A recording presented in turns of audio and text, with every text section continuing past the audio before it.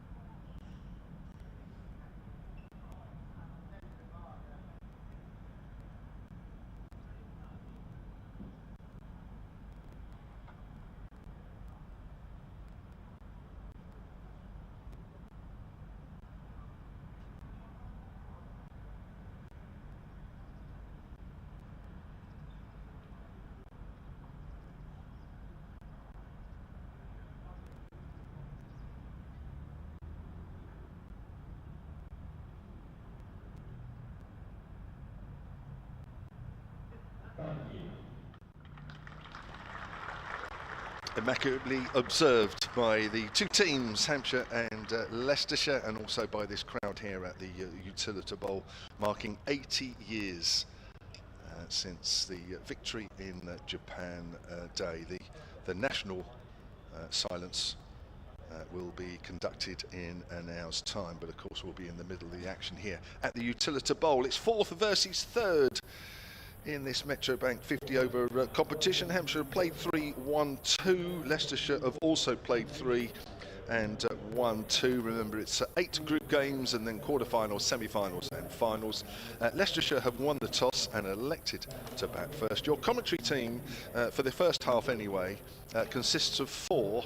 A little later you'll hear from former Hampshire women's player Gemma Green. We've also got Brad Taylor amongst his many roles.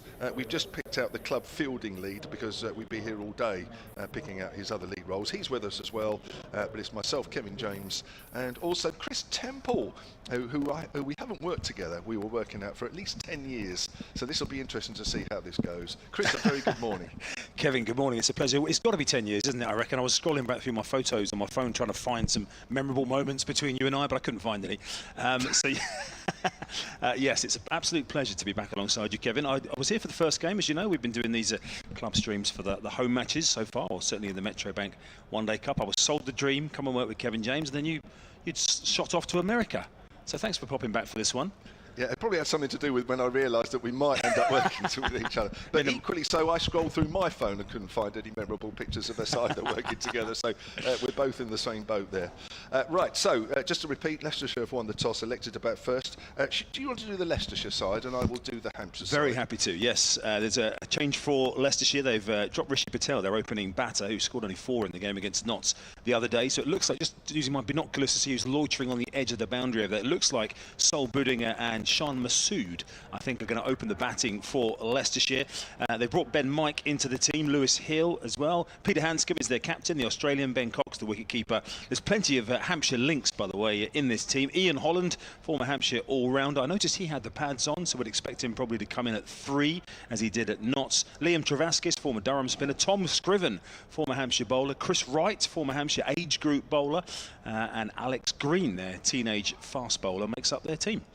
Yeah, just seeing the pictures there of the Hampshire dugout there, just in front of the pavilion in their one-day blue colours. They've made 3 changes for this game, 1 enforced in that poor Joe Weatherly, well, a couple of enforced really, but Joe Weatherly, we'll focus on him first up. He got a painful blow on the arm in the last game against Worcestershire. They're waiting for results of an X-ray for him, so he makes way. Tilak Varma has gone back to India after playing 3 matches. There's no place today for the young all-rounder Dominic Kelly, so in come Kyle Abbott, playing his second game in this competition. Fletcher Middleton, his first game in this competition. And Brad Wheel playing his first game for 3 months after a bruised heel injury. Has taken quite a while to clear up. So Hampshire are Ali Orr, Nick Gubbins, the captain. Brandon McMullen, looking forward to seeing him play, the Scottish all-rounder. Tom Prest, Fletcher Middleton, as I say. Ben Mays, I haven't actually seen him play yet, but made an impact straight away in this competition with a quick-fire 70. Felix Organ, Andrew Neil, Kyle Abbott, Eddie Jack, and Brad Wheel. Those are your 2 teams in a sunny, or at a sunny, Utilita Bowl. Yes, it is beautiful. Good crowd early in for this 11 o'clock start. We had about 3,000 in for the first home game here, the excellent win over Essex. Of course, Hampshire just looking to bounce back from that performance at Worcester a couple of days ago, when unfortunately bowled out for less than 200, and Worcestershire knocking them off pretty comfortably. Leicestershire coming here off the back of scoring 333 against Notts and managing to defend that pretty easily, winning by 124 runs. So these 2 teams coming here in opposite form. Just a bit of running changes being done to the sight screen at the pavilion end, as you can see there. Umpire Ant Harris and the non-striking batter. What are they trying to get moved? It's the door above the clock. I think that's the problem on the pavilion, right where all the very important people sit, where Kevin sometimes sits. Well, it's the opposite. We're at the opposite end to where the non-striker batter is looking, so that will give you an idea where we are. There was some sort of announcement there which I didn't quite understand what was going on. Oh, Kyle Abbott is going to open the bowling, which has obviously proved very popular already this morning with this crowd. So the interesting colours, Leicestershire. They are. Orange tops, a sort of a lime green trouser matched by their pads. Here's Kyle Abbott then from the pavilion end then. Right arm over, gets the game underway. It comes in a little to Ian Holland. I think that the applause was for him as much as anybody, as much as the announcement of Kyle Abbott. Ian Holland, of course, a very familiar face here. Played for Hampshire between 2017 and 2023. Yeah, there were 3 of them loitering down there with pads on. So Masood is going to come in at number 3. Ian Holland promoted to open in the absence of Rishi Patel. And there was a warm round of applause when the Leicestershire batters were announced by Robbie on the PA. So I think you're right, Ian Holland would certainly have been a recipient of some of that warmth. But 2 slips weight. Comes in again. Pounding in. Forward is Holland. Just pushes that comfortably up towards mid-off. He's really made an impact, hasn't he, Ian Holland, since leaving here, where, you know, had some opportunities but not as many as he wanted, but all of a sudden now he's really been flourishing at Leicestershire in these last couple of seasons. Up opening the batting now. Obviously we'll bowl later on as well, but a very good servant here with this sort of unique route into the game, wasn't it? Very late. USA international these days. Yeah, but he hasn't played for the USA for a while. Comes in again, another good length ball, which Holland again just pushes up towards mid-off. Yeah, he played 25 List A games in his time for Hampshire. Played Major League Cricket for Washington in July. Yeah, it's big movements there, isn't it, in terms of the push of cricket in America, with obviously T20 coming back to the Olympics, or coming to the Olympics in LA 28 as well. Yeah. I've seen Major League Cricket, it sort of passed me by a little bit this year. I think there's so much else going on, isn't there? It clashes with the blast, and it didn't feel like it quite had the impact, the cut through over here anyway, certainly with me. Well, now I'll tell you an interesting story about that. Well, it's interesting to me. It comes Abbott into Holland. Holland's pushing forward. It's gone out towards backward a point. There's no run. So, as you know, I've just been to America. I do know that. Yeah. Yes, have I mentioned that? And there was a toss-up apparently that my younger daughter, who was with us, was looking to get some sporting tickets, and her first thought was to get some tickets to a Major League Cricket game. And in the end, because there wasn't one in the vicinity of where we were on the Californian coast, she said, oh, well, we ended up getting tickets to the baseball. And I said, thank goodness for that. Absolutely. As much as I love cricket, again it's accurate, and again Holland is forced to just play defensively. So yes, we went to a baseball game instead of Major League Cricket, and I have to say, when she said that to me, I said, no, honestly, don't worry, that is what I would have chosen. So yeah, I didn't watch any Major League Cricket. What I would have said is, you're joking. Why have you got tickets for the baseball? I've spent cricket all my life. I wanted to watch more cricket. I wanted to come all the way to America and watch some more. I think that would be the last thing I'd want to watch if you went to America. Yeah, There's a few things on the list ahead of that if you're going to watch American sports. Agreed. And as much as it's sort of making some strides, you're right, actually. I think it sort of passed by a little bit this year. But yeah, they lost in the final to New York, did Washington. Edged, it's a catch. Good diving catch by Ben Mays in front of first slip, and there's the first wicket of the morning in the first over. Just bounced a little bit outside the off stump. Holland goes for no score. I'm sure he would have loved to score some runs against his former club. And Leicestershire are 0 for 1. We'll have a look at this catch from Ben Mays. A little bit of extra bounce, as you say, from Abbott. Not quite at full length, but very close to it. It would have, I think, made it to first slip, but Ben Mays, when you're a keeper and you decide to go, you've got to make it yours. And Ben Mays, what we've talked about, is all-round talent, and you can see that even with the way he keeps wicket with athleticism like that. It's a brilliant catch. It's a sharp delivery from Abbott. Brad Taylor was talking with us just before we came on air about that little bit of extra bounce that these hybrid pitches can sometimes deliver, and we saw a little bit of that there in dismissing Ian Holland. So that's the first over completed on the 6th ball of the opening over. Just to repeat, Leicestershire have won the toss, elected to bat first. You can kind of understand the decision because this is a pitch that was played on a couple of days ago in the 100, where the Superchargers were the visitors here. And it was the same pitch that was also used on the previous Sunday. Just watching that again. That is a great catch from young Ben Mays, 17 years of age. Made his mark already in this competition with the bat, and there he is, straight in the action this morning. Yeah, from behind, I think it looks even better from behind, I think. The angle that we're actually watching live, the opposite end to where they were bowling from. As the new batter coming out to the middle is Lewis Hill, one of the changes to the Leicestershire team. And we had very little time to talk about Ian Holland in America because he's back in the hutch already. Just as well we got that time in. Just as well we got your story about America well, out. I know. So Brad Wheel has the ball in his hand at our commentary end, the hotel end. It's a bright, warm, sunny day here at the Utilita Bowl. Temperatures due to get up towards 27, 28 degrees again. It's great to see Brad Wheel back in amongst it here. Hampshire have had a pretty inexperienced bowling lineup, and I think that is told on a couple of occasions. It's a fantastic exposure for these young players. But with Abbott and Wheel opening up here, that attack's got a slightly different feel, isn't it? So, Sol Budinger on strike for his first delivery. As in comes Wheel and Bolstrom, and Budinger squirted that through just behind square on the offside, where the tumbling attempt to field it was unsuccessful. Just backward of point. And Budinger is off the mark. He can be a dangerous character when he gets going. Scored 100 the other day. Yeah, 102. In that win over Notts. Yes, he doesn't hold back. No, and why would you as well? He's another one who's had a career that's taken off in the second half, isn't it? Really, he was at Notts for a while and then made the move to Leicester and is now showing them what he's missing. And he enjoyed, I'm sure, scoring 100 against Notts the other day. It's Lewis Hill comes on to strike. Wicketkeeper, of course, as well, won't have the gloves today. They've got all manner of wicketkeepers in their team today. Leicestershire, as that one's left alone outside the off stump. 3 of them, I think, if I'm probably missing one. Lewis Hill, Ben Cox will have their gloves. Peter Hanscom, of course, has kept wicket as well. But Lewis Hill into the team as a batter, 34 years of age. He's a veteran of 80 list A games. A couple of scores so far, 20 against Surrey down at Guildford, and then 4 in the game against Gloucestershire at Bristol. Been mainly on the road so far, Leicestershire. As in comes Wheel again, and that's again left alone by Hill, getting those hands nice and high out of the way outside the off stump.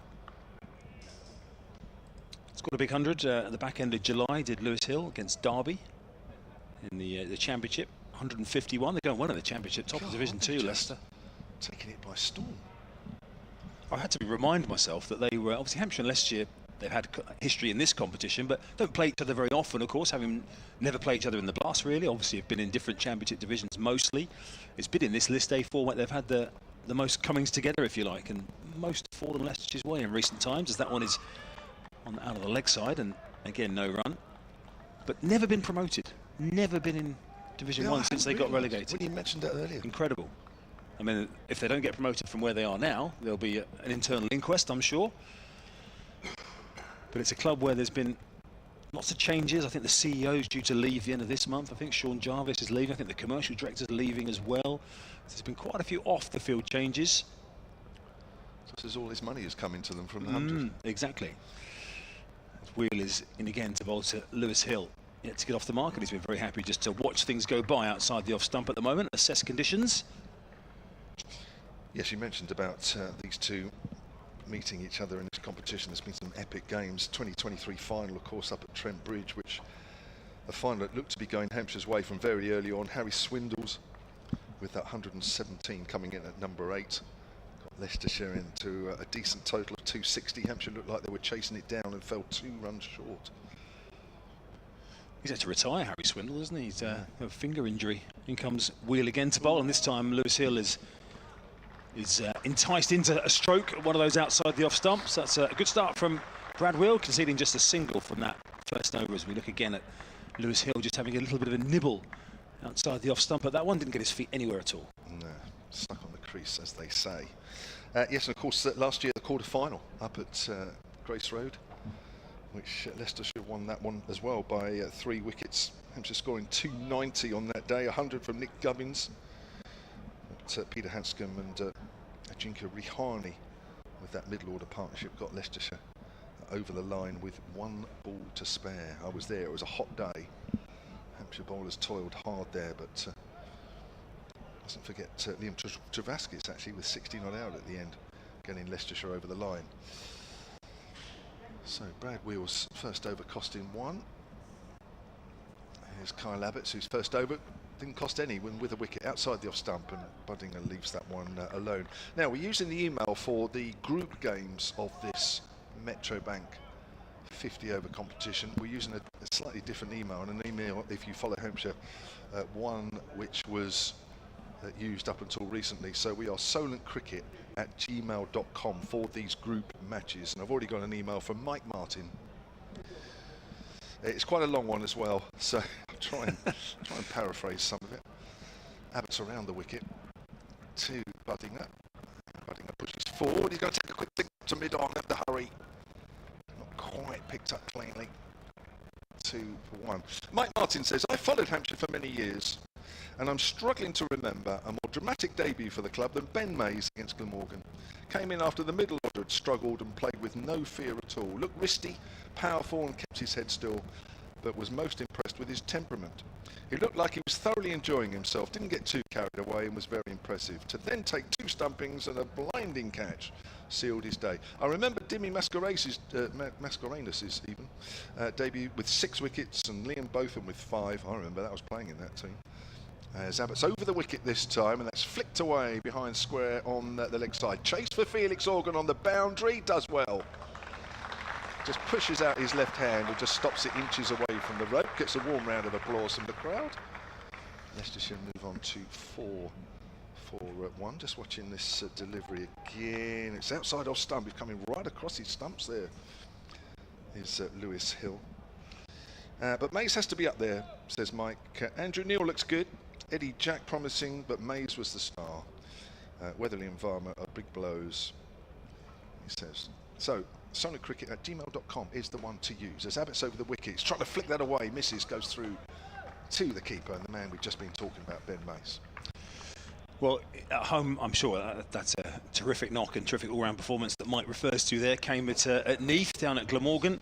I'm sure he'd be happy for a big score today. There was a real sort of sense of expectation when he walked out to bat here in the first game against Essex on home soil.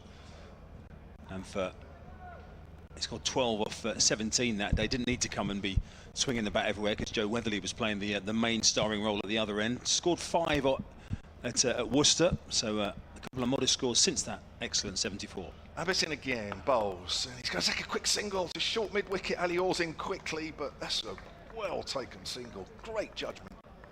Orr's in there to stop that. Had to go quickly, both batters, and that's exactly what they did. There's a couple of hands on heads behind the wicket there, as that single was taken.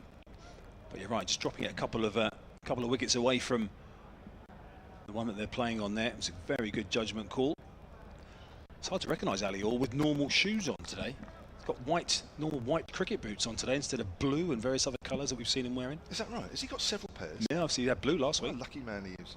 That's edged. Oh, past the diving second slip. He's going for 4. He just pushed the bat out away from his body there, Sol Boddinger. And he just got it past the diving efforts of Andrew Neil. And it's 4 runs to end the over, 9-4-1. Well, again, his feet almost took a shuffle away from the ball there, didn't he? And just created that room between his body and the bat, having a little bit of a fish at it, and was lucky to get away with that one. Boddinger at the end of that over. So there's one or two things happening out there, as we see a replay again here from the opposite angle.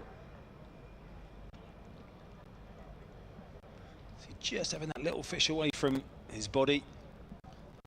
Kyle Abbott turning away in disgust. That one flew past second slip and away for 4.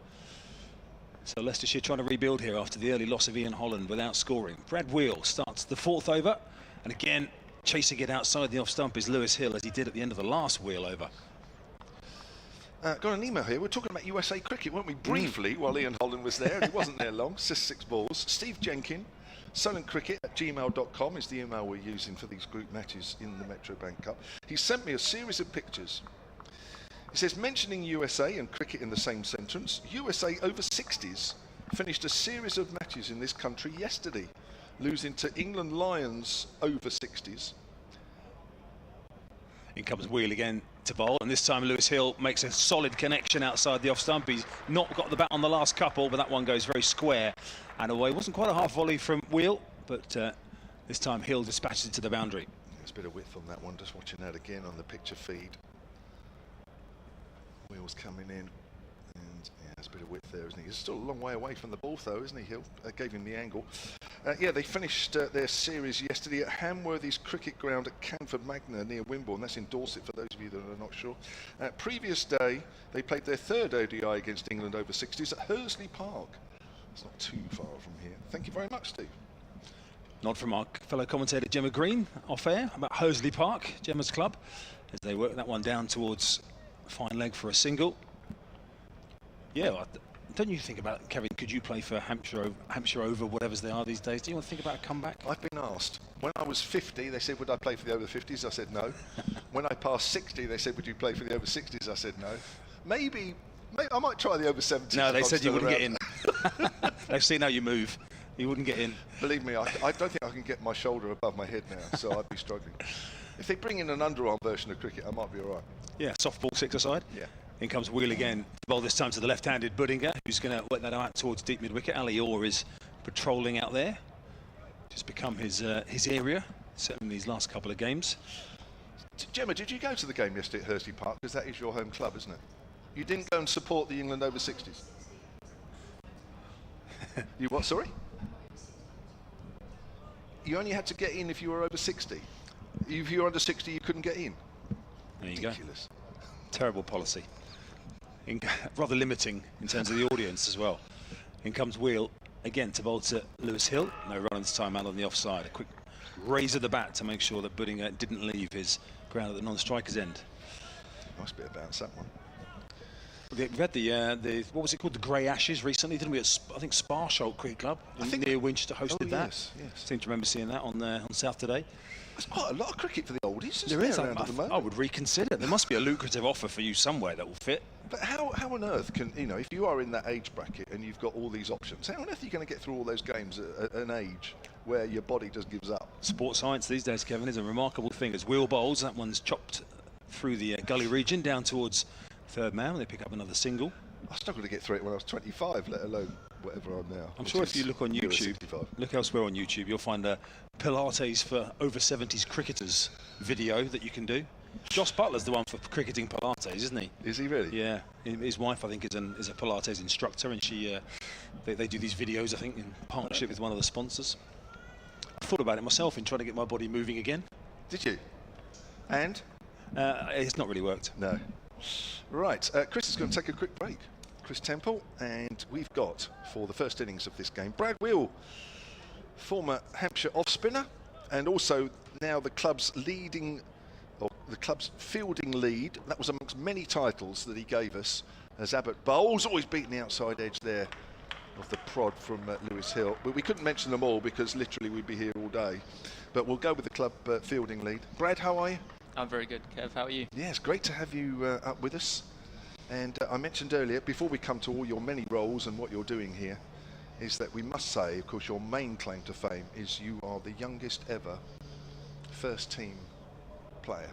Yeah, just managed to hang on to it this year with Manny and Maisie playing this year. Yeah, so yeah, it's great to be up here. I mean, what a view!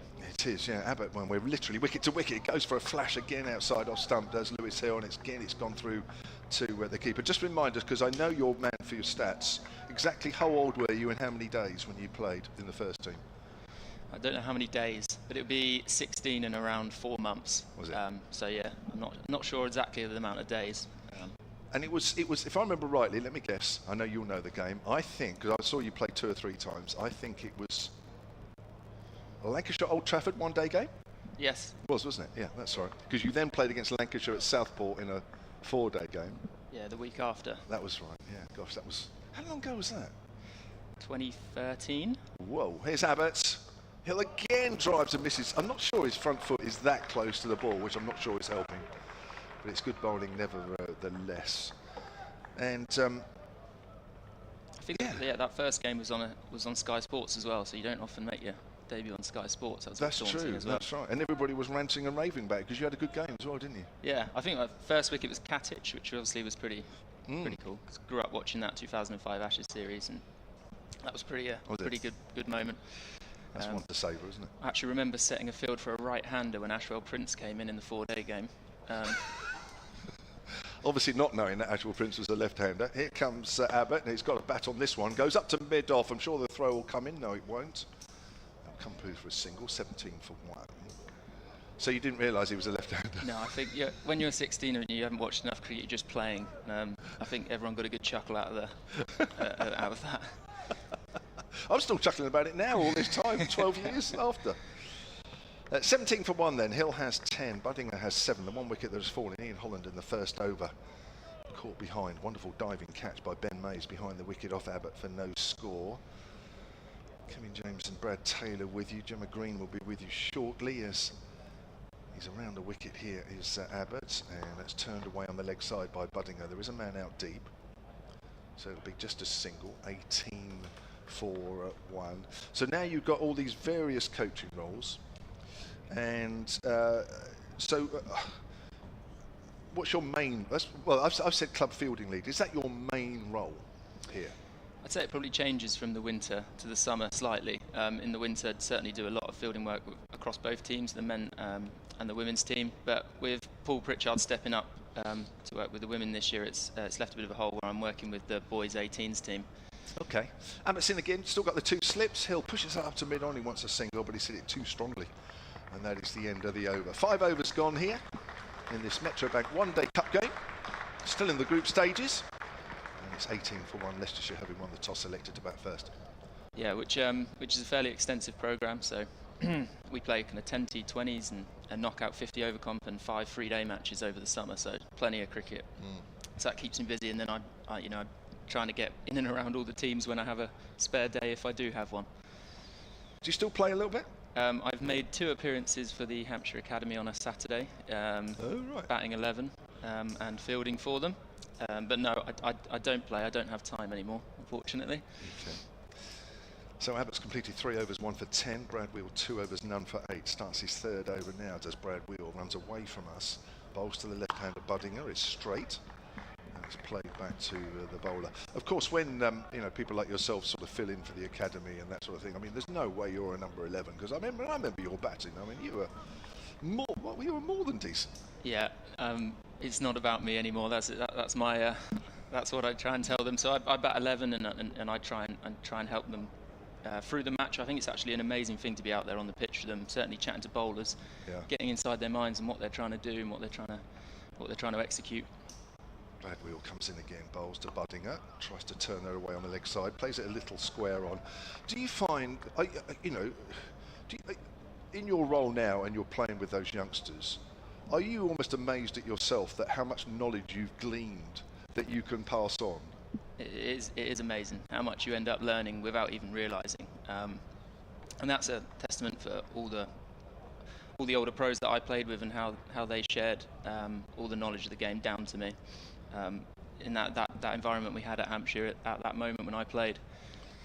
In again his wheel, a little bit of bounce, does it well to keep it down and guide it down to third man, does Badingham. He moves on to 19 for 1. And it's so invaluable, isn't it? With I mean, the academy, they won the Southern League last year, didn't they, as well? I'm not sure that was planned, was it really? I'm not sure you guys are supposed to win the league, are you? No, we do go out and try and win every game. But yeah, the first time that's ever happened, which is incredible. Yeah. Yeah, it was a very, very nervy last game of the year last year. Yeah. It was an amazing effort. Here's Wheel bowls. It's pulled away on the leg side, just sort of helped through mid-wicket rather than hit with any power. It's fielded by Fletcher Middleton into the side, playing his first game in this competition this year. And whereabouts are you guys this year? We're sitting fourth. Right. We've had a steady year. We've had probably more kind of in and out than we've ever had in terms of team looking different week on week because of the lack of rain we've had this year. Our fast bowlers' workloads are through the roof, so resting and making sure we're prioritising the right games for these young guys is key. That's for sure. Brad Wheel comes in again. That's driven, found the gap through extra cover. That's a beautiful shot from Lewis Hill. Nicely timed, well appreciated by this crowd here at the Utilita Bowl.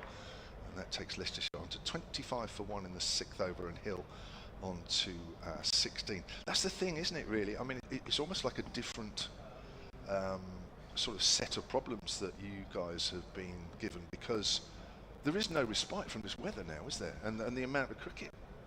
No, I mean, I'm obviously delighted just as a fellow spinner myself, just to see the spinners getting into the game. I mean, it's been an amazing summer for the young spinners to learn how to bowl on these types of pitches. So that's been a really, and obviously batters to be able to find a way on surfaces that are gripping.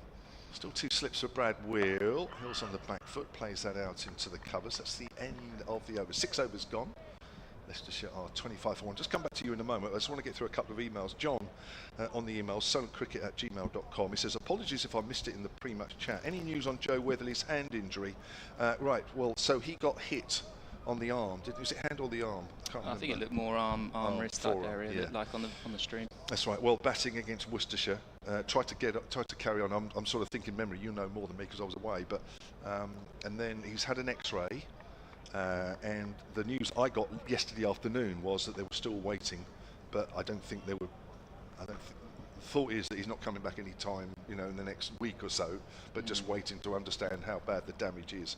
So I think Brad is nodding in approval, so that's what I understand. Around the wicket here, Abbott, length ball to Buddingham, plays it back to the bowler. So we'll have to wait really on news of the results of that email.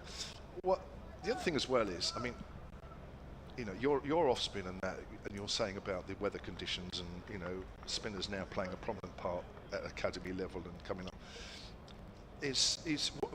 What are the main points that you get across to the youngsters at bowl spin? I think that it's a craft, and it's going to take years. I talk a lot about the bits that a lot of young spinners lack these days. Abbott seeing Buddingham just guides that down to third for a single, 26 for 1. And I think a lot of young spinners think about it's just what comes out of their hand and what the ball that they're able to bowl, but actually the craft of bowling spin, the tactical side and the theatre that you can create. Obviously Shane Warne here was the master of that, and I think trying to get that across, and there's just so many different elements to bowling spin that I love, just in terms of field placements. It is just, you could talk for hours just on how you can set fields and what that might make the batter do, and then where the ball might then go, and it's endless really in terms of that learning process. Abbottson again from the pavilion end, bowling to Lewis Hills, coming down the wicket short, he's trying to pull that away, he's got a glove, it's through to Ben Mays, who's taken his second catch of the innings. It's the second wicket of the innings, the second one for Abbott. Hill goes for 16 and it's 26 for 2. That's an amazing piece of bowling. I don't reckon he's actually fought bouncer as he's done that, I reckon, as he's seen him come down. That's an amazing bit of bowling. That certainly is. Don't often associate bouncers with Kyle Abbott, but maybe Lewis Hill just telegraphing that movement perhaps a fraction too early, and that's the perfect height, the perfect line as well, and it tucked Lewis up, and that's a good simple catch for Ben Mays. So something I'm not sure you're aware of, but actually the first time that Ben Mays put some wicket-keeping gloves on was actually April this year. Is that right? Yes.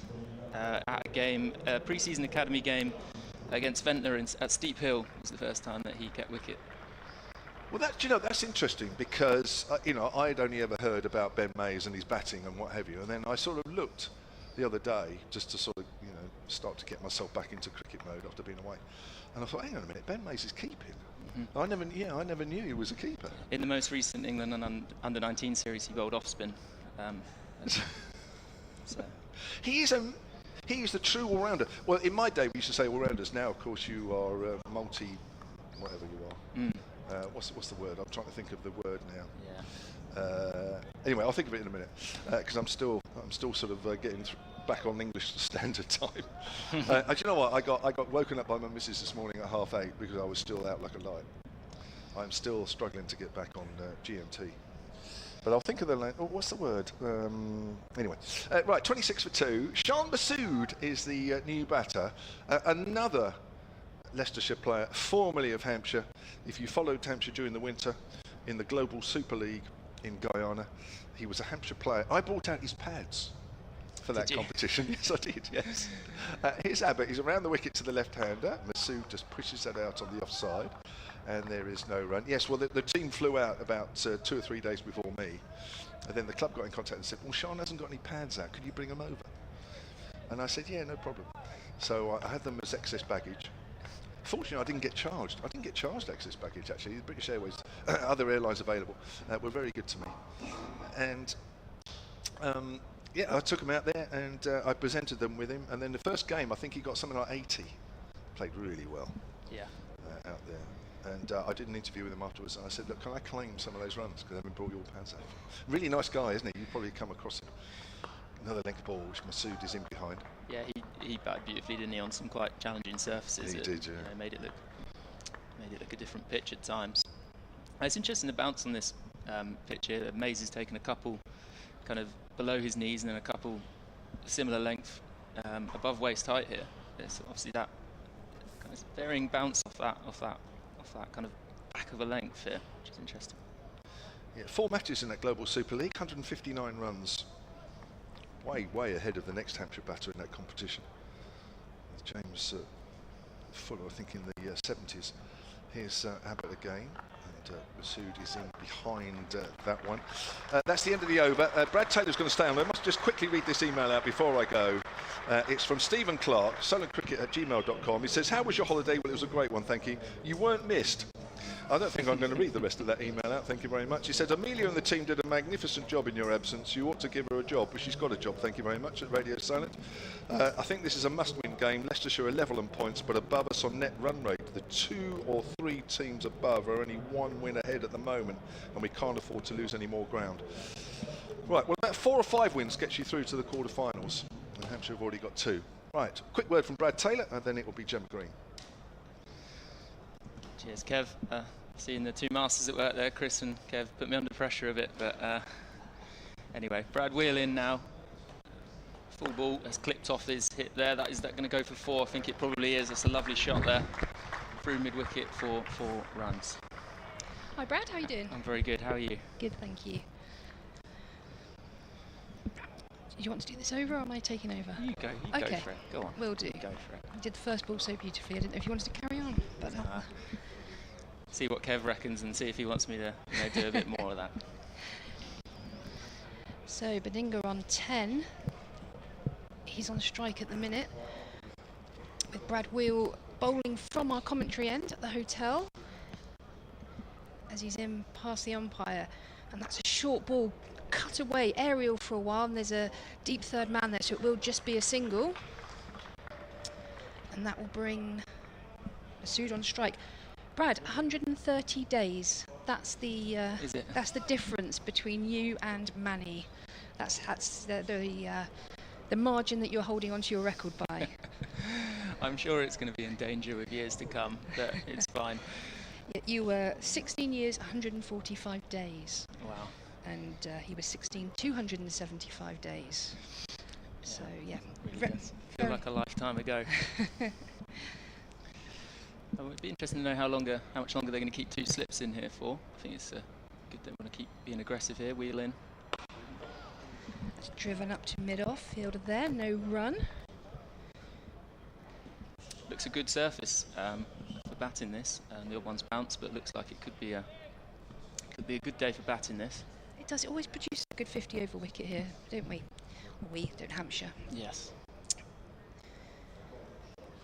I'm a big fan of the Leicester kit, nice and colourful. Oh, yeah. Yeah. It's amazing, all these guys, all the different colour pads they have to carry around if you play for all these different teams. We can get Kev to bring them.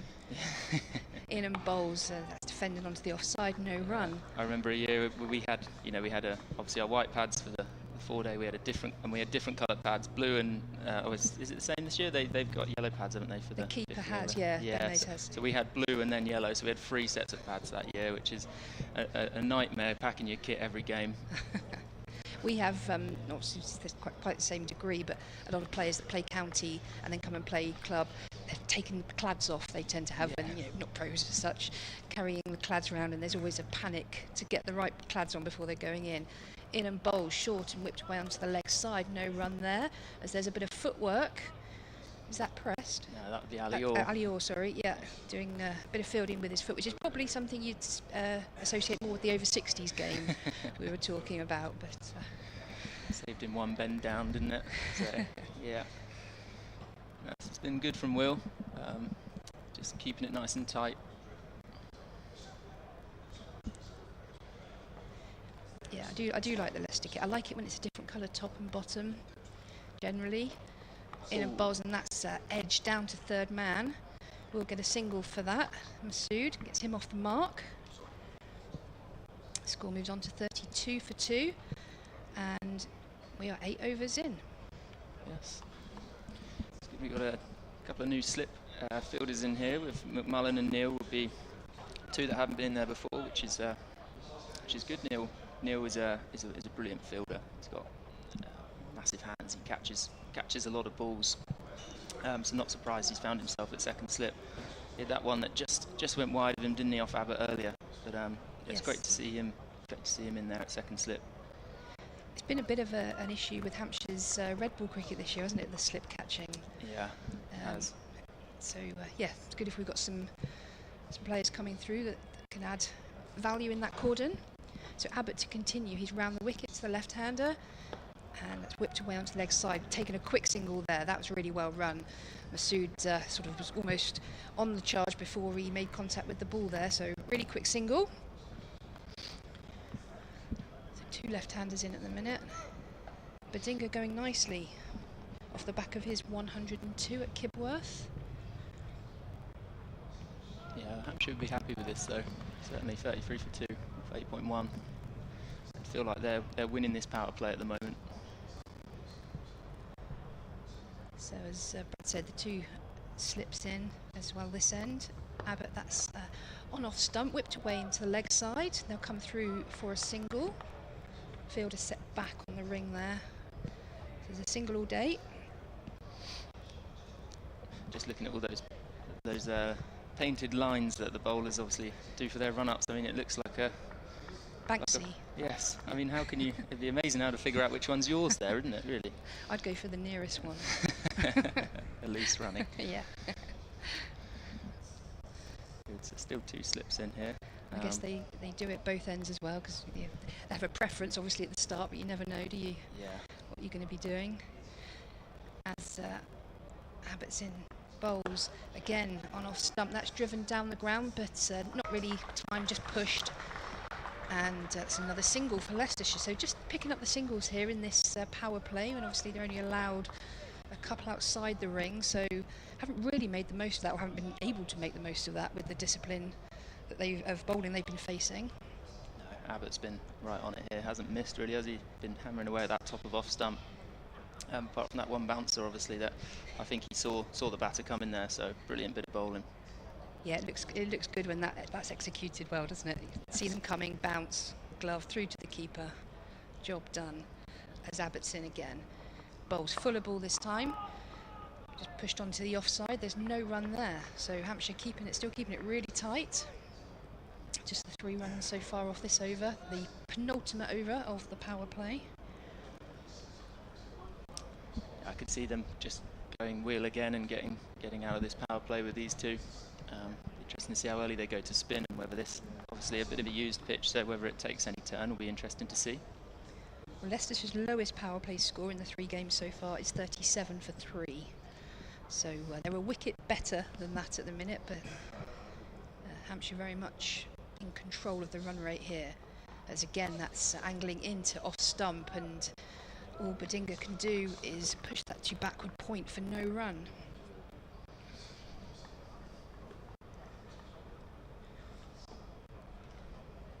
So what was your favourite kit that you ever played in? Oh, it's been a lot, hasn't it? Do you like them more like Hampshire now, or other than the pads, they're just in navy blue, top to bottom, or do you prefer it when there is a bit of colour splashed in there? I like a bit of colour. I just think I've always liked that. I've always worn colourful shoes and colourful socks, lucky. So I like a bit of colour, but I do like how traditional and how smart this does look. Abbott in, Fuller ball, and this time it does beat that field on the offside, and it's lovely outfield. There is a chase, but that will be 4 runs, 4 to Bedinga. It's been a while since the last boundary, but he did pierce the gap in that one. Yeah, Abbott was frustrated with himself there. I mean, he's not missed by much. That just shows the small margins, really, isn't it? That's, yeah, just a couple of stumps of width, but not missed by much. That's really flown across the outfield. So Leicestershire are 39 for 2. There's 1 over left in the power play. We're assuming Brad Wheel's going to take that to finish up proceedings with the initial restrictions. Still going with the 2 slips. So yeah, I think this is where one-day cricket's at now, isn't it? It's always trying to take wickets and trying to be positive. The best way to stop those runs is taking wickets. It's had to, any white ball cricket's had to kind of go in that vein, has it? Because the batting's become so much more positive, so therefore the fielding's had to sort of become positive as well to counter that. So yeah, as you say, 10th over, we've still got 2 slips in place. We have seen 1 edged past second slip. That's full, driven, and they take another quick single. They've been really good at picking up those singles in the ring today. Obviously, as I say, we've got a strong presence in the ring during the power play, but they've been able to use soft hands when needed and pick up the single if there's nothing bigger on offer. Yeah, no, it is key to keep rotating the strike in the power play, because if you're going dot and then just getting that 1 boundary, obviously you're scoring at 4s. So being able to rotate the strike, also as fielders sometimes you find yourself trying to creep in, and then there's more option for that, more opportunity for that boundary to go through the ring as well. So. Brad Wheel in and bowls a shorter ball, and that's cut away and well timed. It's cut just behind square on the offside, and that will be 4 runs. 4 runs to Bedinga, who moves on to 24. Bit of width again. I saw a second slip going into a kind of gully region there, so I wonder if they were just trying to see if they could get a bit more extra bounce off the back of a length. Try to see if they can get a catch at gully there.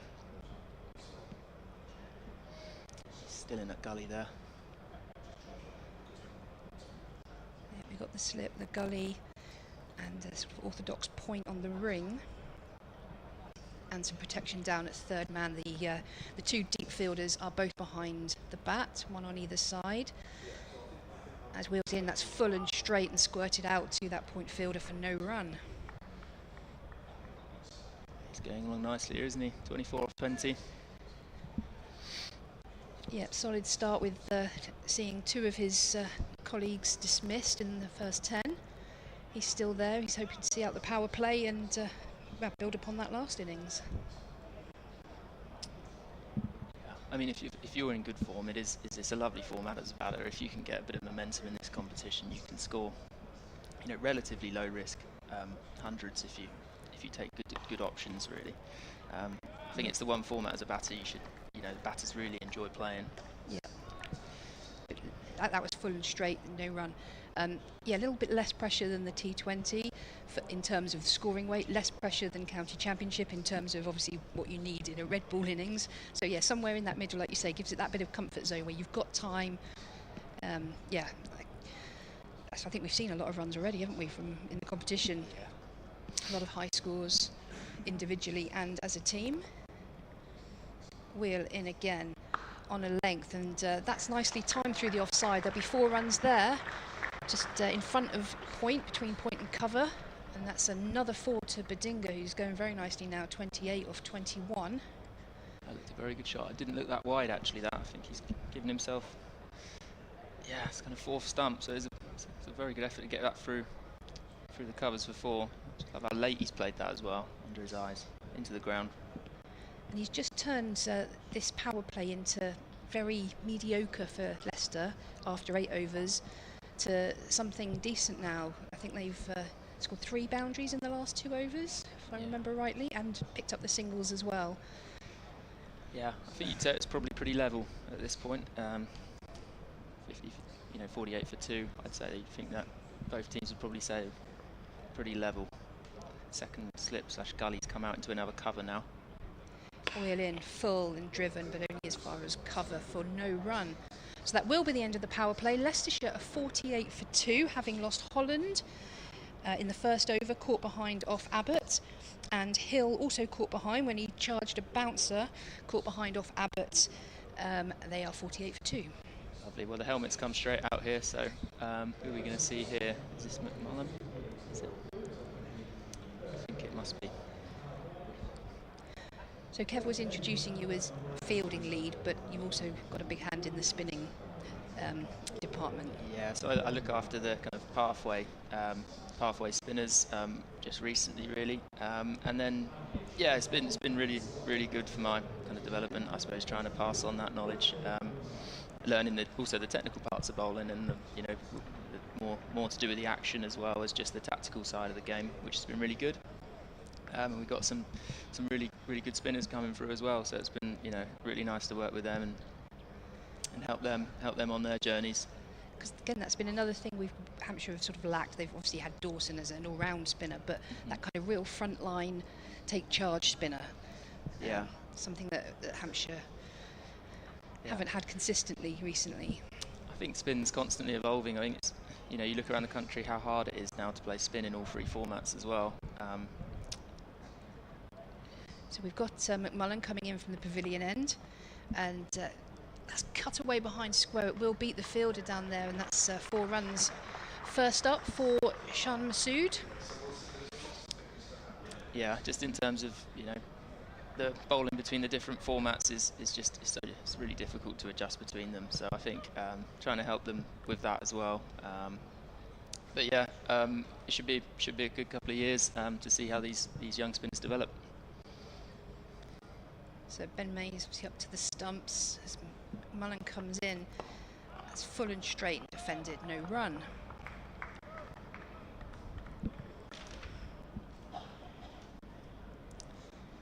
Both these batters have given themselves a little bit of room here, haven't they? Tried to get that ball through the offside, get it either side of point. They're still going with a first slip. So McMullen in again from the pavilion end, slightly back of a length, and that enables Masood to work that behind square on the offside, fielded by a deep wide 3rd man. So we've, as I say, the power play's over now, so we've got a couple of extra fielders. Well, one I can see, I think Hampshire put out. So we've got a deep 3rd man, deep cover, and a deep backward square. Yeah, he's obviously with no fine leg, he's going to have to be pretty disciplined with this line here around off stump. And he comes in, and that wasn't, and he's whipped that luckily to the fielder out there, that deep square, but that wasn't quite the line you were saying he needed to bowl, and a little bit back of a length, but he got away with it, just a single. Yeah, I think they kind of have to go to this to be able to keep that slip in, don't they, really? They're still looking to try and take wickets.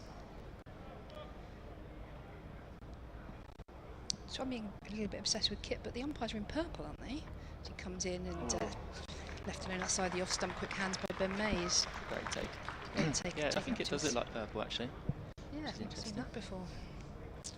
You'd like to see more colour there, wouldn't you? I would. Yeah. Little flash of green or pink or something, I don't know. No one lets me design a kit, and there's a reason for that.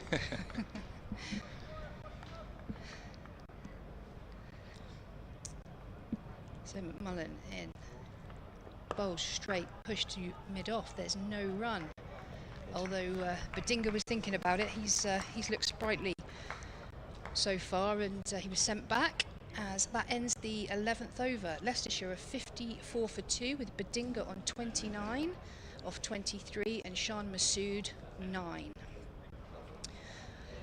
We're going to have another change of bowler, so just to remind you that Kyle Abbott and Brad Wheel bowled their 5 each in the power play. We've had Brandon McMullen from the pavilion end for the 11th, and we're going to have Felix Organ from the commentary end. Hi, Chris. Hello, Gemma. Lovely to be here. Thanks to Brad for the last half hour. He'll be back very shortly. Brad Taylor, Hampshire fielding lead and various other things. Youngest player. Felix Organ into the attack, as you say. A couple of wickets so far in the competition. Went around a little bit in the game at Worcester. 4 overs for 27. But bowled tidily in the other 2 matches. 1 for 33 in the opening game against Glamorgan, and then 1 for 32 off his 7 here against Essex. Bowled nicely. So as you say, with those power play restrictions lifted, some early spin here for Hampshire. Yeah, they've gone to it straight away as soon as those restrictions were lifted. Quick spin from the other end. More sort of orthodox from Felix Organ as he comes in and bowls round the wicket. It's full straight up and there's no run. Got a couple more emails that we'll get to. If you are watching or listening, then it's solentcricket@gmail.com. Whether you're watching from Hampshire, Leicestershire or neutral perspective, solentcricket@gmail.com to get in touch with the team here today. Organ in again, and this time Badinga gives himself a little bit of room and slaps that through the offside, picks up a single. We have been pulled up early on our pronunciation of Badinga, which is partly my fault because I started saying it wrong. It's like hinge apparently, so it's Badinga. Badinga. Budinger. Hang on, Budinger. There you go. Budinger. I was following your lead. Yeah, my fault. That was my fault. I got it wrong, and then everybody followed. So Budinger. Budinger. Yeah, like ginger. Budinger. Noted. Thank you, whoever corrected us on that. Organ in, and again a little bit of room outside the offside allows Shan Masood to cut that for a single. It's one of those now. It's now trying to get that wrong pronunciation out of our mind and get it right. So Sol, easy to call him Sol. Yeah. Solomon to his friends, but Sol. Or Buddy. that'll work as well. So Felix Organ, tidy start, 2 singles off the first 3 balls in. Again, that's 4, and this is lofted straight down the ground. Lovely shot, and that's going to go all the way, 6 over long off. That was a beautiful pickup. Didn't try to overhit that at all. Just stayed in the shot, watched it sail over the rope. Yeah. 6 runs. Beautiful. That cleared the rope by a good 5 or 6 metres coming down towards us. Long on is out for the left-hander, but mid off is up in the circle. Yeah, Badinga moves on to 36. Did I say that right? Badinga. I'm worried now. Badinga. And that's just nurdled onto the offside, picks up a single, gets himself down the other end. I think I've caused more chaos by trying to correct it now than think of Budweiser. Other beers are available like Sol and other beers as well. Budinger. Budinger. Anyway, Masood's on strike now, so I can breathe, I can relax. Easier to say. Felix, well, that's bowled on a leg stump, worked way into the leg side for no run. That completes the over. Leicestershire are 63 for 2. I nearly said Lancashire. I'm counting everything. Everything's gone to pieces now. Yeah. Let's get a couple of these emails out. Chris Nichol, thanks for your email. Currently watching the coverage of the game. We're a distant link to Hampshire. When I was young, we used to go on holiday to Hayling Island. That'll be warm down there today. Cool. I didn't have 100% interest in cricket. Hampshire, and especially the 2 openers, Richards and Greenwich, Barry Richards and Gordon Greenwich, changed this. They were special. I also used to go to the United Services ground in Portsmouth, a very special place. Thank you for allowing me the opportunity to watch from afar. Chris, good to have you on board watching. Tell you what, it'll be busy down around United Services in Portsmouth today as well, down around Portsmouth and Southsea with the weather like it is in the summer holidays. That is a very, very popular spot, the seafront at Southsea. There's not to be confused with Portsmouth Cricket Club, of course, which is actually on the seafront at Southsea. I'm sure that's a lovely spot to. Absolutely. Although I reckon 50 overs in the field down there today would feel quite long in this weather. Yes, there's a very fine margin in England where we're happy with the weather for cricket, isn't it? Yeah. It's too cold. Okay, too hot. Yeah. Cancel the game. It's a very fine sort of window that we have that's acceptable to English people. Here's Brandon McMullen starting his second over. First one went for 6, as you can see. That's veering down the leg side, which is not the line that he wants to be bowling, because he hasn't got a fine leg. There's no protection behind the wicketkeeper Ben Mays on the boundary down there. He's got a deep backward square away to the left as we're looking. He's got other protection on the fence. He's got a square cover on the fence, and he's got a third man as well. But he hasn't got anybody behind the keeper on the leg side, so it's a good job that cannoned into the pad, so that was running away for 4. In comes McMullen again to bowl. This one's worked out on the leg side this time by Budinger. No run. Fielded by Eddie Jack in a short mid-wicket. There's a lovely take in the last over from Ben Mays as well. I was absolutely astounded to hear from Brad Taylor that Ben Mays first put on keeping gloves in April. That is absolutely mad. He just looks like he's been doing it for however long. It does, like you say, that take was one of someone that's been doing it forever, up past his left shoulder, no trouble, looked very natural. In comes McMullen again to bowl. This time the drive, they're going to take a quick single on here. The shot, the stumps will come in. They are safely home. The throw, as you can see, was a yard or so off radar. We've got an email from Paul Williams. It's a slightly different tone to the one earlier that said Kevin hadn't been missed. Paul Williams says, great to have you back, Kevin, and we hope you had a good time. Super to have Brad talking with you today. Always loved the way he played, his determination to get the best out of the game. So glad he's doing the same in coaching now. We still have one of the shirts he gave us. Oh, well, there you go. Collector's item. Absolutely. Yeah. And talking about Ben Mays, Brad as the fielding lead has been doing some work with Ben Mays on his keeping as well. So even though Brad wasn't the keeper himself, he's partly responsible for how good Ben Mays is. In comes McMullen again, a bit of width there, flashing, and that has stung Ben Mays, the keeper, who's just out of shot, taking his glove off and wringing his hand there. I hope he's okay, because there was a kitchen sink thrown on that one outside off stump by Masood. Well, let's see on the replay exactly where that caught Mays, but the fact he's got his glove off shows that was a stinger. No, we don't see, in fact, the replay of the ball. So is that why Brad was complimenting the keeping so much, because he's had a hand in it? There's a chance those two things could be linked. Here's McMullen in again to bowl this time. That's whipped away through the leg side by Budinger, and that will be just a single, taking the score on a 66 for 2. Thanks to Richard Ray for your email as well. BBC colleague who just correcting our pronunciation of Budinger. He was going well, 39 off 31. He lost his opening partner Ian Holland, the former Hampshire all-rounder, for a duck in the first over to a brilliant diving catch by Mays, who does seem to be okay, visually at least, from as far as we can tell from this far away, as McMullen is in again to bowl, this time to Masood. There's no run as he turns that one into the leg side to short mid-wicket. Just 2 runs, certainly down against the bowler anyway, from that over from Brandon McMullen, playing his second game for Hampshire. Scotland international all-rounder, 25 years of age. He's got a 5-wicket haul. He's got a century already in one-day international cricket. 35 ODI caps for Scotland, having played, also previously played for the Dubai Capitals, another member of the GMR Group franchises, of course, who now the majority owners of Hampshire and the associated properties of this ground, of which there are plenty. Right, Felix Organ to continue. Field spread a little bit more now. We've got 4 outside, one on the boundary, all in front of square, as you'd assume, off a spinner. And no slip or gully in place now as Felix Organ is round the wicket to Sol. Bottled it. And that's wide outside the off stump. It's carved away on the offside, but brilliantly stopped. Is that Gubbins? That extra cover, I think. Yeah, it is. That was a brilliant stop by the Hampshire captain for a dot ball, as Felix is again off his short run up in bowls, and that's delicately placed behind square on the offside. They come through for a single to the short third man. A female come in here specifically for you, Gemma, asking about your indoor wicket keeping, which we'll come to at the end of the over. Thanks to Paul Whiten for that email. So Felix Organ into Masood, who's on 10.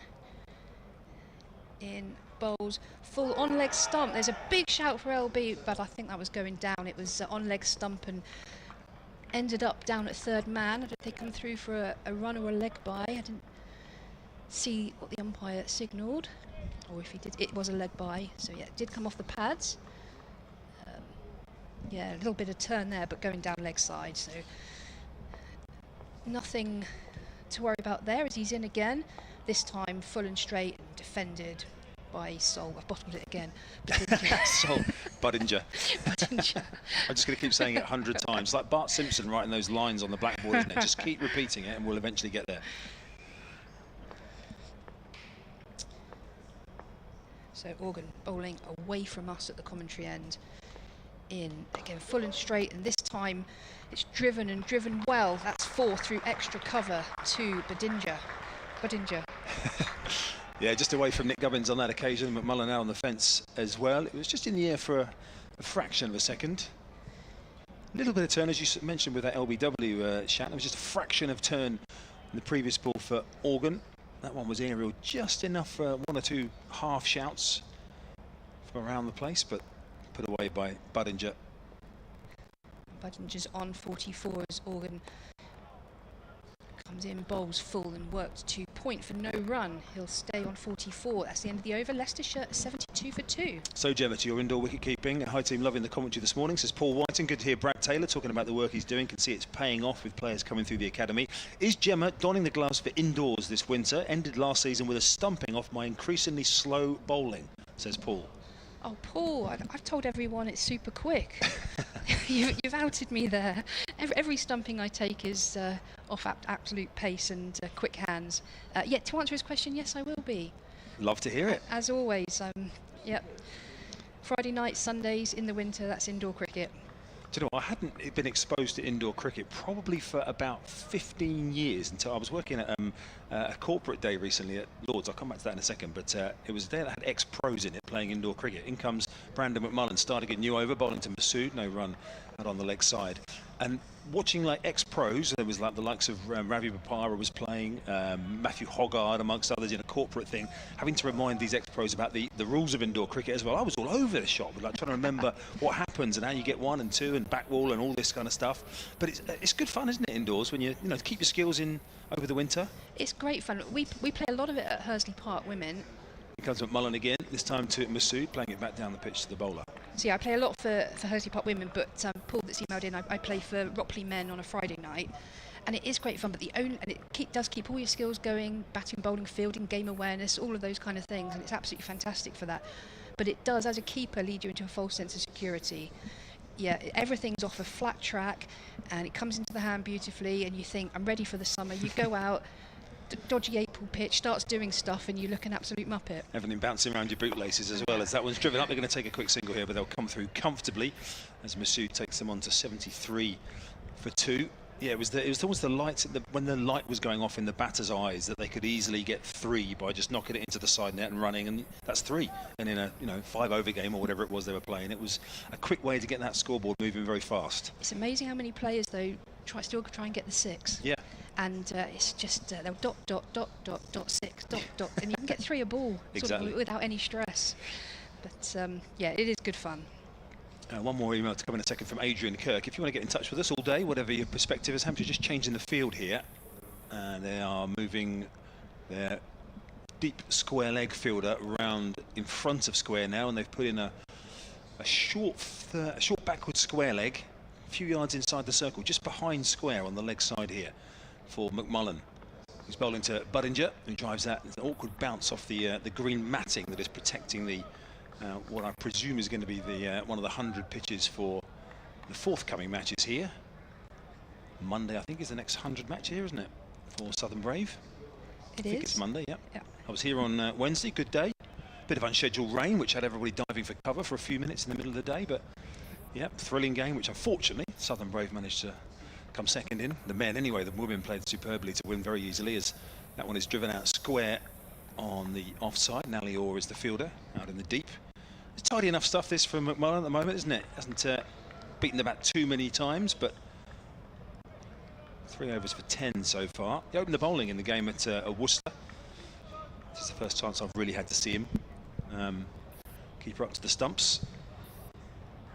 As McMullen finishing what is the 15th over here of the Leicestershire innings, having won the toss and choosing to bat, and that one is another single picked up out towards deep square.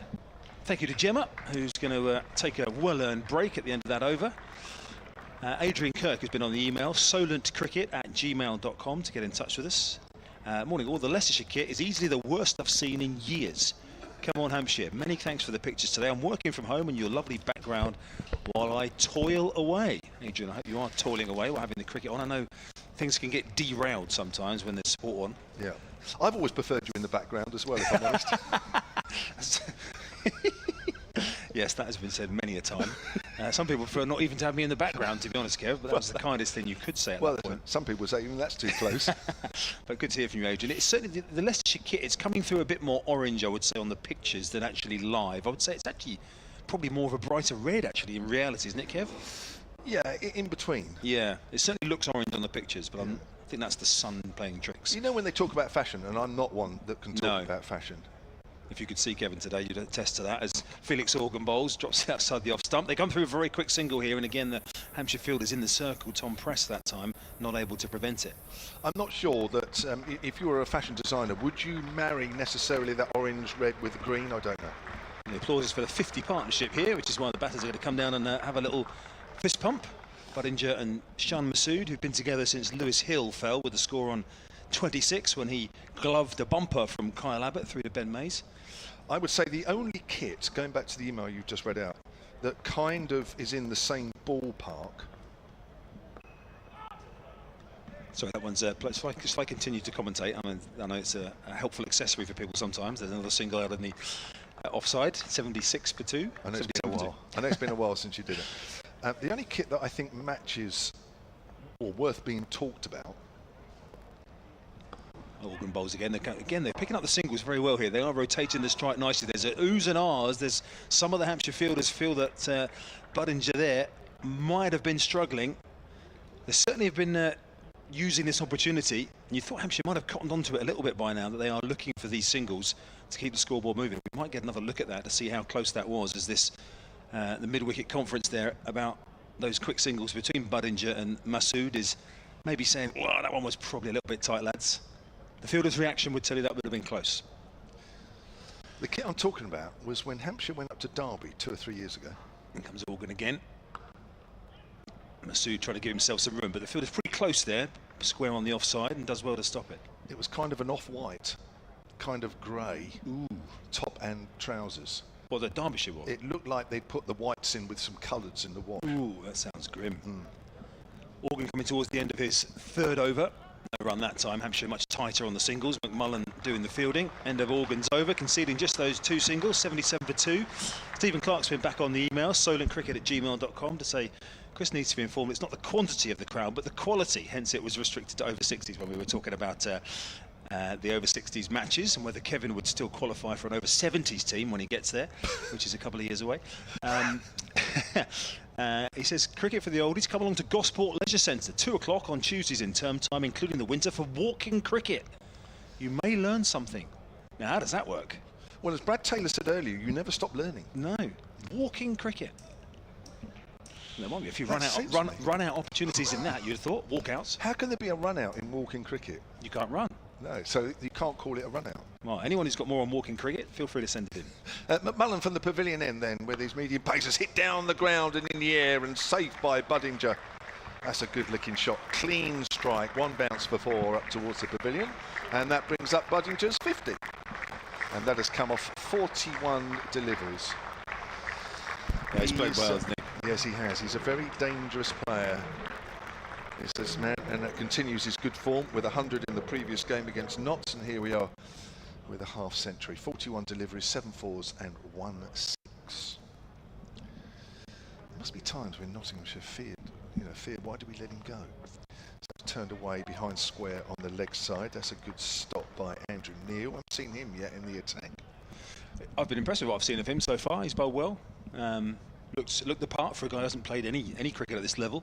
Yeah. A lot of minor county stuff. We'll see him shortly, I'm sure, the left-arm spinner. Yeah, you've seen him, I haven't. I've seen 1 or 2 of these guys for the first time, but Mullen was one of them. Very much medium pace, relying on accuracy. Try to hit that square on the offside, doesn't time it as it goes out to Captain Gubbins. That extra cover. Don't forget on the emails, solentcricket@gmail.com to get in touch with the commentary team here. Many of you have already. We enjoy them, we have fun. Yeah, it's good. It's Lots of memories of various things. We've got Glen Parry here, which I'll come to, talking about Glen Perry, sorry, talking about US Portsmouth ground. Oh, right. Of yesteryear, that's pushed back, although there is still their ground, but not Hampshire anymore, of course. No. Go on. Didn't you play for Portsmouth Cricket Club in your... Yeah, but not there. No. It was on the seafront. Yeah, well, that is Portsmouth Cricket Club. Club. Oh, that one? Yeah, oh, that's right, separate, sorry. isn't it? Yeah. US Portsmouth, the Navy ground, and Portsmouth Cricket Club along the seafront. Ah. Well, we were talking about how warm it might be fielding 50 overs down there today. I can imagine fielding there in September. Oof. Breeze off the solar. Oh, wow. I can't remember playing there in September, if I'm honest. Buddington goes big again in the air, and everybody's just watching it sail high over the mid-wicket boundary. That's a huge six. Huge six from Buddington. And he moves on to 56, and the total on to 87 for 2. Well, that is a big six. We're pretty much bang in the centre of the square, and that has gone. The rope is 10 yards in from the advertising boards, and it's got over the boards and a couple of rows into the seating. So that is a... I don't know how far to judge that, but it's going to be an 80-metre six, that, isn't it, probably? Maybe even further. He is, yeah. Buddington looking very, very dangerous indeed as he pushes that length ball out into the covers end of the over. McMullen just scuffs the pitch with his boot as he turns around. Probably not totally happy with that over. 17 overs gone. McMullen has conceded 15 from his 4 overs, and Leicestershire are 81 for 2 after 17. Glen Perry on the email said, talk of the US Portsmouth ground reminded me of many happy summer days spent high up in the rugby stand watching Hampshire and others. Always loved Portsmouth Cricket Week, especially when Hampshire beat Warwickshire and Worcestershire in 1974, if my memory serves me correctly, Glenn. Well, your memory is going to be better than ours on that one. But what year? 1974. What were you then? 30. I honestly, I really am very quickly realising why we haven't worked together for 10 years. You'll be very pleased that Hampshire put us back together for this and the next couple of games. Yeah. Felix Organ will start another over from what is the hotel end here at Utilita Bowl on this very warm Friday, and that's again worked up by Masood down towards Andrew Neil underneath us for just a single. So 1974. Was it in the Championship? It doesn't say, but it says victories over Warwickshire and Worcestershire on the email. Oh, it's probably. Let's see if I can find them. Back to, we're getting some nice compliments on the email today, so if you send a compliment, that's almost certain to get read out. Complaints are usually dealt with in the background. As Organ bowls that one, it's chopped away out through the offside by Buddington and picked up out on the fence for just a single. Fletcher Middleton, I think that is, out patrolling the boundary. What's the Championship called in 1974? Oof. Gillette. Well, there's Gillette Cup. Other races available, of course. Not sure. Would it County Champ. Oh, it's just the County Championship. Yeah. Driven. Organ can't quite get his hand on it, but there'll be only a single as Eddie Jack trots in from down underneath us. Another just a single. Again, really keeping the scoreboard moving nicely here. Leicestershire 90 for 2. Buddington playing the aggressor role. Shah Masood, as you can see, going at a run every other ball. Happy to be the support partner at the moment. Footed by Organ off his own bowling. What games? Warwickshire and Worcestershire. Oh, there was a Hampshire-Leicestershire Championship game there. Oh, in June. So, yeah, Hampshire won by 6 wickets on that day. It's obviously not the one that Glenn's talking about. No. Does it say if it was in Portsmouth Cricket Week? In comes Organ once again. And again, looking to give himself some room. Buddington, there was a half stop out at square on the offside, but I thought it couldn't manage to prevent them coming through for another single. The website I'm looking at doesn't actually say Portsmouth Cricket Week. Here we are. Worcestershire. That was one, wasn't it? Was it at Portsmouth? Yeah. There you go. Hampshire won by an innings and 44. Who's playing? We'll come back to that in a second. Let's get this final ball of the over out. And then look at this, Glenn. Personal service, recalling memories for you from 50-odd years ago. As this one is played back to the bowl. End of the over. It's 18 gone, 91 for 2 here. Right, so, as I say, Hampshire won by an innings and 44. Worcestershire batted first. All out, 94. Keith Wilkinson top scored, opening the batting with 23. Glenn Turner, the New Zealander, opened the batting. Didn't get many, as not many others did. Wickets for Hampshire shared around Andy Roberts with 3 for 17 from 12. Ooh, word. Ooh, no thanks. No, I think most of the Worcestershire side said that as well by the looks of it. Hampshire batting in reply, 236 all out. Top scorer was Richard Gilliatt, the captain, with 62. Brian Brain. Oh, good seamer he was in his day. 6 for 74. Worcestershire in their second innings, 98 all out. Obviously not a good day with the bat, or a good game for the bat for Worcestershire. Alan Ormerod, top score with 40 there. 4 wickets for Andy Robertson in the second innings. And that was enough for Hampshire to win by an innings. Tom Prestick, Kevin, interesting bowling change. Yes, with his off-spin around the wickets. That's driven out, not timed out towards extra cover. So that was the Worcestershire game. And there was another one there, you say? Warwickshire, I think. Warwickshire, we'll have a look for that one during this over. As Presti's bowling from the pavilion end, flighted, Budginger drives and it goes back to the bowler, and quickly going through their matches in between the balls. Can't find another one. It's in there somewhere. I might have to wait until the next over. Presti's in, bowls. Budginger drives again, doesn't it time it, and it goes back to the bowler. What's behind Tom Preston? Is this turning it away from the left-hander? Is this why they've turned to him rather than Neil with his left-arm spin, or maybe Eddie Jack or somebody else? Well, also I think we've seen a little bit of turn. We've certainly seen the ball grip, haven't we, from Felix Organ. I think with this pitch being a used one, even though it's probably a hybrid one. Oh, he's got inside edge and it's just gone past the leg stump. Tom Prest can't quite believe it. Budginger picks up a single as it goes to short, fine leg. Eddie Jack picks it up. Just watching this again, and Budginger, it's just got on with the arm. Budginger's a little lucky there. Bit of a risky shot there, trying to find the angle that wasn't there. So these two came together with a score at 26, and they pushed the score quite nicely along to 92 currently. Masood drives up to mid-on for a single, moves on to 16, 93 for 2. There was a game, you were talking about Folkestone earlier, there was a game at Folkestone that year. Ooh. Kent Derbyshire, but I'll quickly go through past that one. Kent loves his, Chris loves his Kent, of course, because that's where he's from. Yep, played many games at Folkestone down my brief career, which has long since departed me. Budginger drives in the air, safe, out towards deep cover. Ali Orr's out there. And Budginger will keep the strike. He moves on to 60. 94 for 2, 19 overs gone. Not a bad start from Tom Prest. Only bowled 2 overs in the competition so far. That was in the first game at Neath, when he bowled 2 overs for 6. He's been struggling a little bit with the bat, hasn't he, Tom Prest, recent times. He did make 36 in the game at Worcester. He was second top scorer, actually, behind Nick Gubbins, and was very frustrated with the way he got out down there. So Prest, that was an encouraging return to a bit of form with the bat, but seeing him in the attack here as Hampshire used the off-spinning options of Organ and Prest, turning it away from the 2 left-handers. Eddie Jack hasn't bowled yet in this innings. We saw obviously Brad Wheel and Kyle Abbott open up with the new ball. Wheel returning from his extended absence after a heel problem. So it will be Organ to continue. He's going at 5 and over.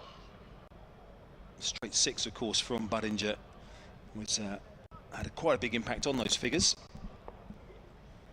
But a good recovery here from Leicestershire from losing a couple of early wickets fresh off their excellent 100-run plus victory over Nottinghamshire. Going for the big shot out to the leg side, and that has gone sailing away down towards the deep long leg rope, and a couple of bounces inside the rope from Budginger, and picks up another boundary. It's a safe shot out there in that area because there's no protection behind square on the leg side on the fence.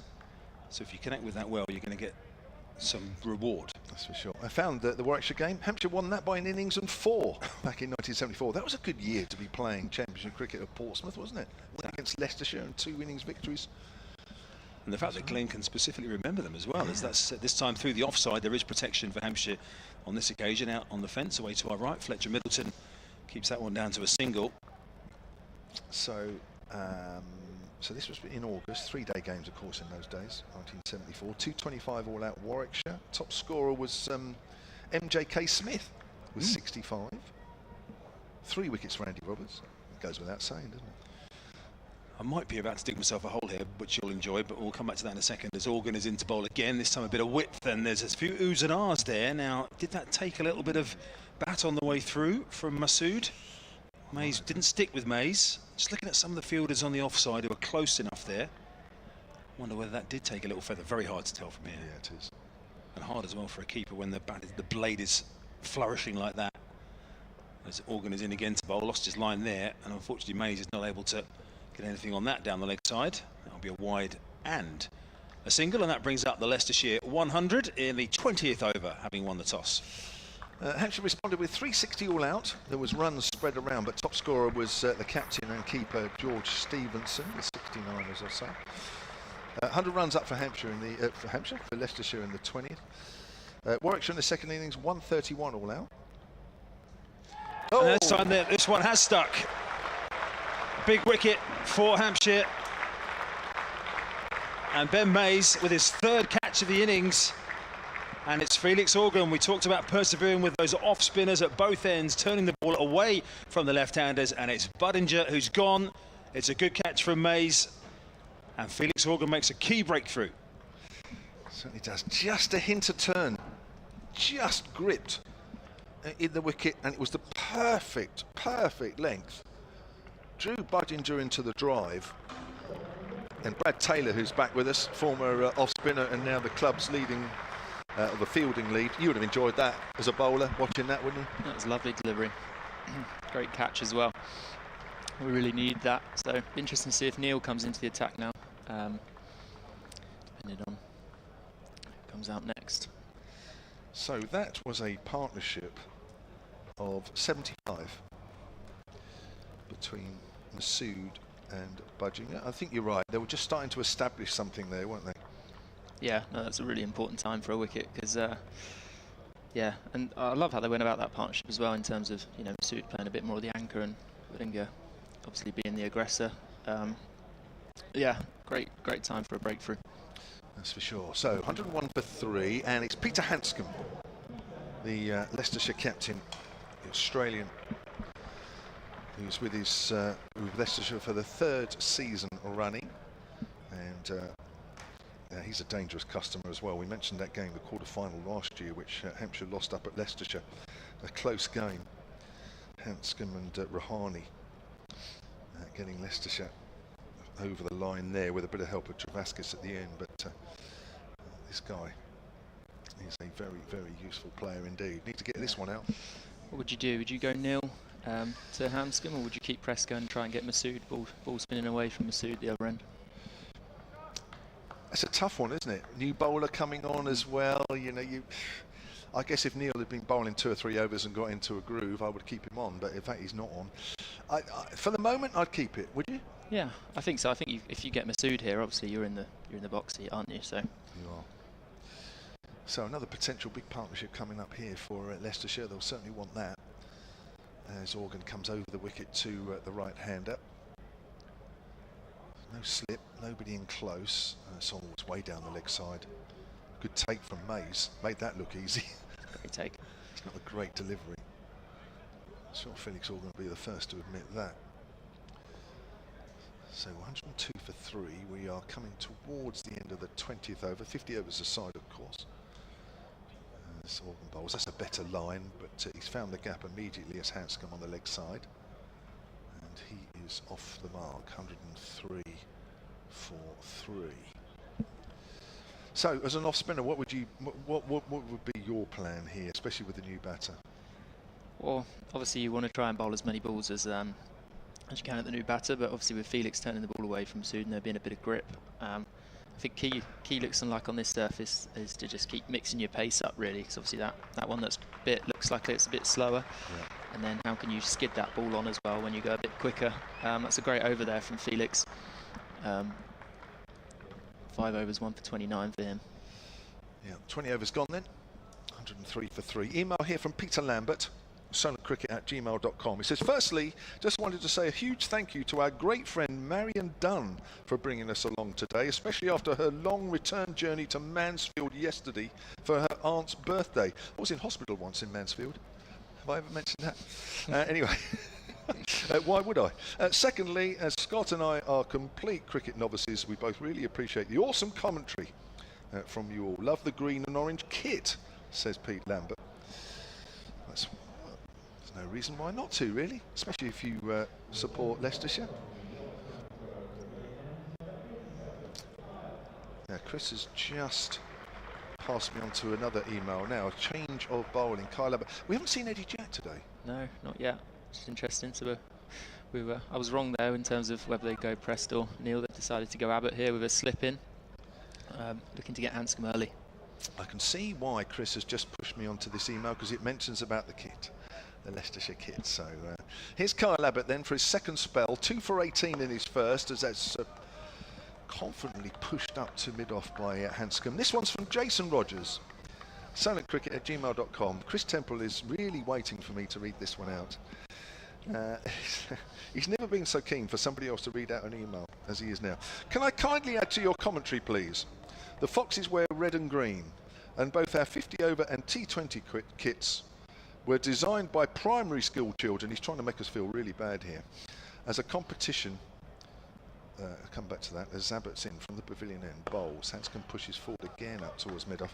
And both our 50 over and T20 kits were designed by primary school children as a competition in a drive to get the young community involved in the cricket club. So the young lady that won the competition for her design to be our kit might be a tad upset of your critique of it. Thanks a lot. I'm enjoying the commentary on YouTube whilst I'm at work, says Jason Rogers from New Cross Hospital. Well, there you go. Well, of course, it's all about opinions. And we were just saying that it stands out. That's a length ball as well, and Hanscom's in behind that one. I'm sure if we were the lead Leicestershire commentators, then we would be saying what a fantastic kit it is. It's not bad. I should just go away from it really, because I think I'm digging myself a hole. I think the most important thing is just to be able to tell the difference between the two teams, isn't there? We had those, our Gloucester and Hampshire when we play sometimes in the T20. It's like, it's tough on the eyes, isn't it? So. Yeah. At least you can tell who's in the field and who's batting, but apart from that, you wouldn't know.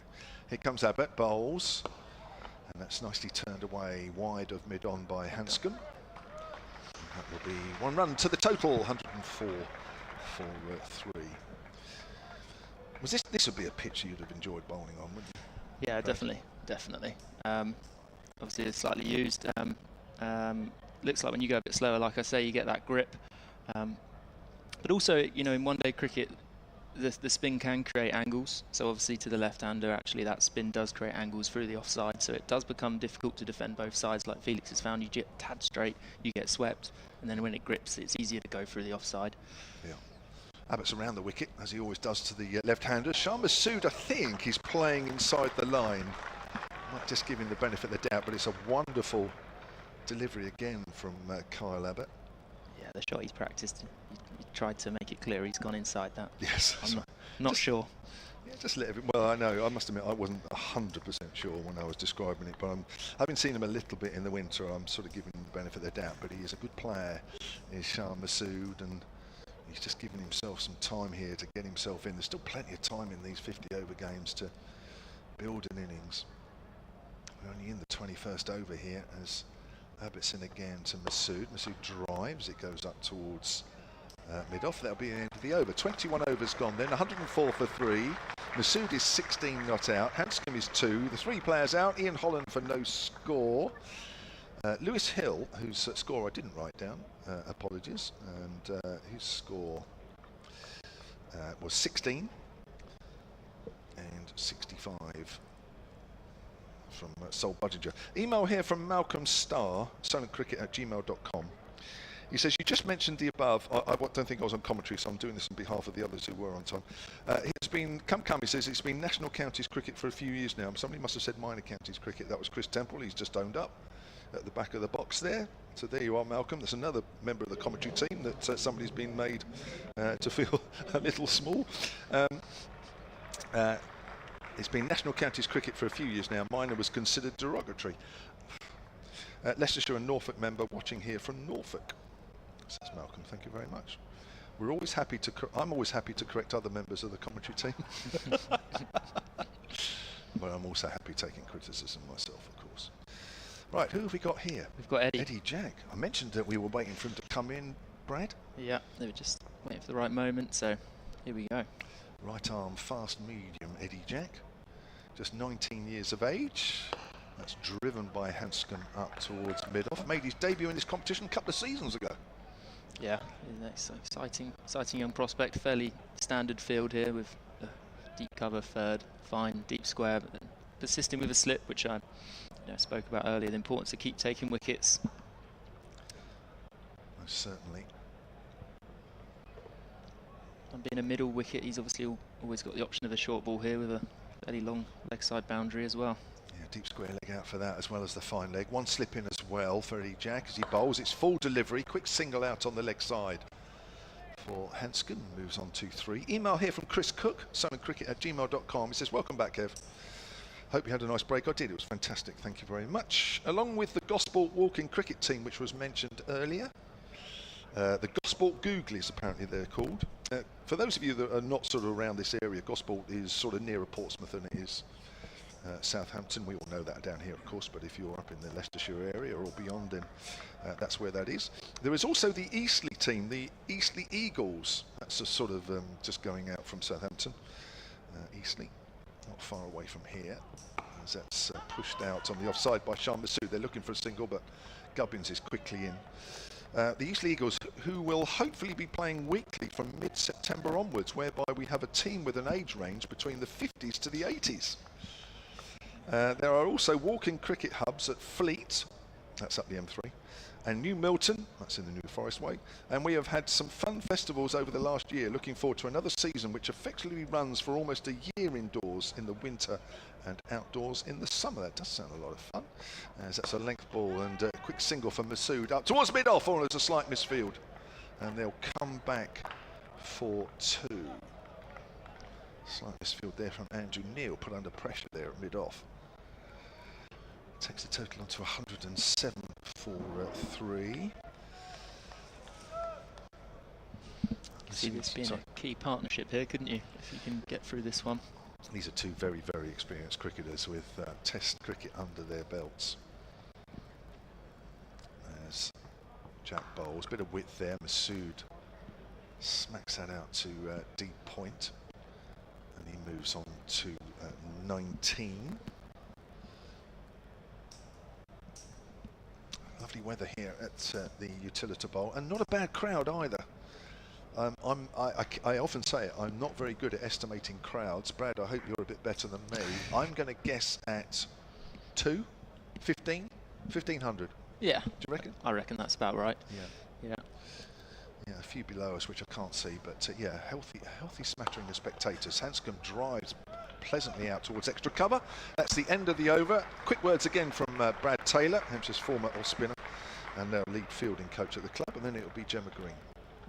Yeah, so that's Leicestershire moving on to 108 for 3 after 22 overs. Key little period in the game this for Hampshire, hence why they've gone back to Kyle Abbott to try and get one of these two early. Yeah, really crucial part of the match. Hi, Brad. How are you doing? Yeah, I'm good.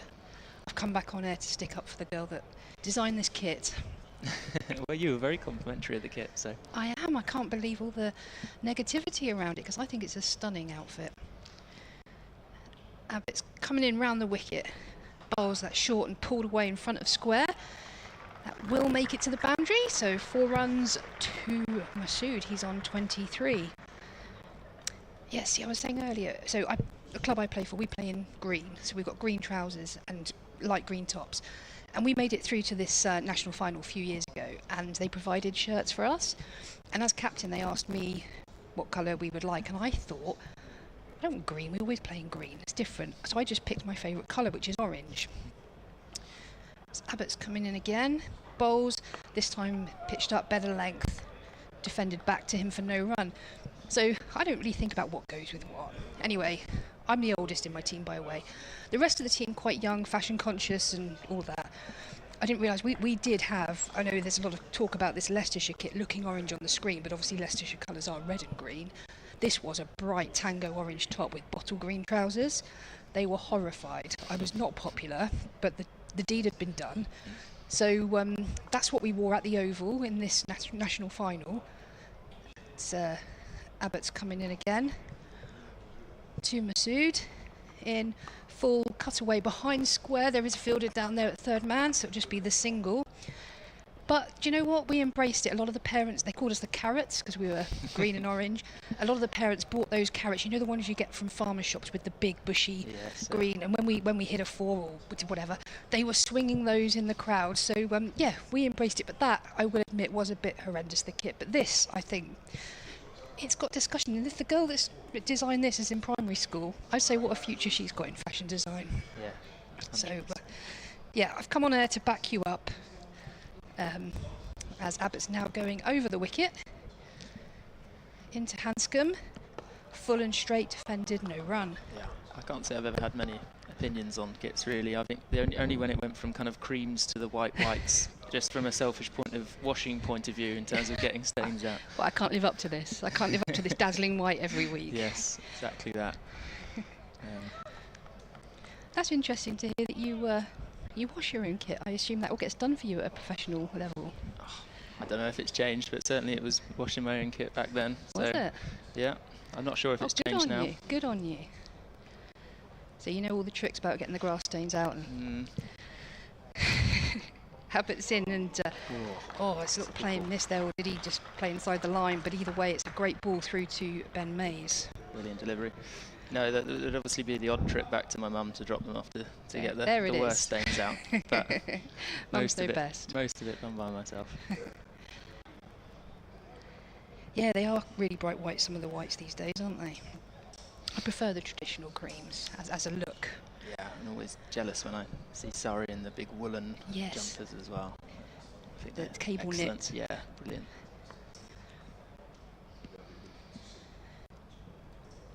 Tell you who doesn't like cable knit jumpers though, and that's scorers.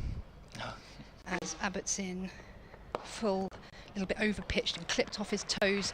It's going to go all the way to the boundary for form through mid wicket, Hanscom. Yeah, mainly because they don't have numbers on. Oh, okay, yeah. So yeah, you've got all the players these days with the big numbers on the shirts, which really helps out scorers or analysts or anyone needing to pick out players, especially from an opposition team. You obviously usually know your own. And then they go and put a big woolly jumper over it, and yeah, doesn't help. But they do look cool. No, I must admit, even I think Neil and Mays have now got numbers on their backs. A bit easier to tell, isn't it? Especially when you're up here. Eddie Jack to continue for his second over. Who's that? I see warming up. I see Neil swinging his arms, so I can imagine that he's going to be coming into the attack from the other end. So Eddie Jack went just for 4 runs off his first over from this commentary end at the hotel. Up in the gantry, and we are directly behind the bowler's arm today. As he's in, bowls round the wicket, full over pitched and driven through the extra cover for 4. Nice shot from Masood there. Yeah, very good shot.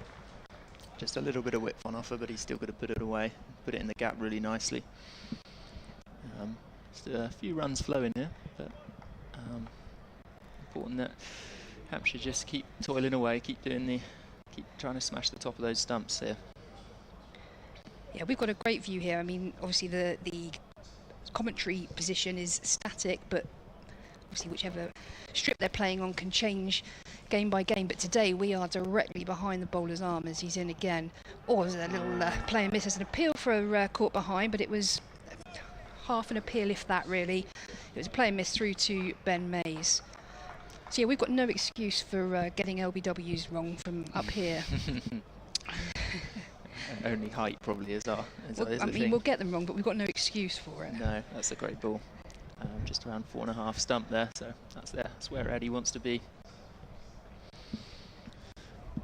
And yeah, again, he's got deep square out if he does want to go short here. In and bowls and length delivery pushed into the offside for no run. Yeah, I can't imagine there's many fresh wickets left on that square now, looking at it. Obviously a couple probably being brought back from earlier in the year. But I'm sure there's a groundsman all around the country that are seeing some tired squares around Hampshire. It's some tired squares, and also with the heat. Yeah. I mean, they just haven't had the sort of moisture that we're used to here. There's a lot of dry wickets as he's in. And this is pitched up on leg stump, worked onto the leg side, come through for a quick single. Kyle Abbott fires the ball in. 1 run.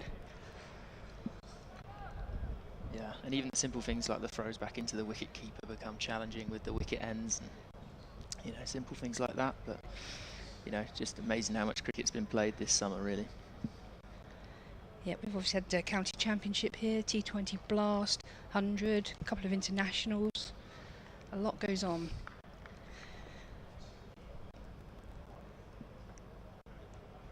In over the wicket, bowling to Hanscom, full and straight, defended back to the bowler with respect, no run. Yeah, he's done a good job here, Eddie. Get out of the over here. Obviously that's what we always talk about, isn't it? That last ball of the over, you bowled a good over. How can you get out of it? And it's these middle overs in 50 over cricket, isn't it, where the battle really is, to be honest, because it's sort of it's underrated, understated. You talk about the power play, you talk about the death, but it's 30 overs in the middle. It's a big portion of the game where you're looking to be on top, and this time he just pushes it out into the offside. There's no run there, just 5 off the over, 4 off the first ball, and then 1 off the last 5. Moves Leicestershire on to 1-2-2 for 3. Yeah, and I think it looks like we're going to see Neil for the first time today. So the left arm spinner, the attack. Be interesting to see if they have a first slip or not to the right hander Hanscom, or let him just settle in to start with. Is he someone you've worked with? No, not particularly. No. I've seen a lot of him play this year, certainly in the second 11, and been around, kind of, you know, seen him bowl a little bit. Yeah, I've seen him bowl a handful of games. He looks like he changes his pace up really nicely and gets his lines right, which is key in white ball cricket. Field-wise here, he's got, what's he going for here? Going for a long on to the left-hander, a deep mid-wicket, and almost like a kind of wide fine leg. Square leg's going to come up on the 1 here, so and a deep cover. A fashionable field in one-day cricket now to try and stop that single in at square leg. Stop that little, just that little turn. Yeah. Sort of easy single, as we say in these middle overs. It's where you want to have those little wins, and that's thrown a bit wide by Neil for the first ball, taken by Ben Mays. Not given a wide, but just wide of the off stump.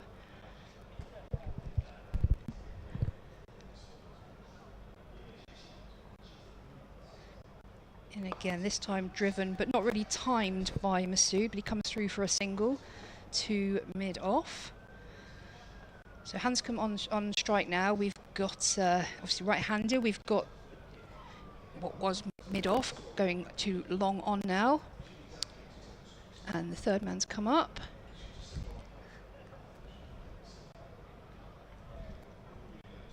Neil around the wicket, in and bowls, and just outside off stump, tried to cut that a little bit too close for that shot, play and miss through to Mays. It's a very good change of pace though. That's significantly quicker than the first 2 balls. He does that really well with his arm speed as well. He's not massive noticeable change in the action. Coming, and that was a much more flighted delivery on leg stump, worked to leg side for no run. Yeah, change of pace is massive, isn't it? You think about it for seamers, but spinners almost even more so, because if there's no turn there or something, if you've got to come up with something else as he's coming in, and that's driven and caught in the covers. Is that Gubbins? Yes, that's Gubbins. Gubbins, caught by the captain. So again, just deceived by the flight there and chipped that to the cover. Yeah, exactly what we were just speaking about, and I think, you know, we've seen Dawson do it for years here, haven't we? But I mean, yeah. Certainly on a pitch like this, which is offering a bit of a grip, the slower you bowl, the more grip you get, so then obviously you can go quicker and just naturally get that variation. You know, I think I always had it simplified to me back in the day that it's just, as a spinner, your job is just to try and miss the middle of the bat. So whether it's just to skid it on slightly to hit the inside half, or spin it just to hit the outside half to a lefty there, which is exactly what he's done there. So he's just taken the outside half just from a little bit slower and a little bit of grip. It's a great bit of bowling. Absolutely, like you said, a few balls ago we saw the quicker one where Hanscom tried to cut that, play and miss, and this was, as you say, that slower, more grippy one. And Hanscom's prodded at that, pushed it to cover. Nick Gubbins takes the catch, and he went on his way for 7. Leicestershire 1, 2, 3 for 4. I think it's worth noting how well kind of Gubbins is sorted the bowlers out here in terms of getting the matchups with the ball turning away from the bat as much as possible. with Preston Organ to the two lefties, and now Neil coming into the right-hander. He's managed his bowlers really well today. Yeah, Gubbins has been captained in this format for the last couple of seasons, hasn't he, I think? Yeah. If I remember rightly. It'd be interesting to see whether this takes a bit more spin. I'm not sure if he'll go to his own leg spin today or not. I've not seen a lot of his spin.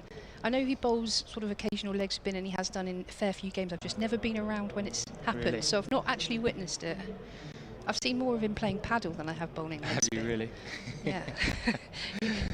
Quite often see him on the paddle courts, local ones near here. Yeah, it's really taken off, hasn't it? Certainly the guys within this team like that, and they like their golf. But I think that seems to come with being a cricketer these days, doesn't it? Being a golfer, it was never really my sport, but they all seem to love their golf.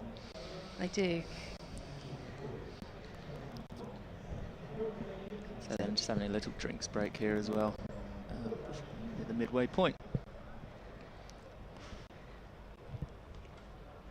So Ben Cox, the Leicestershire wicket-keeper, he's come out to join Masood. Masood's on 30 or 47.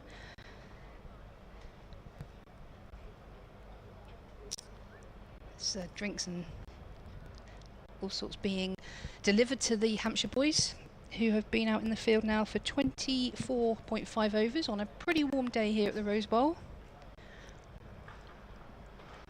God, I haven't heard it called that for a while. Sorry, the Utilita Bowl. Showed my age, did I? Yeah. Yeah. It's hard to keep up with, isn't it? I think I'm just about 95% of the time I say Utilita Bowl now. I'm still stuck with some of the other names. Now, I think we might see a slightly more aggressive field here. Neil to the new batter. Yeah, we do. So we see both straight fielders up in the circle, and a first slip going in as well here.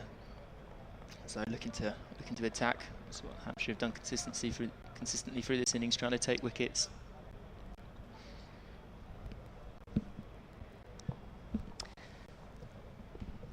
So Neil coming in to Cox, fresh at the crease. Full slowest delivery, defended with no problem by Cox. Ends a brilliant over. 1 wicket, 1 run from Neil's first over. Leicestershire 1, 2, 3 for 4 at the halfway stage. It's a great over, and now it's time to really get this squeeze on here. I think this is where it's interesting as well. Do you give Masood and try and look to go bowl as much as you can at the new batter, or do you look to try and get Masood out and really get stuck into this this order here now? What would be your plan? I think you've got to still try to look to take wickets, which is what Hampshire have done here. I mean, he's set, isn't he? 30 or 40. He's set, but he's not harming Hampshire at the minute. So it's not a case that you just need to get the other end out or anything like that. He's still very much there for the taking. As Eddie Jacks comes round the wicket to him, and full toss driven, averagely timed. They will come back for a second. Good running. Two runs to Masood. Yeah, good pick up there by Prest, one-handed and thrown. I think the running's been really good today. We're saying, I think I was on comms with you earlier when we were saying in the power play, even though you've got most fielders in the ring, they were still managing to take the pace off the ball and pick up those quick singles. And that too there, I mean, they made it fairly comfortable in the end, but it was because of the quick set off, the quick decision to turn, and the positivity. Nice play and miss there outside off stump. Yeah, I agree. I think running between wickets is always really important, but at this ground in particular, with the dimensions being a bit bigger than others, twos become absolutely crucial. 5 yards either side of that boundary fielder, and you have to run that first one hard. It's just the pressure it puts you under as a fielder, as well. If you just see the corner of your eye, how quickly they're running that first. Yeah, it's frustrating, isn't it, as a bowler, if you bowl a good ball and there's a single, or you bowl an average ball and there's 2. It sort of just grinds your gears a little bit, and that one seamed in towards Masood, and he was able to work that onto the offside. They come through for another one of those quick singles we're talking about. Yeah, that's another great bit of running. Good bit of fielding there from Fletcher as well, hitting the stumps. He was outstanding at point last year in this competition, and maybe the year before. My years get mixed up, blended. But I remember watching a few of the games, and he was just, as point fielders so often are, they usually put one of the best fielders there in terms of reactions, and yeah, he was outstanding. Yeah, he's got an excellent change of pace. His speed to the ball, very good. So they got the same field here, so just the no slip, deep square, fine, third, deep cover, just settling in here for Eddie Jack. Who's over the wicket to the right-hander. And Cox works that off his legs just behind square. Come through for a single. See, I've had that left-hand, right-hand combination for a little while now. Just an extra element, isn't it, for the fielding side and captain to have to think about and be on their toes. It's something that everyone is obviously at this level is used to, but it's just one of those things you can probably do without in this when you're trying to think about everything else. Yeah, it certainly is. You know, I used to field at point like Fletcher, so every single you're running from, you know, you're running across on a hot day, it does add up. You know, it's probably more of a thing when you've got a short side as well, which we don't have today, but... Round the wicket to Masood. Full, driven into the covers. There is a, I would say, boundary fielder. He's about 10 yards off because, as Brad was saying, we've got big dimensions here. And he's able to keep that down to a single.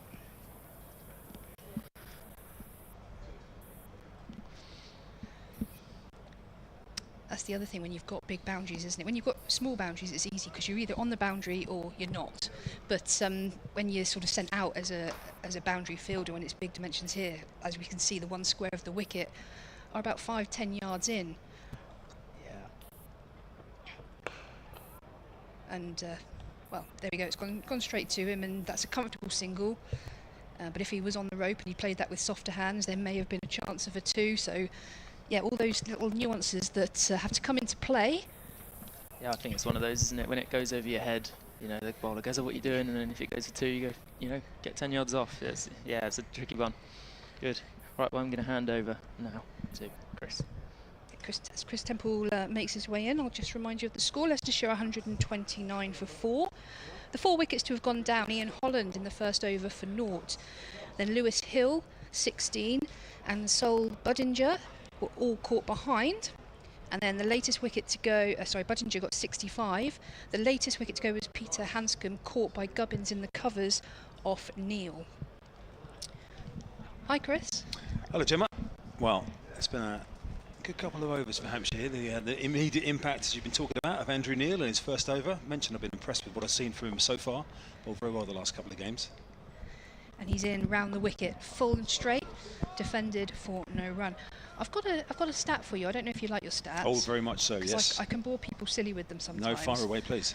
But I might not get it in this over because Eddie Jack's pretty quick. I'll save it for the next over.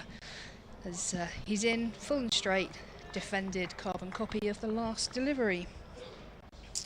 It's to do with these two sides in 50 over cricket. Oh, okay. So is it going to be, yeah, okay. I'll drip feed it in. This time there's a little paddle sweep down to fine leg, and they come through for a second. We were just talking about how good the running was, and that was played with pace off, probably with the intent to pick up the 2 there because the fielder is wider than where he played that. He's an inventive cricketer, Ben Cox, isn't he?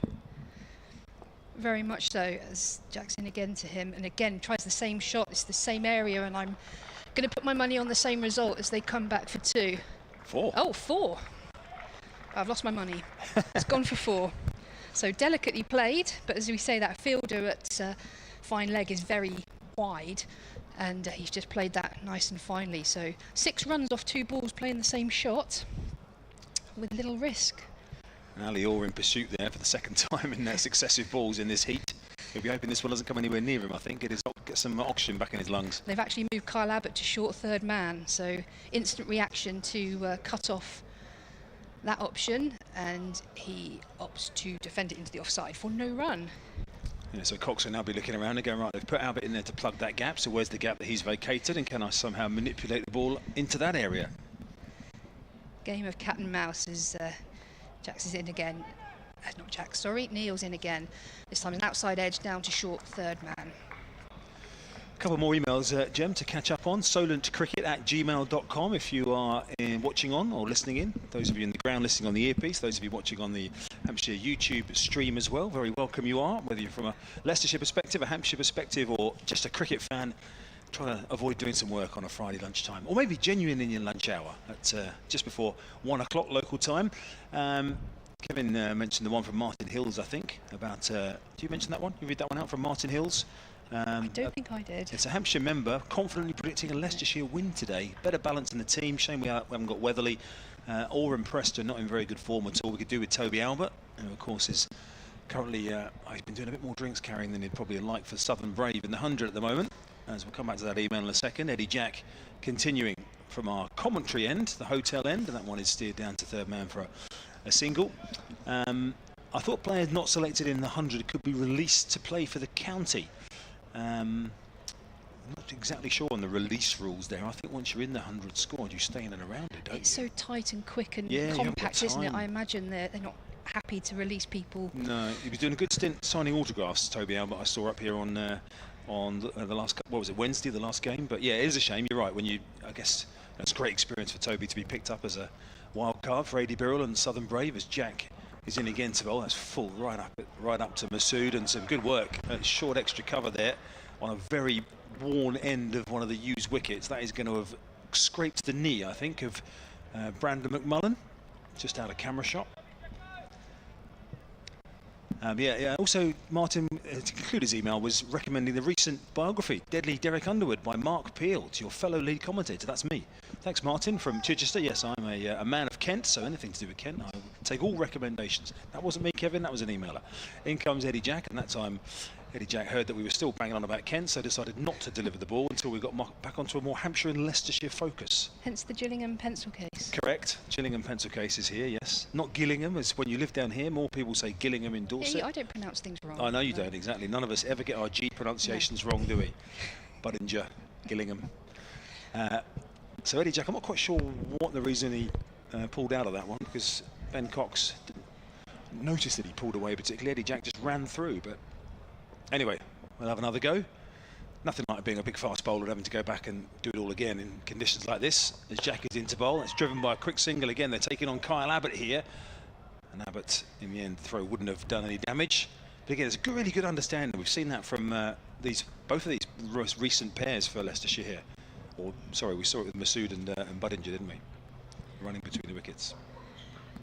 We did. So the stat I'm going to... Oh, sorry, yeah. I'm going to impress you with. No, that's all right. You kept us hanging on. I kept you hanging on. So we know this season, obviously, both sides coming into this game, 2 wins, 1 loss, separated by net run rate only. In comes Jack, once again, bowling to the left-handed Masood, who drives that into the ground, fielded a short extra. But I decided, I thought these two sides, they've always done well in this competition recently. Obviously, Leicestershire had the upper hand, having won it a couple of years ago. But they've both done well, so I thought, how close are they? So I've looked at their group stage games for the last 4 seasons. Okay. Okay, so both teams' group games, up to and including just before today. Okay, there's Jack again. 5th ball of his over. This time Masood is working that off a relatively straight line, picking up a single behind square on the leg side to Orr. So both sides in that period, so the last 4 seasons and a bit, they've played 27. They've both won 21, and they've both lost 6. Okay. So I couldn't rest easy on that. There's nothing to separate them. So I then had to work out the net run rate over all of those seasons. Welcome to my Thursday night. Have you had a busy week? Yeah. And I can tell you that all that separates them over 4.5 seasons is in group stages is a net run rate of 0.24. Well, hang on, we're coming back to that as Jack bowls again, offers a bit of width this time to Ben Cox out towards the deep cover boundary for a single. Kevin James is laughing, and I think he's happy he's not on air right now. Wow, 0. I mean, that's tremendous research. Over 4 seasons in all of those group games, 20-odd group games, 0.24 run rate. Yep, that's it. So today, I mean, it's going to be a tie, isn't it? Well, it's going to be close by the sound of your stats. But today, all barring a tie, we should finally be able to separate these two sides over the last 4 years in 50 over cricket group stage. Who had the better run rate, by the way? Oh, sorry, I didn't say that, That's did I? just one of the more key part of the stats there. It was Oh, yeah, move on. Quickly move on. Okay, Yeah. well, there you go. These two sides are well matched. As we mentioned, Leicestershire have had the rub of the green in terms of the bigger results in the last couple of seasons, with the final and the quarter-final in the last couple of seasons. Hampshire, well, both of these sides, of course, looking to get themselves in that top 3 for the quarters, which come up in only a couple of weeks from now, actually, 28th of August for the first knockout round, and the semis on the 31st and the final. Trent Bridge, down the road from Leicestershire. I'm sure they'd love to win it there. 20th of September. So start of a new over. It's Andrew Neil. He picked up the wicket of Peter Hanscom, the Australian former Test player. And that's again Ben Cox using that little tickle sweep round the corner, but this time instead of having Abbott up in the circle at short fine, they had him back on the fence to almost allow Cox the single on that occasion. Yeah, when I worked that out, I thought Kev James would love that. He loves it when I bore him with things like that. That's not boring. But this is cricket. You know, one of our listeners is going to be thinking, "Yeah, I know. Tell me something I don't know." Yeah. You know. If anybody had already worked that out, then they deserve. There'll be someone, I guarantee, or someone checking it now and is going to ring in with saying I'm wrong to the 3rd decimal place or something. We don't allow corrections, as you've already heard today, John. We do not allow anyone to email corrections. As in comes Andrew Neil again to bowl to Masood, who treats him with respect. Back to the bowler. And it was me, thank you to the emailer from Norfolk, who pulled me up on saying the former title of the National Counties competition. Apologies for that. That was my slip. As Neil, again, the man from Hertfordshire in the National Counties, again, could only, from Masood's point of view, drive it back to the bowler yet again. Mix it, you mentioned it earlier, Jim, mixing his pace up really well, doesn't he, Neil? He'll fire a couple in as well. Gets through his over. We were talking about this gets through his overs really quickly as well. All of a sudden you blink and the over's gone, as Masood this time gets a bottom edge on that attempted pull round the corner. And Eddie Jack is the fielder and only one. And I think in 50 over cricket, that's one of a very important element, is to get through your overs quickly. Obviously, spinners get through quicker than seamers anyway, but generally as a team, if you can get through a 10 over period quickly where the batters don't even realise it's gone, it sort of psychologically, it just shifts the pressure back onto them. Absolutely. Oh, there's a big LBW shout here on by Ant Harris, standing at that end, the bowler's end. Not interested in that one. It was sort of an appeal that started with vigour and then sort of dissipated away into the air from the bowler Neil and the keeper Mays. Ant Harris and James Treadwell, the umpires today, by the way, if we haven't mentioned them before. As Neil is in again to bowl. Again, that little bit flatter and quicker from Neil. There's this time a quick single attempt and the throw comes in. There's half a shout towards James Treadwell, the square leg umpire. As Nick Gubbins was the fielder, the Hampshire captain. End of the over, and another tidy one from Andrew Neil as well. 3 overs, 1 for 10 so far. Yeah, those appeals, I think of when if you put that appeal into a game where there's DRS, it would be one of those ones where they wouldn't even consider reviewing it. They just walk away. But no DRS, obviously, give it a shout, see what the on-field umpire thinks, and on this occasion, no dramas. The referrals are overused, aren't they? Yes. Jim? They are overused. I know your dad, as a former umpire as well, would probably agree with that, Phil. But yeah, it's so often there's so many. You spend all the time going through the review, and then they're 2 metres past the crease. I think there's too many as well. You're talking about the run out. Sorry, I'm talking about when the square leg umpire would refer the a run umpire, out. they just they play very safe, everything, don't they? Yeah. I almost feel like there should be where they play it safe sometimes, and actually the third umpire can almost press a button like they do in rugby to say, third umpire intervention here, we need to go back and look at that run out, rather than spending all the time looking at something that's clearly not out. Like they do with no balls. Exactly right. Front foot, no balls. So we're going to see Felix Organ back into the attack here. Hampshire reverting to spin from both ends. Yep, Felix Organ, he bowled a little earlier in the innings, 5 overs, 1 for 29. Picking up the wicket of Budinger. And he's bowling round the wicket to the right-handed Cox. Full just defended onto the offside, no run. Cox is on 12, Masood's on 37, total of 1 for 2 for 4. And ball in hand again, back around the stumps. Bowls full and straight, worked onto the leg side, no run. So yeah, Hampshire just creating a bit of pressure here, got a bit of control with these 2 spinners. Well, Neil at the other end and Felix has just returned here, but they're just pressing Leicestershire a little bit in this middle phase. As Felix is in, bowls and sweep from Cox. Down to backward square for a single. There's a lot of runs to be had, isn't there, out on the leg side? There are 3 men, or there were before that delivery, for the right-handed Cox, with Organ bowling round the wicket. 3 men out on the fence, protecting the rope with that round the wicket line, which he's going to persevere with to Masood. And the field now, obviously, the leg side field is not quite as well protected, with the ball turning away from the left-hander. They've brought short third man up into the circle now, and there's a backward point as well, and a man on the drive. Yeah, it's not known as a big turner of the ball, but there has been... There's a big shout there for a bigger shout there for LB, but I think Masood was well down the track. I think he took a big stride in. We're just looking at it on the replay now. Not as big as I thought, actually. Oh, I think it's the views and I. Mis-stumping potentially there. It's a very hard one for Mays, because that has grip, doesn't it? It has. And beaten Masood on the move, but I think that possibly a stumping opportunity there. As I said, loads of turn. That was Fuller and defended to the leg side. But no, what I was going to say was that not known for a big turner of the ball, Felix, but the one earlier, the wicket that he got, it did grip, and it forced Budinger into a false shot to get his wicket as he's in and bowls. Gives himself a little bit of room, cuts that onto the offside, just a single.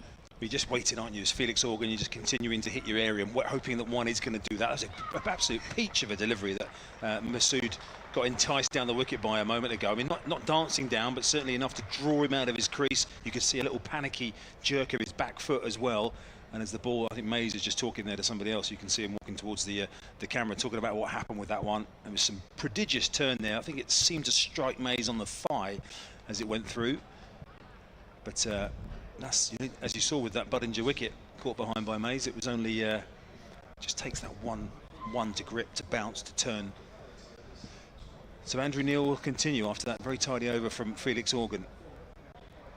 Neil from the pavilion end here at Utilita Bowl.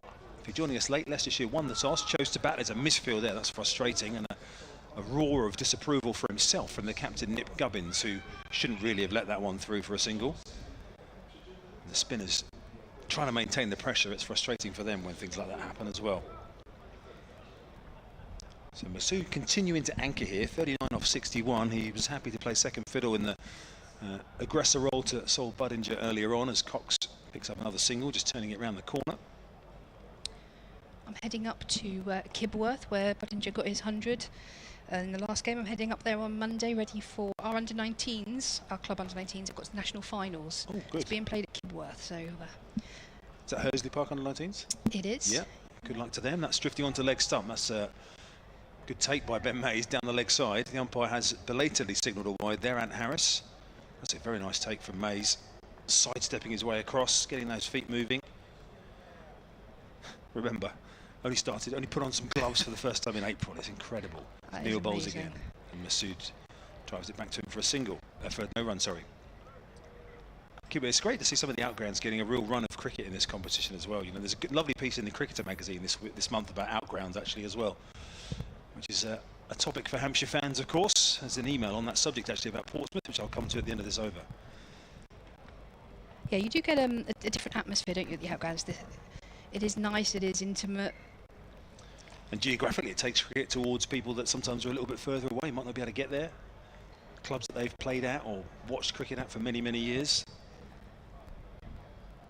Hampshire, of course, for those watching from a Leicestershire perspective or from a neutral perspective, Hampshire don't use an outground currently.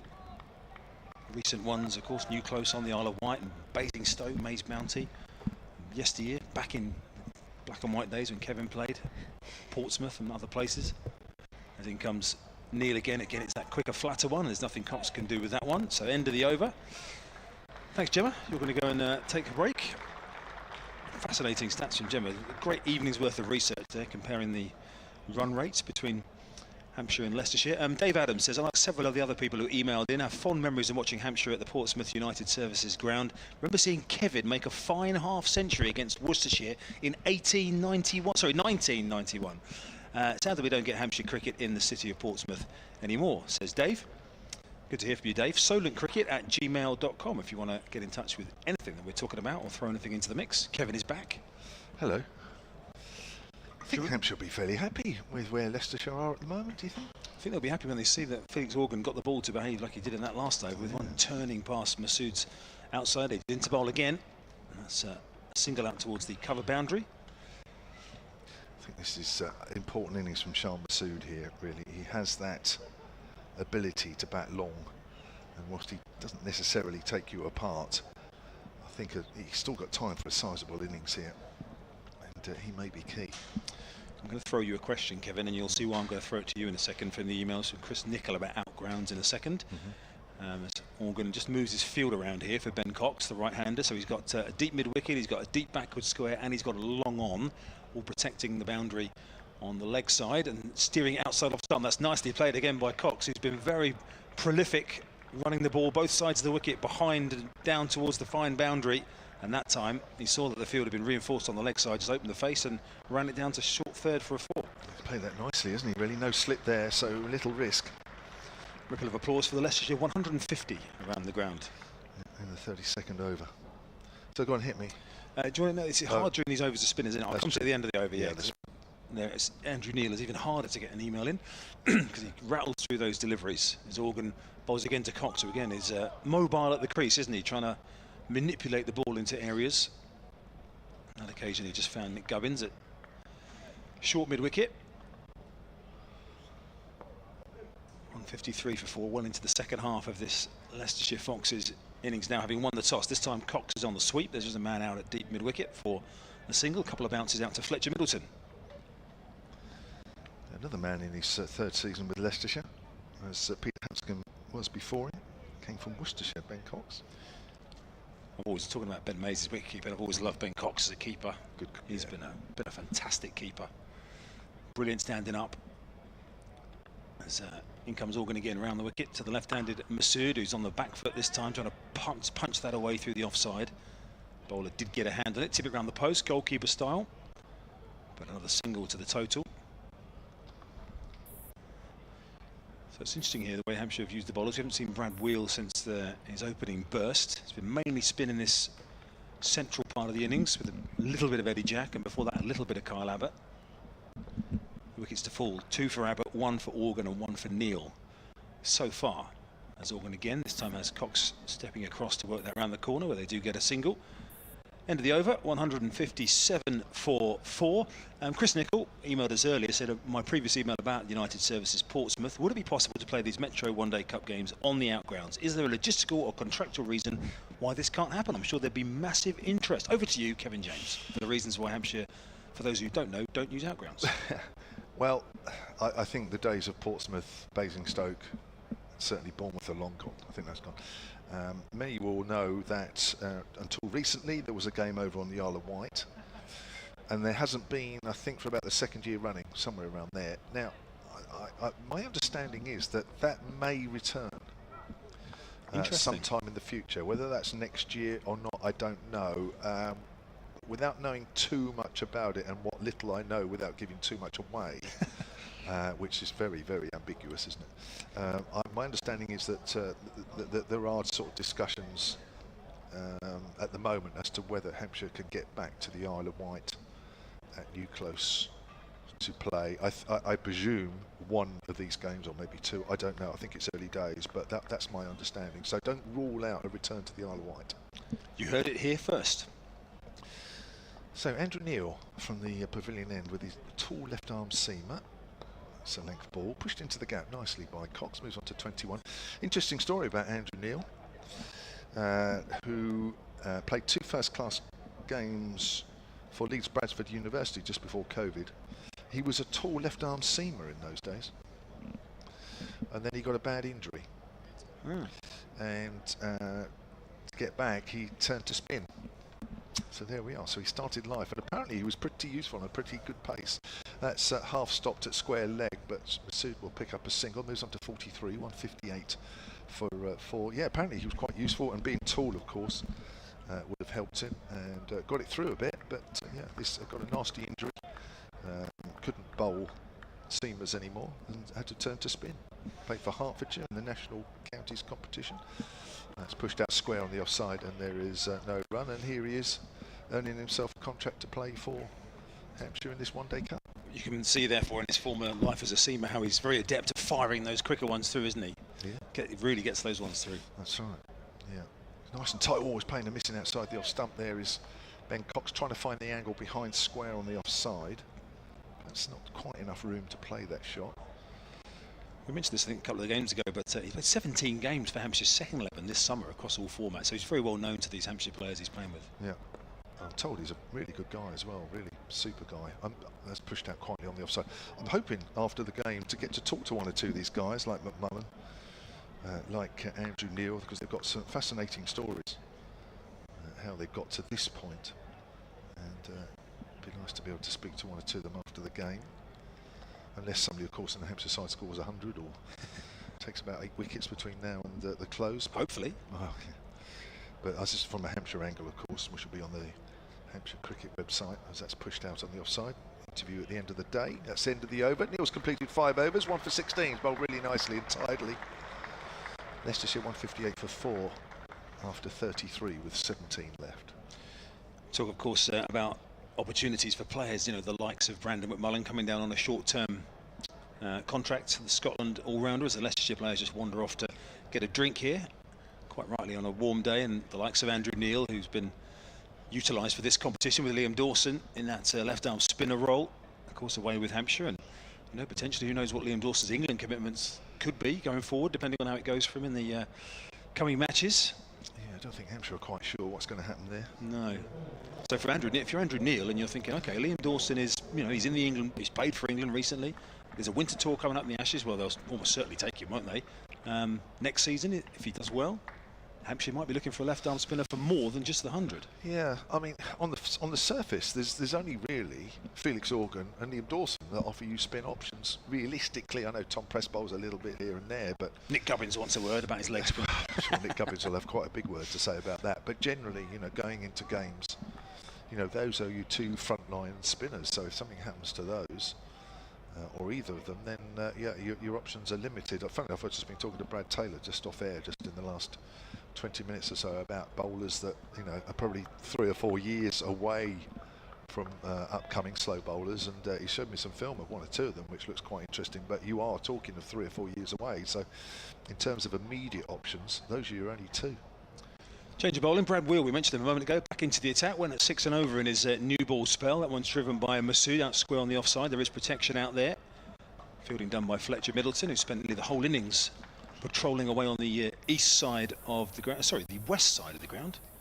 Get my bearings again, being at this end of the ground for a change. Yeah, you're normally at the pavilion end, aren't you? Yeah, or over towards the tunnel, where our tent is based when we do the announcing here. But then the west side of the ground is always the west side of the ground. That's true. It's just I'm looking from, you know, the other end, the other side. Yeah. You know, my left is normally the other side for me. Yeah. Just in front of a very nice Hampshire proud flag, which has been tied to the camera tower over there with a Rose and Crown badge on it. SO30. Now, what postcode is that, Kevin? That's near here, isn't it? It's got to be right around the corner. That's whipped away square on the leg side again, just behind square, in fact, this time by Ben Cox. They're going to come back for 2 here. Cox has had to get a bit of a wriggle on in the middle of that run, but then soon realised that the throw was going to be off target, and Cox could easily get back for 2.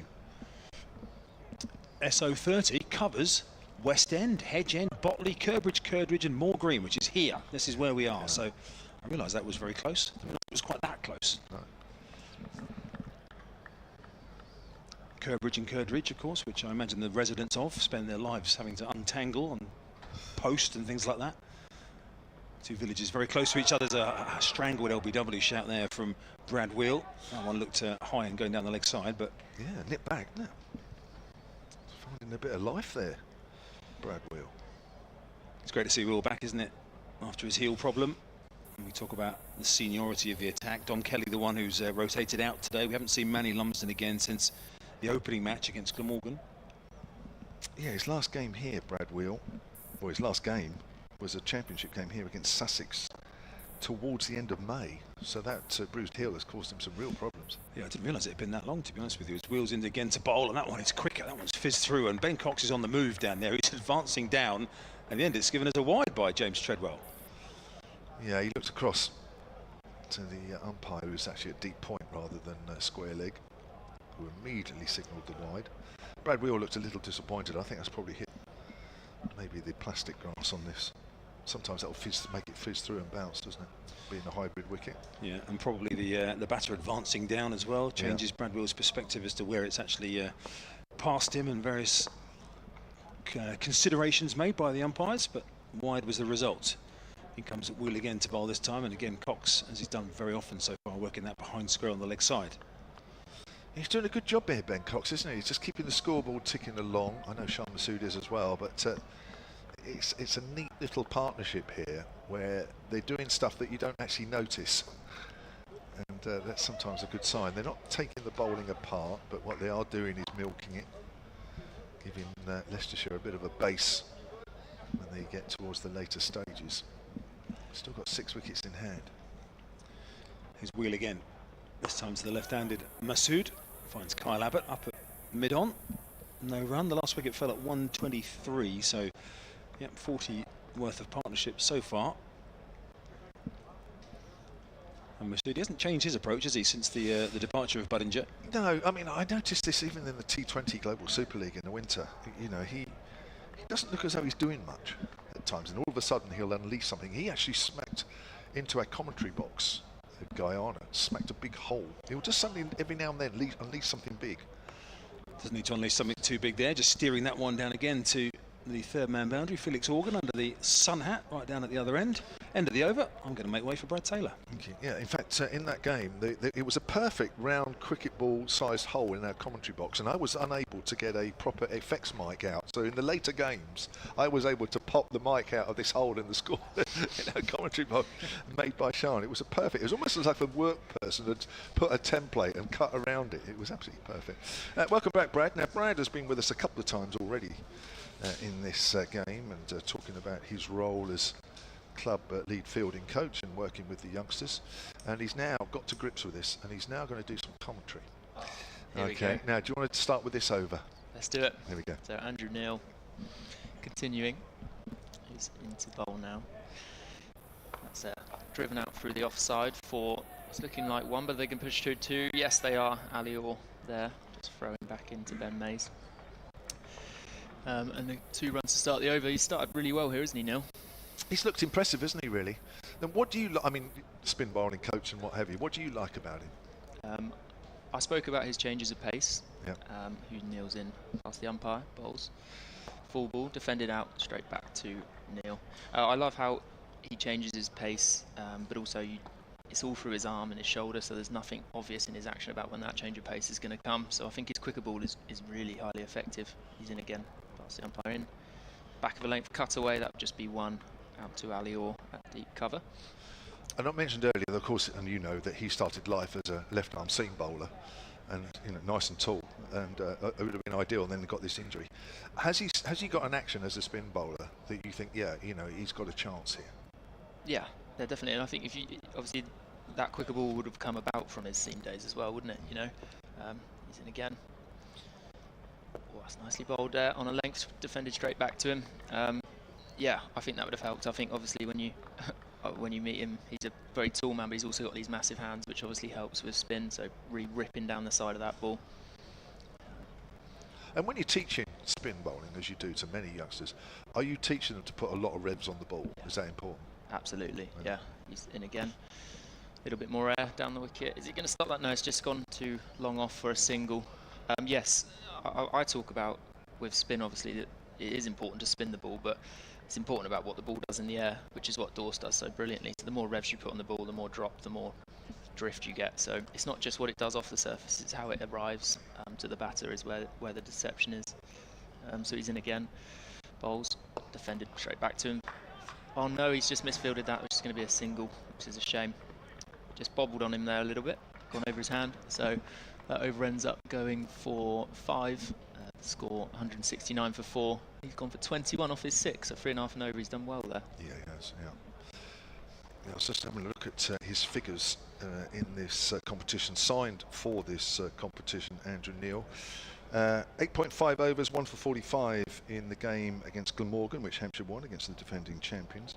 10 overs, 2 for 44 in the win over Essex here, and 10 overs, 1 for 39 in the defeat up at Worcestershire. So, you know, pretty tidy overall, isn't it?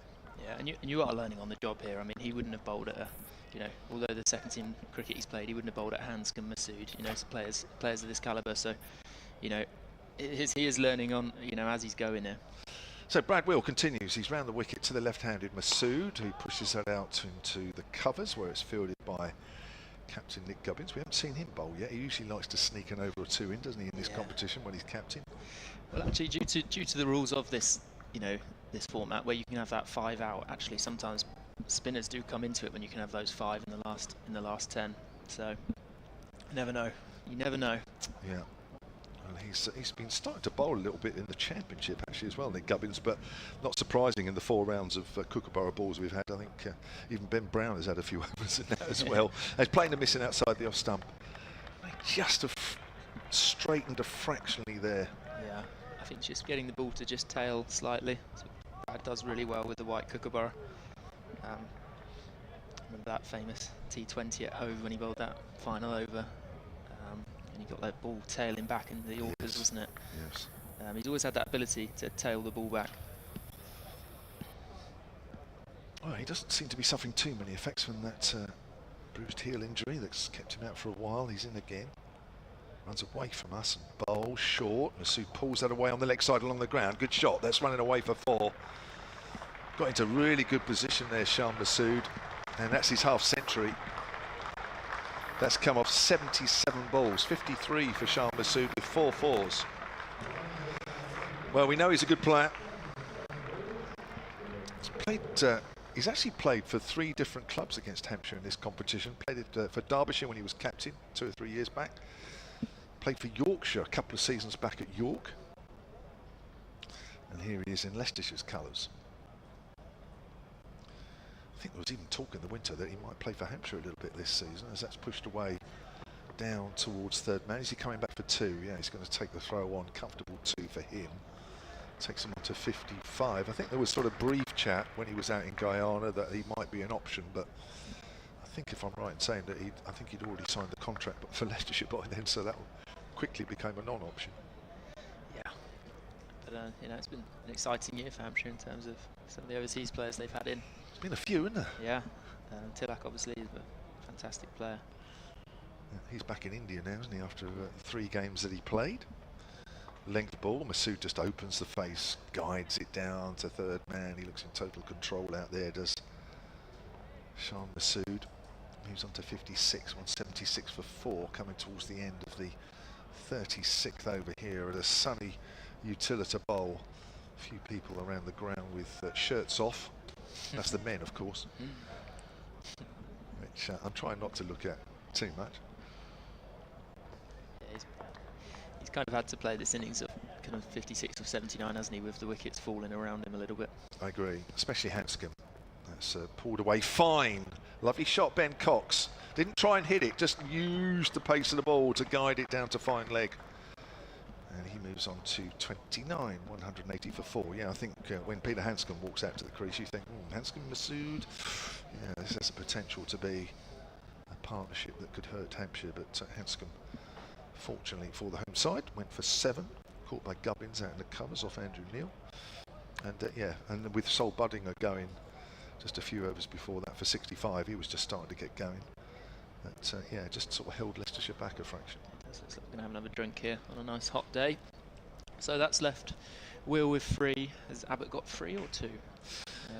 Abbott has bowled 7. He's got 3 left. So both of them have got 3 left. Be interesting to see whether they keep Will going for another one or save him for those kind of death overs. And who they go this end. Maybe could go Eddie Jack again. Yeah, Jack's figures so far: 4 overs, none for 19. Brad Wheel's the most expensive actually in terms of runs per over, almost 6 3/4. McMullen's gone for 5 1/4 from his 4. Organ 5 1/2. Andrew Neil 3 1/2.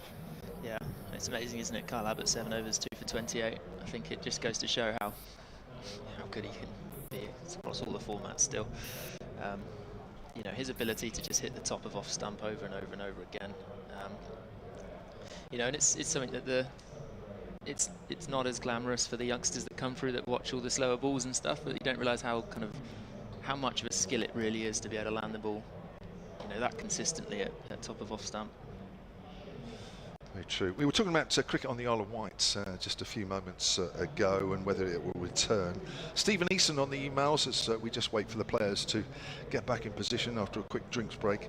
solentcricket@gmail.com says Hampshire last played on the Isle of Wight on the 22nd of August 2023, a Metro Back Cup game against Kent, which included a big century for Daniel Bell-Drummond and a spectacular one by Anarin Donald, as I remember. 650 runs in just under 100 overs. It was a glorious day with a large crowd, which included a lot of people who had come from the mainland. It would be great to see just one of these 50-over games back on the island again. Well, as I say, you never know. Yeah, and we had that first-class game there, didn't we, where Broad bowled at Rahane. Rahane got 100 there as well. And Sam North East. Yes, North East, of course. Yeah. Win for Hampshire on that occasion, and I think it was either the Kent game or the Northamptonshire 50-over game the year before. One of the two of them was. It was so hot that people actually brought umbrellas into the ground. Yeah. You know, for the crowd. I mean, you don't often see that, do you? I know there's one or two below us that have got umbrellas up, not because of any threat of the rain, quite the opposite. But there was lots of people that had umbrellas up that day. Good. Well, Hampshire are going to continue with Neil here. He's in past the bowler. Started into the pitch. It's cut away. That'll be just one to Ali Orr again, who throws in on the one bounce to Ben Mays. 181 for 4 now. Thank you to Stephen Eason again, actually, who's just sent me the scorecard. Hampshire won that game by 3 wickets with 9 balls remaining against Kent. For the record. So we've got kind of 45 gone back out to a kind of fine leg now, so that area is vacant as Neil in. Fires in again. Oh, that's cut through between the 2 points for 4 runs. It's very well played. Just a little bit of width on offer there from Neil. This is quicker ball again, which we know is effective. Just a tiny bit of too much width on it, that's all. Nice shot from Cox, who's starting to pick it up now. 29 off 35 balls. He's starting to get going here. It's quite interesting, isn't it, that, you know, 1 or 2 balls are gripping, but most aren't, isn't it? So it must be difficult as a spinner. Yeah. Yeah, I think, but also it comes, you know, these are the days where people go, oh, did you mean to, you know, skid that one on? And it's just that natural variation, isn't it, that you come into. I think it has been when it's been a bit slower, but to go slow here with mid-on ups is challenging, isn't it? You know, with how good these players are now. As Neil in again, tosses that one up and just defended into extra cover. So yeah, certainly when it's up, there seems to be a bit more grip, and it looked like there was a bit more grip maybe when Felix bowled this end as well. Yeah. Neil in quickly again, slower, and driven out to Fletcher Middleton. They're looking for 2. Fletcher picks up, good throw back there to Ben Mays. Just, I'd say he saved a single there. It's a good bit of fielding there from Fletcher Middleton. The score moves on to 186 for 4. So these two are put on 63. Again. Cut away, is it going to be? It's well cut off there. Oh! And that's a run out there. Brilliant bit of fielding from McMullen. Wow. Shan Masood completely done. Yeah.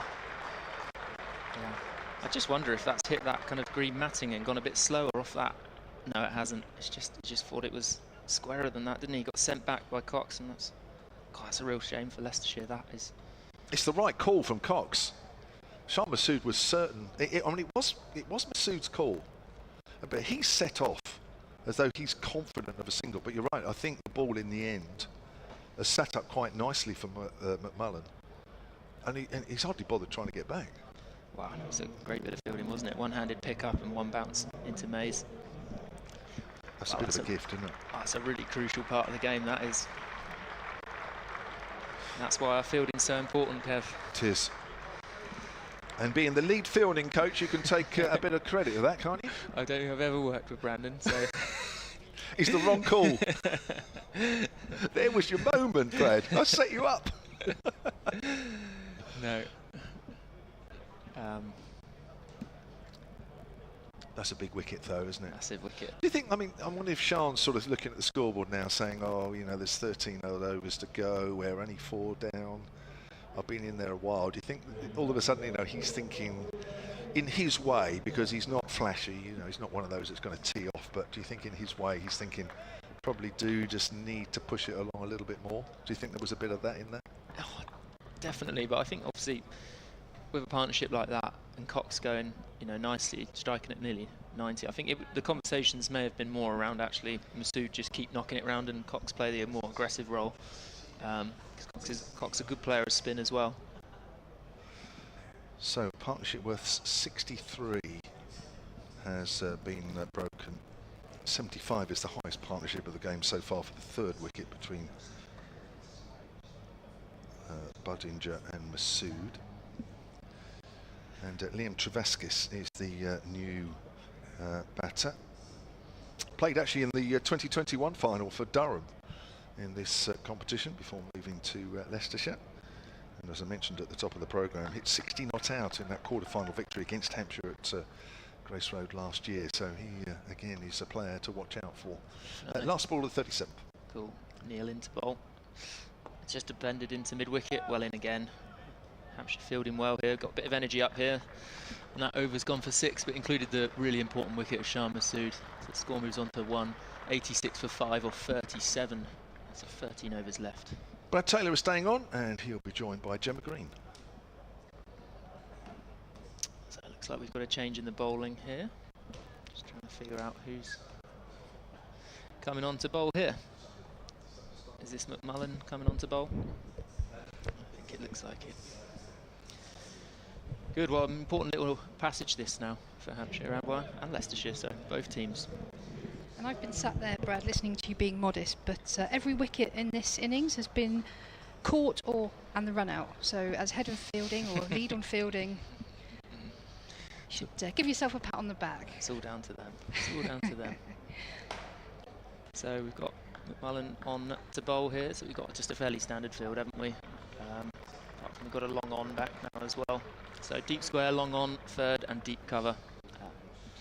Just looking to really squeeze some dots in here. Got an email in from Andrew Cook asking, when is Barker available again?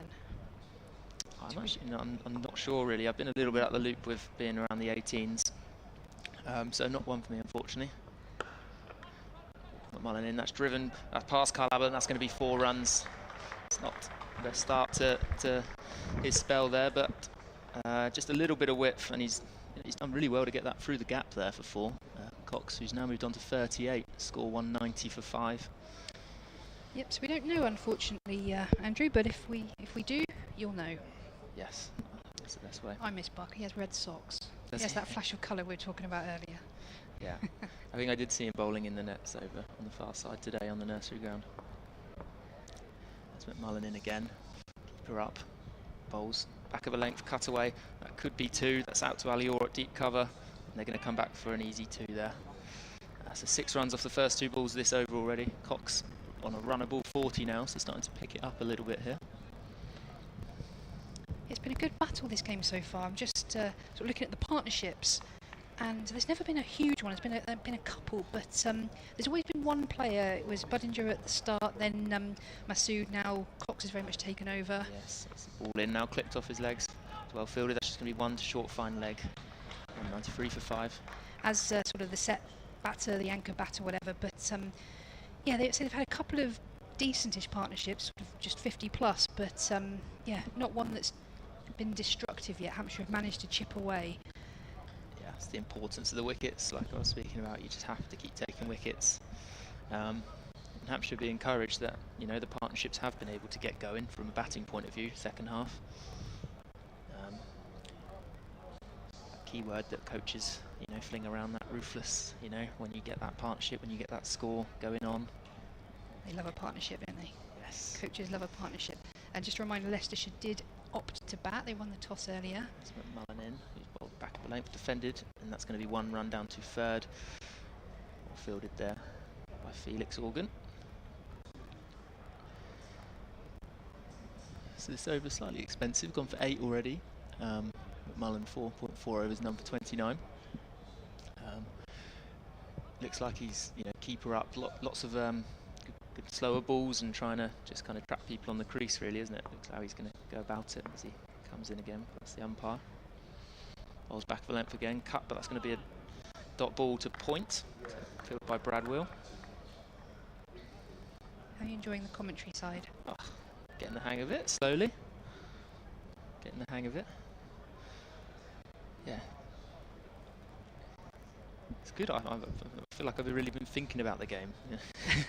Sometimes I watch cricket and I think I'm looking at it more from a coaching point of view. That's good. Mullen, last ball of the over. Runs in past the umpire. It's full, defended. And that's going to be 1 run. Just missed there, extra cover. And that is the end of the over, which brings the score to 195 for 5 off of 38. So 12 remaining. Cox on 42 and Travascus on 1. So we talked about your many roles sort of in the men's side, but I've seen you at a couple of the women's games behind a laptop. So what are you doing at those games? Is it a similar role? Yeah, so the women's, I do the fielding for the women, Okay. and the Vipers Academy as well. So, but I try and, obviously across the winter I do a lot with the team, so I do cover some of the batters as well. So I'm just a general coach. So for the month of September, actually, when the pathway finishes, I'll be with the women full time for the month of September for their 50 over comp, which is good. Yeah, I really enjoyed coaching that group. It's a really lovely group of players who got great work ethic, want to improve. So I've really enjoyed that actually. Excellent. So Neil in for his 8th over. Full, pitched up, driven through extra cover. There's a fielder out there, chases on, and it's an effective bit of work in the end by Felix Orban, I think. And keeps that down to 2 runs. It's a nice shot, that is. Cox just going well here. Yeah, he's run a ball 44, and this time, oh, it's a lovely run there if they make that. Yeah. That's what we've been talking about all day. That was a drop and run. We talked about indoor cricket earlier. Any of you play indoor cricket, that's how you play indoor cricket. Just soft hands, drop the ball, set off.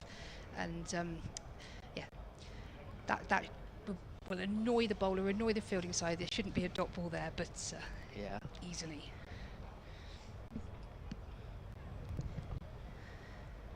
So Travascus on strike, the left-hander to the slow left arm.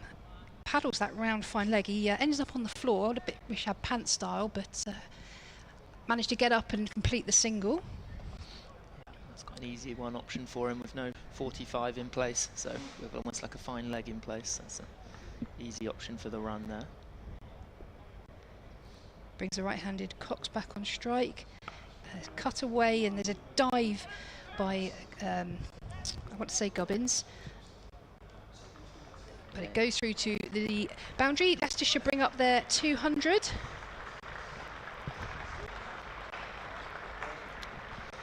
It's a good example of these boundary sizes because that would probably been for a lot of grounds.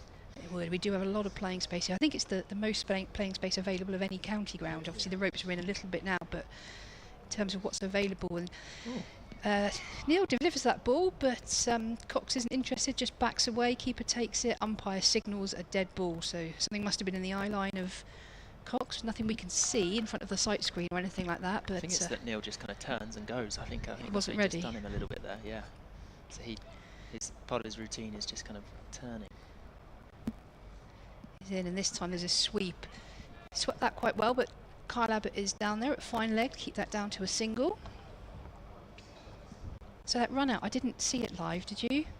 I saw it on the replay. Yes, yeah. It was a very good bit of fielding, but I think it was just I think he thought it went squarer than it did. Yeah, I don't think, had Cox come through, I'm not sure if he'd have made it or not. I think it would have been a tight one. So. Brilliant, Neil in. It's played onto the leg side, no run. So in the context of this period of the game, another good over. 7 runs coming off that. Leicestershire are on 202 for 5. Cox 48, Travascus 2. Yeah, I think it'll be another over for McMullen. We've obviously got one more over until the 5 fielders can go outside the circle. So get through this over and you can have a bit more protection on the boundary.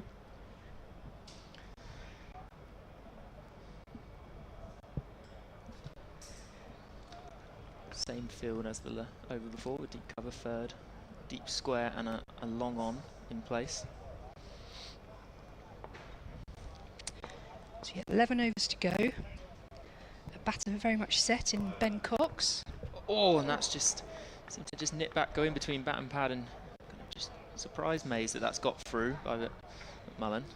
Wasn't sure if that's a cutter or whether that's actually just nipped off the surface. I think Cox is saying that's just nipped back through the gate. Going down the wicket and tapping the pitch a little bit. It's a good delivery that from McMullen. He's in again. Bowls, good length, just blocked down too long on for a single to Eddie Jack. He's pushing now because Eddie's just not fully attacked that, but they decided against it. McMullen into his 6th over. He's gone for a runner ball so far. No wickets to his name. In fact, Brad Wheel's the only bowler to have gone above a runner ball of all the Hampshire bowlers today. That's only slightly. Yeah, I think the pace off, you know, on this surface as McMullen comes in again. It's got a wide full toss, but that's driven to Gubbins for dot ball. Probably should have done a bit better with that one. Yeah, I think, you know, given that the spinners have been effective and, you know, McMullen keep her up with the odd cutter, probably they're thinking just the less pace on the ball on this surface at the moment when the ball's a bit older as well. It's McMullen in again. Off cutter, I think, driven down the ground. That's gone past mid-off. It's going to go for 4. Eddie Jack in pursuit, and it has gone for 4 runs. So just slightly over-pitched. And a lovely shot there from Travascus gets him going. 6 off 6 now. Scored 207 for 5. It also comes into play with that, again, bigger playing surface that we're talking about. Some of these big strikers these days can miss-hit a spinner for 6 on some pitches, can't they? You're less likely to do that, obviously, in a field of this size. So with the slow bowling, you really do have to create the power yourself as the batter. Exactly. That's McMullen in again. Back of length clipped, but just going to be a dot ball into mid-wicket to Brad Wheel. No, I completely agree. I think that's why they've gone this route with the cutters and stuff like that. I just think his margins here with the field, obviously a lot of fielders behind the bat, is just to go, that's the length that he's looking to bowl, isn't it? Yep. Final ball over, gone for 5 so far as he comes in. It's a good length ball, blocked, not be able to run through for that one as it's a dot. Good over, 5 off. That takes us into the final power play where we can have a 5 outside. Yeah, we've got Cox going very nicely. He's on 49 at exactly a runner ball. Travascus fairly recent to the crease, on 6 at a runner ball. Gubbins has got all bowlers at his disposal. Everyone's got at least 2 overs left. Yeah, that's always where you want to be as a captain, because obviously anyone can, you know, end up being hit out the attackers. Certainly in the last 10 overs, having as many options as possible is always important. Looks like is this Abbott back on? I think it is, yeah. Yes. We're going to have Kyle Abbott from the pavilion end, where he opened proceedings earlier this morning. He bowled 7 overs, taking 2 for 28. The 2 wickets he picked up was Ian Holland in the first over and Lewis Hill a couple of overs later, both caught behind very differently. Ian Holland was a more sort of orthodox caught behind, and Lewis Hill charged, and Abbott saw him nice and early, decided to bounce him, and he ended up gloving one through to the keeper. But he's back on now for his 8th over in this game. Hampshire still just going with the 4 out at the moment, so they still want to put a bit of a squeeze on Cox and not gift him those singles. So Abbott in over the wicket to Cox, forward defence, no run. Could have predicted that. Kyle Abbott, forward defence. Yes. All day. Yeah, Kyle Abbott's been done a lot of the workload in the bowling department in both red ball, and played a couple of games of this so far as well. Very much the senior seamer. Has been for a few years now for Hampshire. So he charges in again, very bustly run up and in.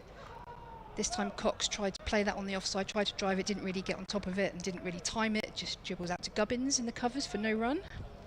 It's kind of the dream scenario, isn't it, with Kyle Abbott around this young bowling lineup. The good mixture of kind of youth and experience. Absolutely. work out what the age difference is, but yeah, like you say, it's very disparate in that you've got him very much in the back end of his career, showing the youngsters how it's done as he comes in and bowls a slight inside edge, worked onto the leg side, and that will bring up Cox's 50 or 52 balls with 5 fours. He's played really well there. It's looked really low risk, but like I say, nearly gone out a run a ball. The third Leicestershire player to bring up 50 in this game after Badinger was 65 and Masood 57.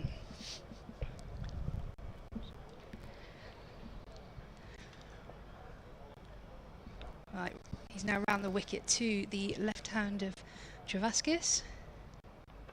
Coming in, angled in towards the left-hander and delicately steered down to third man for a single. Even that, seeing how he ran that first one there, so it's obviously a really important part of the game for Leicestershire. They're running between the wickets. He's absolutely sprinted that first one and turned round. Even though I'd have said it was always a single, but it's just. You never know, though, do you? The fielder bobbles it. I mean, yeah. it wasn't going particularly fast, the fielder. In this day and age, they've only got to bobble it a little bit, and there's a second run there, isn't it? We see that so often in T20, and now we're in the death overs. That's the kind of chances that batters will be starting to think about. As Abbott's in over the wicket, bowls line and length, worked onto the leg side, mid on does the fielding, 1 run. Yeah, seems that Leicestershire are happy to just keep ticking along here, try and keep some wickets in hand to go big at the back end. I think that's what they're looking like here. Or just kind of, see Abbott out as the strike bowler and try and go the other end. One of those two tactics, I'd say. Yep, he has just got 2 more after he completes this one. So there's 9 overs left, and he can only bowl 2 of them after this one. So, like you say, 7 will have to come from a little less experience. But they've bowled very nicely today. As he's in again, angled in towards the left-hander, played down to the offside for no run. A really important over this first one of the final power play. Just the 3 singles off it. Leicestershire 210 for 5. And I'm going to welcome Chris Temple back in beside me. As the Leicestershire players go for another drink, it is a drink and towel kind of day today, isn't it? It's very warm. Kevin was talking about the umbrellas that are out. There's plenty of umbrellas for a good reason. This is going to sound ridiculous. It looks warm sitting in those seats underneath us. We're in the shade, thankfully, but yeah, this is a ground that contains the heat quite well when you're sat out in those seats. It does. It contains everything, doesn't it? If it's hot, it contains the heat. If it's windy, it contains the wind. It seems very much a bowl. Yeah, it is. That's the point. The idea. Because Hampshire playing these day games. There's a few 2 o'clock starts today at some of the international grounds where they're obviously going for the floodlit option. But Hampshire are playing all of their games here at 11 o'clock starts, which is, I think, probably in terms of getting kids in and things, it probably makes sense. As we see, Andrew, you're never going to be packing these games out, are you? So I think the daytime games working pretty well. So Neil's changed ends. He's come on from the commentary end, and first delivery is pushed onto the offside. They come back for a quick 2, and it's a great bit of fielding. Fantastic throw into Mays, and he's quick to whip the bails off. But I think Leicestershire are even quicker to the mark. They've run well all day, and I think that exemplified that. They've run well all day, apart from Shan Masood's the chaos with that. But you're right, they've certainly have put pressure on the Hampshire fielders, turned 1s into 2s, lots of quick singles in and around the ring, which has kept the scoreboard moving when there maybe hasn't been the 4 ball there to accelerate the scoreboard. They've made sure that they've continued to keep things going, and that pressure can bring mistakes as well on the fielders. Yeah, and again, bowls full delivery, forward defence, beautiful stride. Cox is still in position as he just admires the quality of that ball and sees it off with no problems. And this time gives himself a little bit of freedom to sweep the ball. He sweeps it quite straight down to Eddie Jack at long on, and they come through for a single. Andrew Cook, I'm going to get to your email in a second, by the way, about Keith Barker. At solentcricket@gmail.com if you want to get in touch with us at any point, whatever your perspective. Hampshire, Leicestershire, neutral, solentcricket@gmail.com, as Gubbins and Neil, as you can see, they're just having a little bit of a conference about what to do with their leg side field here for Travaskis. And it's remaining unchanged. So deep backward square, deep mid wicket, and long on, all behind Nick Gubbins, who's just wandered out a shot to his position at mid wicket. First time in the game we've had 5 fielders on the boundary. Neil's in, and that's down leg side and swept well, but there is a short fine leg there, keeps it down to just a single. So 3 fielders on the leg side on the boundary, but that one he couldn't find it. He got the infielder who's at short fine leg. And again, the leg side field reinforced, 3 out on the fence on the leg side for the right-handed Cox. In and cut away, short point. Deals with that, straight back into the gloves of Ben Mays, no run. Close, isn't he, that fielder at short point? It's sort of not quite a catch, well, it probably is just about a catching position, isn't it? But it's they're trying to cut off those quick singles in that area as well. Absolutely, as demonstrated perfectly then. This time it's full toss, swept to the leg side, there's a fielder out there, does well, and that keeps it down to another single. So another tidy over, just 5 off it. Leicestershire 215 for 5 with 8 to go. Yeah, Andrew Neil's continuing his good form. He's got 1 over left of his allocation of 10. He bowled 9 overs, 1 for 45 in the first game, 2 for 44 from his 10 here against Essex, 1 for 39. The pick of the bowlers in terms of economy in that game at Worcester, albeit Worcester chased that pretty easily to victory. So he's bowled consistently well, Andrew Neil. And you saw, we talked about him getting through his overs quickly the previous over, wasn't it, when Ben Cox pulled away, where Neil was running in well before Cox was ready. So, yep. But Kyle Abbott will continue, as you can see, bottom right of the screen, if you're watching on our YouTube screen. 2 for 31 from his 8 so far. Picked up a couple of the first 2 wickets to fall, in fact, both caught behind by Ben Mays. And certainly worth watching the full-length diving catch that got rid of Ian Holland in the very first over from Ben Mays, as Abbott is into bowl to Cox on 55, and he's knocked him over. Cox has been aggressive at times. He's looked to get down the pitch, and he was on the move again there. But Kyle Abbott had too much for him on that occasion. It's a 3rd wicket for him, and Ben Cox goes for an excellent 55. It's the 2nd wicket where someone's charged Abbott. This time Abbott didn't go for the bumper and the glove behind. He kept it at line and length and took off top of off stump. And he was looking and pointing back there at somebody, Kyle Abbott, as if to say, whatever it was that we spoke about, whoever that person was, it was just out of our view. There you go, you can see Kyle Abbott pointing and nodding to somebody, saying, get it full, get it up on the off stump area. And whatever the plan was that was hatched has worked. Yep, cricket's all about plans, but you've got to have the players to execute it as well. And yeah, the experience of Kyle Abbott there, executed to perfection. As I say, you talk about bowling, taking top of off, and that was damn near perfect.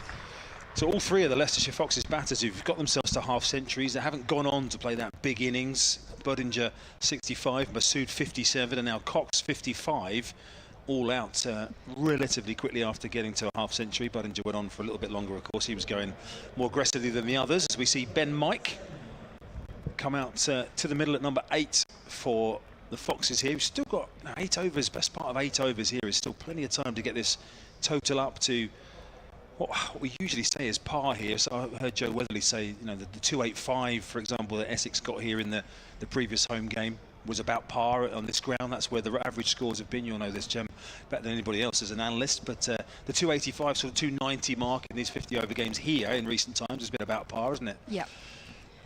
So Leicestershire got a little bit of work to do to get near that, but they've got time. They have. It's they've got time. It's not ideal having 2 fresh batters at the crease. Well, Travaskis has faced 11 balls, 8 off 11. Yeah, you kind of want to accelerate in this phase of the game, but still 7 and a bit overs to go. Yeah, and that's obviously what Cox saw. We saw him be aggressive earlier on, Ben Cox, but they're looking to start to get things moving. But Kyle Abbott just having too much for him. So you're right, 2 relatively new batters at the crease. So when you've got Kyle Abbott, who's got 1 more over after this one left, 3 for 31. We've seen relatively little of Eddie Jack today, who we've spoken about before. For him, just trying to put the brakes sometimes on the runs that he concedes. Well, 4 overs for 19 so far. Some overs of spin left as well. Felix Organ's got 3 more to bowl. Neil just 1 more. Here's Abbott then. First ball to the new batter, Ben Mike. He's doing that out off the inside half of the bat, out towards the leg side. Pretty not sure that's where it intended that to go, but And Kyle Abbott's just having a chat to Ben White. Ben say, could you take an alternative route rather than straight down the middle of the wicket? So you can go over there if you want. Anywhere else apart from that route that you took. Is that the bowler's job? Surely the batters can run where they like, other than where the umpires say they can't. Yeah, you're right. It's probably for the umpire to say, Ben, could you take a different route? Liam Travaskis, the left-arm spinner, was probably watching on with interest as his colleague ran straight down the middle of the pitch there, but Kyle Abbott was not amused. And says, I don't want you standing there either. Get over the other side. I want to come around the wicket to the left-handed Travaskis. He's in and bowled from that angle, nothing doing there as the fielder is in tight again on that offside. It's Gubbins, the captain, who so often is the one in and around the batter right under their eye line there, in either a short mid-wicket or short cover as he is at the moment.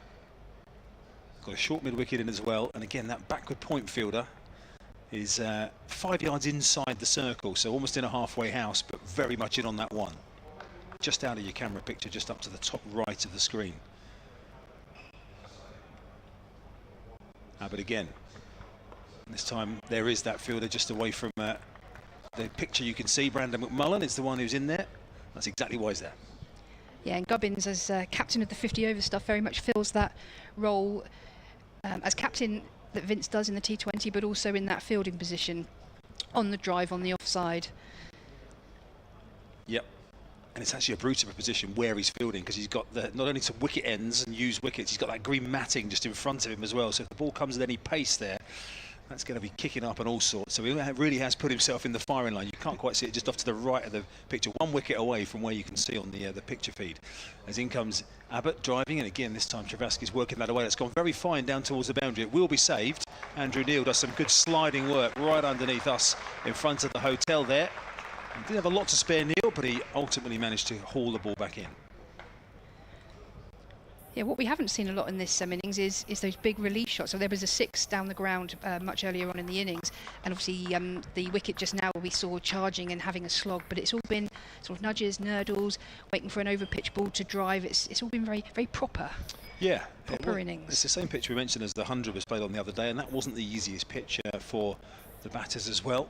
And Kyle Abbott, of course, if there's anything to be found in the pitch, an exponent of his quality will be absolutely finding it. That's a good bit of work from Gubbins, diving on one of those worn wicket ends that I just talked about to prevent any run at the end of the over.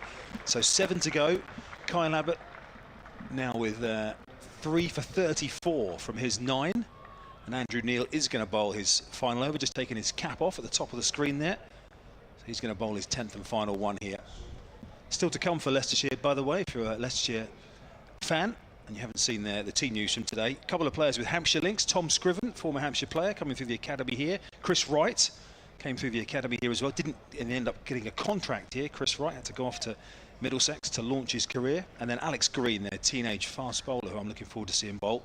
They are the 3 men yet to be called on with the bat for the Foxes. Okay, into his final over, Neil. 1 for 39 off 9 so far. He's changed ends, not now, but he's bowled his first spell at the pavilion end, and he's come on to bowl the last few from the commentary end. And he's just tinkering with the field slightly as he comes into bowl what will be his final over of the day. This pushed out into the offside, again one of those quick singles that we've seen taken all day, well run. Both batters very much aware to it. It's another fantastic take from Ben Mays. It's down at his bootlaces there. I mean, he's again, sometimes those ones that are kicking up off the wicket ends are really hard. Nick Gubbins was furious with himself that he didn't manage to throw that a little bit more accurately. Went for the direct hit.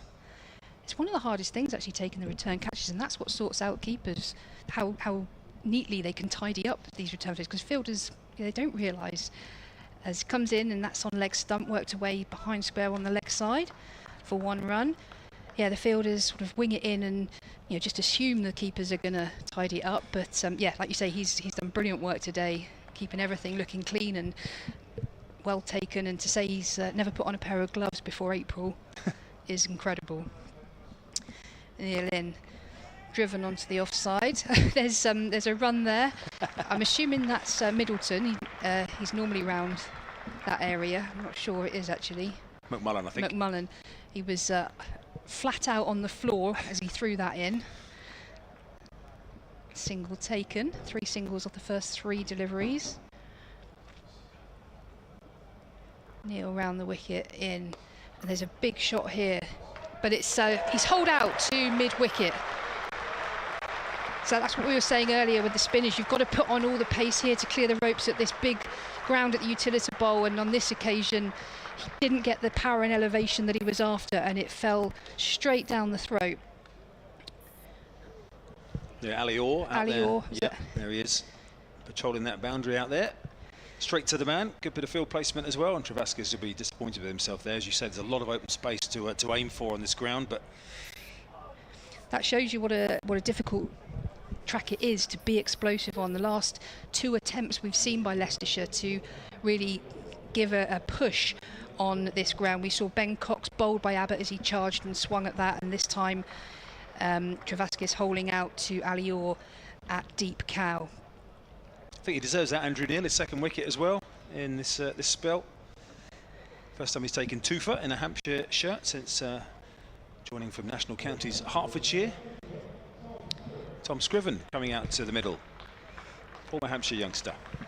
And that wicket really does show about the pressure that Hampshire have put on them, because we are in the final phase now, and when you'd expect the batting side to start accelerating, and the last 2 overs before this have gone for 5 and 3, so well under a run a ball.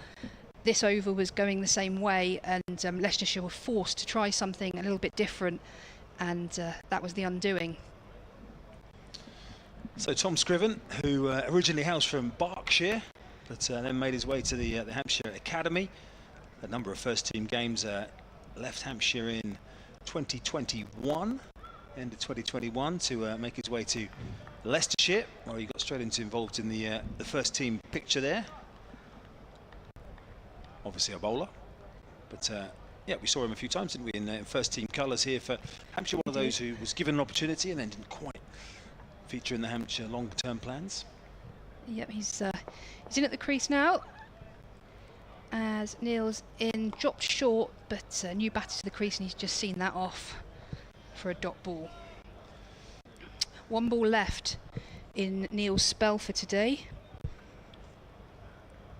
Bowled really tidily, picked up 2 wickets. His last ball's coming now, and Scrivens drives this past point, picks up a single, gets him off the mark. Leicestershire 222 for 7, with 6 to go.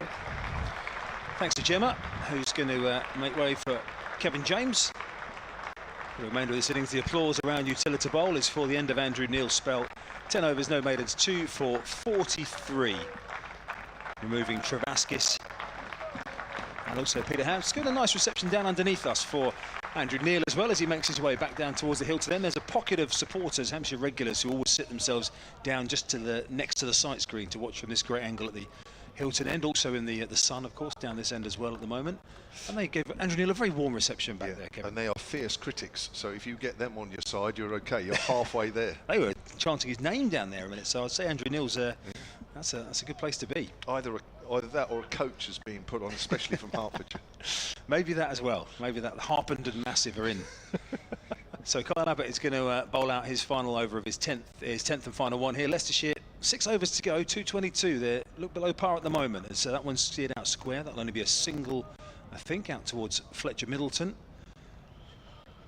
Out on the offside. So what are they doing here? I mean, normally we were just talking with Gemma, 285, 290. The pitch doesn't look like it's quite that good. Oh, I think they'll do well to get there. You know, I'm not saying they'll get there now, but I mean... I mean, the thing is, you've had Ben Cox and Liam Travaskis both getting out, trying to get on with the... So I think Ben Cox is a little bit of a premeditated slog, if I'm honest. Yeah.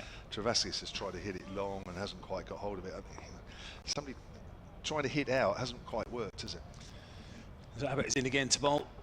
This time Mike is up on his toes, playing that back. And again, judging a pitch until both teams are batted on it and all that. Yeah. But and it is a used pitch. Yeah. So, you know, I don't think we were going to expect a big score here, but I would say Hampshire will be the happier of the 2 teams at this stage.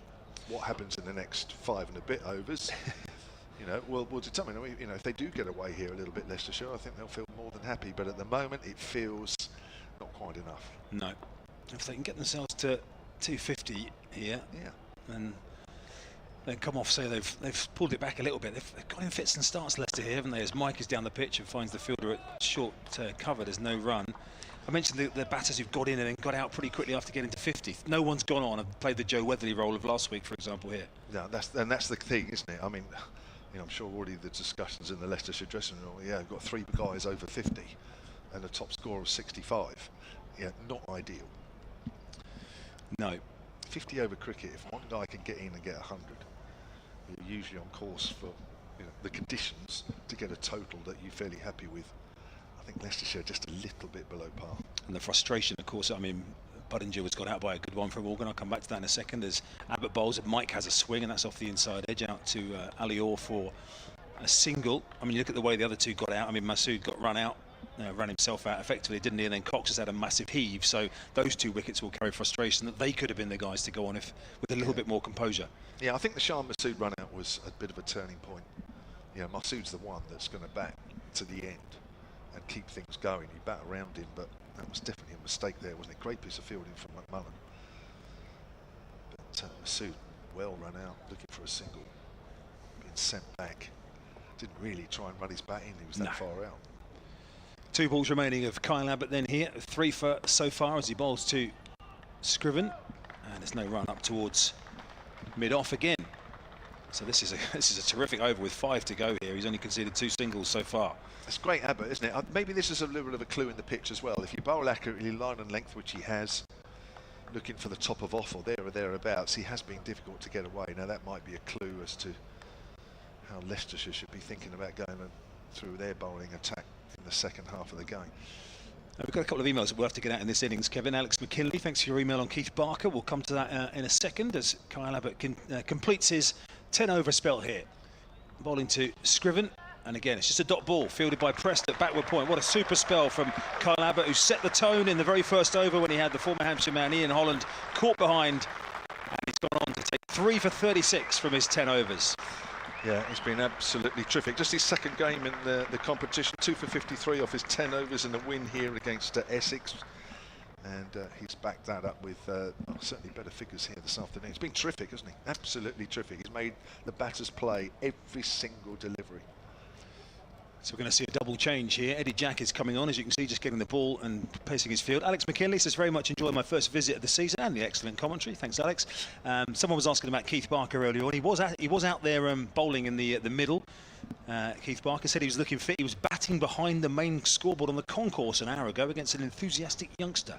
Kev, I think you've got a bit more info on Keith Barker's potential return at some point. Yeah, just to repeat what we were saying earlier, and if you've missed it, that he came back from his ban early July after his year-long ban, and I think we were all expecting to see him quite quickly in Hampshire colours. He'd been bowling on the outfields as he travelled around with the team leading up to the beginning of July, but unfortunately he then picked up a calf injury, and that has still kept him out. But if Hampshire want to play him in the last month of the season, as Eddie Jack comes in, right arm over and bowls, that's nicely played by Ben Mike as he guides that down to third man, 225 for 7, then Hampshire really have got to look to get him in, I think, towards the back end of this competition. I think that is the plan.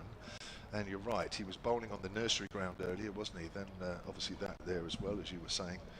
And I think the feeling is that he's probably on course for the back end of this competition, whether Hampshire get into the quarterfinals or the later stages of the group games. But I think they're going to need to get him in for a game or 2 just to get him back. Here's Jack again. That's driven on the up out towards deep square where Ali Orr fields, 226 for 7. I know it's a developmental competition for some of the Hampshire bowlers, isn't it? But if you suddenly find yourself with an attack of Abbott, Barker and Wheel, amongst others, towards the end of this competition, that's pretty handy, isn't it? Well, it certainly is. And, Barker has been known to play in this competition over the last couple of seasons. So that wouldn't be anything new. But, of course, you use this competition for all sorts of reasons. Yes, to get guys in who you're having a look at, because you can't really do that in Championship, can you, if you're either chasing the title or avoiding relegation. Slower ball, driven out to Ali Orr again. I guess total goes on to 227 for 7. So I think Hampshire will get, a lot out of this competition if they can get Barker back fit and ready for selection for September. Yeah, that would be a lovely place to be. Of course, Hampshire, for the benefit of Leicestershire fans maybe watching in, have 10 players away with the 100. Leicestershire have just 3 at the moment. They've got Rehan Ahmed with the Trent Rockets, Josh Hull with Wells Fire, and Louis Kimber, a late pick-up by Phoenix. That's hammered away through the leg side by Tom Scriven. Won't quite go to the boundary, or will it? I think it's running away. Oh, it does. Just had enough legs in that shot to beat 2 of the Hampshire fielders running around. And 2:31 for 7 now. Tom Scriven moves on to 7. Amito Singh has been on the email. It's solentcricket@gmail.com, by the way, at any point if you want to get involved, even if you during the interval want to send us an email, solentcricket@gmail.com. It says, why don't they just focus on the blast? If we invest and focus on the blast, perhaps increasing the length of it, it'll be more appealing rather than multiple short competitions. It's like football's Premier League, it runs for multiple months and is very captivating. Come back to that in a second, Amito. Yeah. Jack bowls, that's hammered, just over mid-off. Just. Scriven using his feet. Picks up another boundary, moves on to 11, 2:35 for 7. Well, it's a good shot from a number 9, isn't it? Tom Scriven, he's caught that well. And Kyle Abbott was well back beyond the circle there. And a big man just evaded his reach. But that's the kind of adventure we're going to need to see from these Leicestershire players. They're going to get themselves up in the 250, 260 and more region. Yeah, I heard you talk about Tom Scriven earlier, and he played a couple of T20 games, a couple of, well, as was the Royal London One Day Cup. So he played 5 of those back in 2021, a couple of T20 games, one in 2018, one in 2020, and a couple of the Bob Lewis. Remember the Bob Willis Trophy? Yes. Yeah. Played a couple of those before he moved on to Leicestershire in 2022.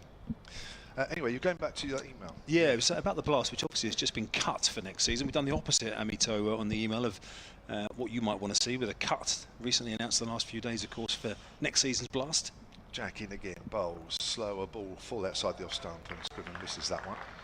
End of the over. Jack's bowled 5 overs, none for 30. Leicestershire 2:35 for 7 with 4 to do. What do you think about the revamped blast for next year? 12 games instead of 14 in the group. The regionalised groups are back, so we lose the sort of derby against Somerset. Unless that is one of the games against the teams in the other group, which can happen as well. You're not going to be picking Durham away as your game against the team from another group, are you? Probably. Who's picking it though? Well, that's the question. How did they decide that? But I mean, losing Hampshire Somerset, that's a real shame for me. That's been a great game, home and away. Yeah, but as you say, with 1 or 2 games being played outside of your group, that might actually still happen. Yeah, maybe counties get to say who they'd like to play, but of course the most geographical, the biggest rival might also be the strongest team, so you probably wouldn't want to play them. I'm not sure I could see Hampshire banging the UCB door down and say, can we please play in Taunton? Yeah, exactly. But I can't see any county. Can we please go and concede 250 at Taunton? Not saying Hampshire might, but any team is potentially could go there and do that. But Somerset might be left with playing nobody outside of their group. I think it might be the sort lose of by default brand tub where you say, right, who's going to get a Somerset away? Sorry, it's you, Durham, or somebody. But yeah, it's certainly interesting time for Leicestershire, of course. For them, the wheel turns as well, slightly differently. It suits some counties better than others. Well, this is it. I'm just wondering how Leicestershire feel about that with 1 less home game, effectively, in the groups. So, next over, change of bowling. It is Brad Wheel back into the attack for the pavilion this time. That's gone high from Mike, up in the air. There are 2 fielders converging towards each other. And, what a catch out in the deep. Absolutely brilliant. Brandon McMullen, I think that is. What a catch, running around, full length dive. There were 2 fielders running towards each other. Looked like potentially a collision, but the fielder took charge. And what a catch that is to get Brad Wheel the wicket as Mike goes. Let's see this again. Oh, that is absolutely fantastic from Brandon McMullen. Wow. Now, I have to say, I don't know about you, Chris, I thought for quite a long period of time that was going to bounce in between the 2. There was certainly looked like it might have picked the gap, didn't it? And I was worried for a second the 2 fielders are going to run into each other. Well, that is a great moment for him. Right in front of a big pocket of fans down there in front of that stand as well. I know the Hampshire social media team clip up their moment of the match. Hendy moment of the match. I reckon that might be it unless something spectacular happens. Look at that. Yeah. Other car dealerships available, of course. They are, of course, indeed. Like Peter Cooper, who we just saw an advertisement before in the background there. Should we go through them all? Only if they're going to deliver us a free car by then. But Brandon McMullen, that is a great moment for him. And again, Kev, you'll have been in that situation. I'm not saying you've taken running, full-length diving catches in your career, but you're in that situation where you're moving quickly towards a catch and you can see someone at the corner of your eye also coming towards you to keep your eye firmly focused on the ball there. The secret is the call. The secret is the fielding coach. Well, Brad Taylor's making a note of that. He's claiming that one as well. He's had a run out. He's had a full-length wicket keeper catch. He's had that one from McMullen. And again, for those of you, I know people joining us all the time, and sometimes we talk about things that don't make any sense. Brad Taylor, the Hampshire fielding lead, amongst other roles, is with us in the commentary position. I've never seen him look so happy. He just keeps putting ticks. He's got this laptop. He just keeps putting ticks in. Objective achieved. Full-length running diving catch. Yeah. Tick. There is a form that comes down from the Hampshire hierarchy that says, "What have you done today?" And Brad Taylor's got so much written on that at the moment. The only form that comes to us is, "What do you want for lunch?" As in comes Wheel again. Fresh from picking up that wicket. The new batter, as you can see on screen if you're watching, is Chris Wright. Another with a local link. Never quite made it as far as the first team contract here. Went off to Middlesex amongst other counties. Liphook and Ripsley was his club, which is not easy to say sometimes. An interesting email here from Sean Anderson. I don't know if you just noticed that as well. Let me look. suncricket@gmail.com. He's trying to pick out somebody that he doesn't know who they are. We'll come back to that in a second. Yeah. In comes Wheel again to bowl. Oh, what's happened there? Wow. It's one for the over, but batter was not interested. He says, "Hi guys, Sean from the Royal Estate in Andover here." Royal Estate. Oh, hello. Thanks Other for the great estates are available? Yes, of course. Not maybe necessarily near Andover. All Royal. Thanks for the great coverage as always. I'm a regular at Hawks games and the odd one-dayer. For the past few years, I've been distracted by a staff member who looks like he was carved out of granite. I'll get my words out in a minute. By the gods themselves. Hello. Here's Brad Wheel, not carved out of granite as far as we know, but a strapping gentleman nonetheless. That's a single run down towards third man, picked up by Jack. Says he's built like a fridge, so stacked he appears to have misplaced his neck entirely. Probably around 5'7". Anyone know his role?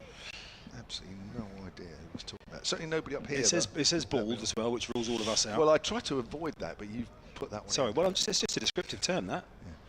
Yeah. Brad may know of a person like that. I don't know. I mean, I wouldn't know at all. Brad does know who you mean. I think he's nodding. Hang Interesting. on. Try and find out who. Okay, goes off mic. In the meantime, with just over 3 overs to bowl, it's Tom Scriven. As the ball is delivered to Scriven, he picks up a single out towards the edge of the circle. We just talked about the form we fill in to get lunch. Dan from the Hampshire staff has just walked up with 4 lunches, which is one of the biggest results of the day so far. It's the result of the day, let's be honest. And Thank you, Dan. Yeah, Dan's done a great job here, but it's new for us as well, that. Normally we've got a power across, do 100 yards in about 10 seconds, come back and miss the first few balls. And it's part of the interview process to get Dan his newly appointed job here as content and communications manager. How good are you as a waiter? In comes Wheel again. 1 ball remaining of his 8th over. That's opened the face and steered down towards third man, where they get a single. Chris Wright picking it up. So 238 for 8 here. It's the end of a wicket taking over for Brad Wheel. It's cost him 3 singles as well to that brilliant catch by Brandon McMullen out of the deep to get rid of Ben Mike. So Scriven on 12, Chris Wright on 2, and Leicestershire have got 3 overs remaining here. And Brad Taylor is telling me he thinks he knows who that certain person we've He's been due back talking on about. commentary, so yeah, actually, I'll let him introduce. Yeah, Brad, you're back on there. No slacking here. You can't rest on your laurels because there's been a good fielding display out there and you're the lead fielding coach. You can't just sit back now and say, I've done my job for the day. Welcome back. That's all right. So this man we're talking about, you think is? Well, I think from the description, I'm guessing it's a guy called Ali Hooper, who is our kind of psychologist at the ground, who he used to do some kind of bodybuilding competitions back in the day. Oh, right, there you go. And plays cricket for Andover. There we are. Question answered. So we have 3 overs left of the Leicestershire innings, assuming they can keep their last 2 wickets intact. And it's going to be Eddie Jack running away from us and bowls. It's short, it's pulled away on the leg side, certainly not out of the middle of the bat. And Wright will pick up a single, moves on to 3, and Leicestershire on to 239 for 8. Me and Chris have been discussing the total here. Brad, what are you thinking at this moment? I'm thinking it's probably just below par, but I think it's probably going to be an interesting chase. I think when you've got the ball in the right area, it has looked tricky, hasn't it? And it did spin. So yeah. but like always here, there's just, if you can get a partnership going, it can feel real tricky as the bowling team here. Eddie Jack in again then. Bowling to Tom Scriven, formerly of this parish, goes for the scoop, misses it. Goes through to Ben Mays. And the outfield's been rapid, hasn't it? You know, even the ones to the spinner that have gone behind square down to the boundary have made it the full way. Certainly have. So a hot day here at the Utilita Bowl, which won't be surprising, and a phrase we've used an awful lot this summer. As Leicestershire look to try and squeeze a few more runs out of these last few deliveries. Slower ball from Eddie Jack, and that's nicely hit over extra cover. And there's a good chase on as well. Oh, nearly. So very nearly pulled back, but not quite. And another valuable boundary. Tom Scriven is swinging the bat here to great effect. 16 from 12. At the back of the house, I don't think I've seen too many of those from Eddie Jack. Yeah, he does it really well. I think it's probably a bit fuller than he would have wanted, given the field he's got here. I think he's wanted to go into the wicket there, with deep wicket, deep square, fine leg. Just goes to show that even though he's not made contact with that scoop, that's what the scoop does. Makes you go to those slower pace deliveries. Doesn't it? Makes the bowler think all the time. As Jack bowls a quicker one, that's pulled away in the air, falls just short of fine leg. That's Felix Organ down there at the far end of the ground as we look up towards the pavilion. Leicestershire move on to 244 for 8. Scriven on to 17. Chris Wright, who's now a sprightly 40 years of age, in at number 10. Look forward to seeing him bowl. He bowled well last year against Hampshire. Yeah, so no sign of slowing up. 6 runs off the over so far. 2 balls left of it. Jack bowls short, and he's trying to cut that away. His right misses it. Goes through to Ben Mays, who took 3 catches, the first 3 wickets earlier on today. Ian Holland brilliantly caught diving in front of first slip. Ben Mays. Got also Lewis Hill and Sol Buttinger as well. Looking forward to seeing him bat though. He can certainly keep. And it was interesting, you were saying that really he's only properly kept since the start of this year. Yeah, he's dabbled in everything really. Yeah, a true all-rounder. Is he good at golf as well? That's a short ball, and Wright misses that pull shot. Out, Oh, it's given, he's caught behind. I thought that was being called one for the over, but Wright has tried to pull that away. He got the thinnest of edges, and Eddie Jack has picked up his first wicket. Wright goes for 3, and it's 244 for 9. Yeah, it wasn't much of an appeal there really, just an expectation that was going to be given. So that's what did us up here. Well bowled Eddie. To his plan with his free out on the leg side there, going into the wicket. And a simple catch for Mays, that one. Yeah, it's one of those that's obviously very, very obvious in the middle, but any further away than that, you're thinking, right, what is actually going on? 4th catch for Ben Mays, and they've lost 4 wickets now, have Leicestershire. In the 40s, 43rd over Ben Cox went, 44th Liam Travaskis, 47th Ben Mike, and now Chris Wright at the end of the 48. So of course the task for Leicestershire now is to bat out the last 12 balls, even if it means you might have to rein it in and not be too silly about it, because the last thing you want now is to be bowled out with about 10 or 11 balls to spare. That can make all the difference. Definitely. Yeah. Yeah, mate, coming back to Maisie, I think he can bowl off spin, he can bowl seam. And he's a brilliant fielder. When you see him field, I think you've seen the diving athleticism already from him behind the stumps, but yeah, he's an excellent fielder as well. Does he play golf? Yeah, plays golf. Swims? I don't know about that. I think he's a very good golfer. I think there's some good golfers in the squad. Well, Hampshire will be looking to try and wrap this up as quick as they can here. So the last batter is Alex Green, just 18 years of age, tall seam bowler, who's already had success with the ball in this competition. Can he do something with the bat? Wheel in here now. It's short of a length, just clipped into the leg side. I think it'll just be 1 out to Ali Orr. And that's exactly what Hampshire would have been after there, to get the number 11 on strike. Interesting to see what they do with the field here. I think a few conversations between Gubbins and Abbott, the Two senior players. Yeah, you've got to try and keep green on strike as much as possible. Yeah, so mid-wickets come up, covers come up. So just the three fielders on the boundary, deep square, fine leg and third, trying to keep green on strike. And the ring fielders come in a bit tighter as well. As Wheel comes in, bowls short and that's clipped. Oh, and annoyingly that's going to be a single. Great bit of fielding again from McMullen. He looks like a brilliant athlete and a good fielder, doesn't he? He does, yeah, a real asset out of the field. Yes, this is the first time Alex Green has batted in this year's competition. He's picked up 11 wickets so far with 2 5-wicket hauls, but hasn't yet marched to the crease until today. A field change, so mid-wicket goes out, cover goes out, and the fielders in the ring go right on the edge of the circle to allow Scriven the one, stop the boundaries. As Will comes in. Bowls, short ball, that's pulled up in the air and that's going to be 6. That's a good shot from Scriven, that. I think given the field, I think he probably second guessed that was going to come, but he's still got to execute it, hasn't he? Exactly, 250 up in the 49th for Leicestershire. I think you're right, when you're looking at mid-on and mid-off up, you're not expecting a full delivery, are you? Yeah, but he's still got a lot of that. Conversation between Abbott and Wheel now. The field stayed the same. Would you have one of those mid-off and mid-off out? Oh, Just gives you options as a bowler, doesn't it? Yeah, I guess so. As Will comes in again, he goes. That's a length ball, and that's hit straight up, and that should be taken by Felix Organ, and and that's the innings done. 252. Scriven departs for a useful 24 off 15 balls.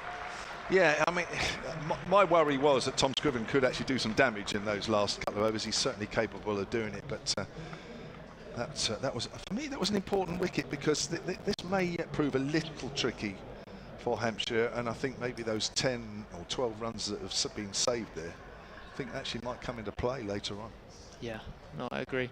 I think it will come down to how the, if utilising that new ball, which looked a bit tricky, and how the spinners bowl in that middle will be where this game played out.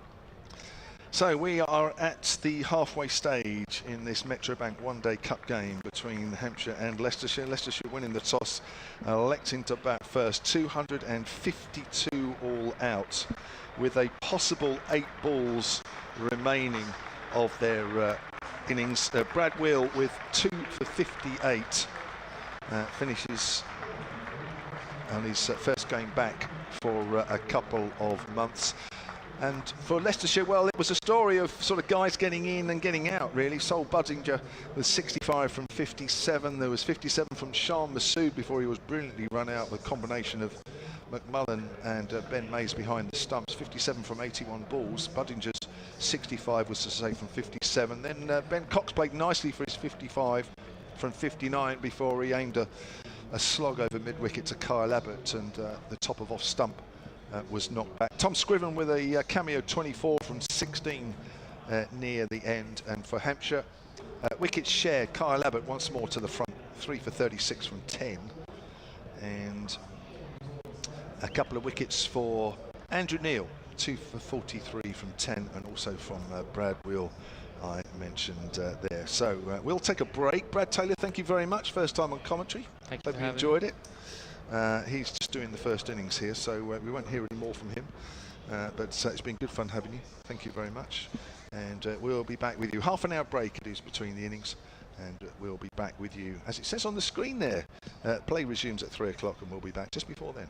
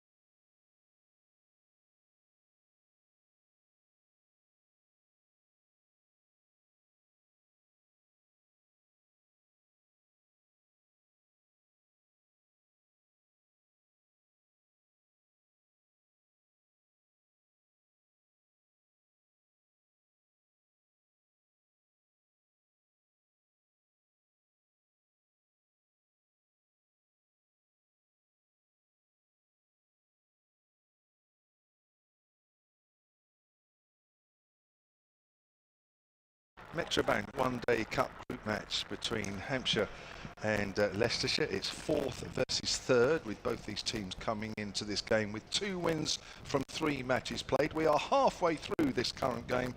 Leicestershire, who won the toss and elected to bat first, were bowled out in the 49th over for 252. And really the story of the Leicestershire innings was that players got in and then got themselves out. Top scorer Sol Budinger with 65 at the top of the order, Shan Masood with 57 and Ben Cox with 55. A late order cameo from Tom Scrim with 24 from 16 means that Hampshire will need 253 to win this game. 3 wickets for Carl Labbott, who was accuracy personified throughout his 10 overs, 3 for 36. So Hampshire needing 253. Your commentary team is a slight change this afternoon. Chris Temple is still with us. We've got Reg Maru, the former Hampshire left-arm spinner, with us. Brad Taylor is hanging around just in case Reg Maru doesn't make it up here. But it's myself, Kevin James, and former Hampshire women's player Gemma Green on commentary straight up. How do we feel about that Leicestershire total, Gemma? Hi Kev, firstly pleasure to commentate with you, first time today. Yes, thank you very much. Yeah, I told you to say that. Absolutely. Yeah, it was. It looked a tricky pitch, like you say. Batters got in and got out. So Ian Holland will get us underway with his right-arm medium paces, and Ali Orr leaves that one alone outside the off stump. But I think credit to Hampshire bowlers, because they did just plug away. They bowled, both spinners and seamers alike bowled just consistently, good line, good length, and made the Leicestershire batters have to do something. And on this pitch, that didn't look an easy task. So Brad was saying earlier that the average score here is about 27285, 275-285. So a little bit under that in terms of prehistoric. It's Ian Holland from the pavilion end. Ali Orr just draws the bat away maybe, but he's just angling it across. Here's Ian Holland to the left-hander. But yeah, it'll be a good chase, I think, on this wicket. I think it's given the wicket that we've talked about, it's probably relatively a pass score, I'd say. You drop that original pass score down a little bit because it does look a tricky wicket. So I think we've got a good game in our hands. 2 good sides, 2 evenly matched sides, as we've discussed. Yeah, has been involved in some high-profile games in this competition of late, or gets squared up a fraction. So the ball goes up to mid-off. Most notably, the final up at Trent Bridge 2023, which Leicestershire squeezed by 2 runs, and then the quarter-final last year, where Leicestershire got home with a ball to spare by 3 wickets. So there's been some good battles between these two in the later stages of this competition. There is, and I'm going to say my stat again because it took me a long time to work out, because it's only valid until this game's complete. You can mention it as many times as you like, Gemma, as Ian Holland's in again, left alone by Orr. So yeah, at the minute, over the last 4 years in the group games, the only thing that divides these 2 teams is a net run rate of 0.24 in Leicestershire's favour. So they've both played 27, won 21 and lost 6, and that's the only way you can separate them in this format of the game in the group stages. Very evenly matched then. And Gemma knows all this because you do a lot of stats, don't you, for commentators? I here and do. abroad. I do, but I must say this was done in my own time. I'll tell you when it was done in a minute. Oh, I'll right. let you commentate on this ball. Probably were having a coffee this morning, I think. That's outside the off stump. Good carries around the wicket this time, Holland. No, I went to the theatre last night. I went to Chichester Theatre to see a production of Top Hat. Very highly recommend it if that's your thing. It was a very polished performance. But I was on my own because I love the theatre, but I don't have many friends that share. Oh, no, I have friends. Yes, I know. Don't cut me off in that sentence. I don't have many friends that share my love of theatre, so I go quite often on my own. That's not unusual. So I don't have much to do in the interval. So I've got my notebook out, my calculator. Very good. Holland's in again. That's quite wide of a stump this time. It's called a wide by the umpire. I think 1 or 2 of the Leicestershire fielders are quite surprised about that. Certainly borderline. And while everyone else was talking in their groups or having an ice cream, I was working out the net run rate between Leicestershire and Hampshire. As you do. As you do. So it passed the interval anyway. I bet you were the only one doing that sort of calculation at the break. Yeah, I didn't see anyone else with scribbling frantically before the lights dimmed again. Holland again, he's got 2 slips to Orr, who's pushing forward, goes up towards mid-off, and Hampshire, after the first over, are 1 without loss, courtesy of that wide in that first over from the former Hampshire player, Ian Holland. So, yeah, Nick Gubbins, what a season he's having in this format. So you never want to be the one to say that on commentary, but also at the same point you've got to acknowledge it. 144 not out in the first game against Glamorgan, 40 in the second game against Essex, and 60 against Worcester. And here he is about to face his first ball. Yes, you can look at that in one of two ways, can't you? Either say, well, he's guaranteed to keep that run going, or going downhill. he's due a fake. So I know which one I prefer. Yes. So we have Chris Wright to open the bowling from our commentary end. Left-handed captain Nick Gubbins on strike. And he's in up to the stumps, bowls, line and length, and that's just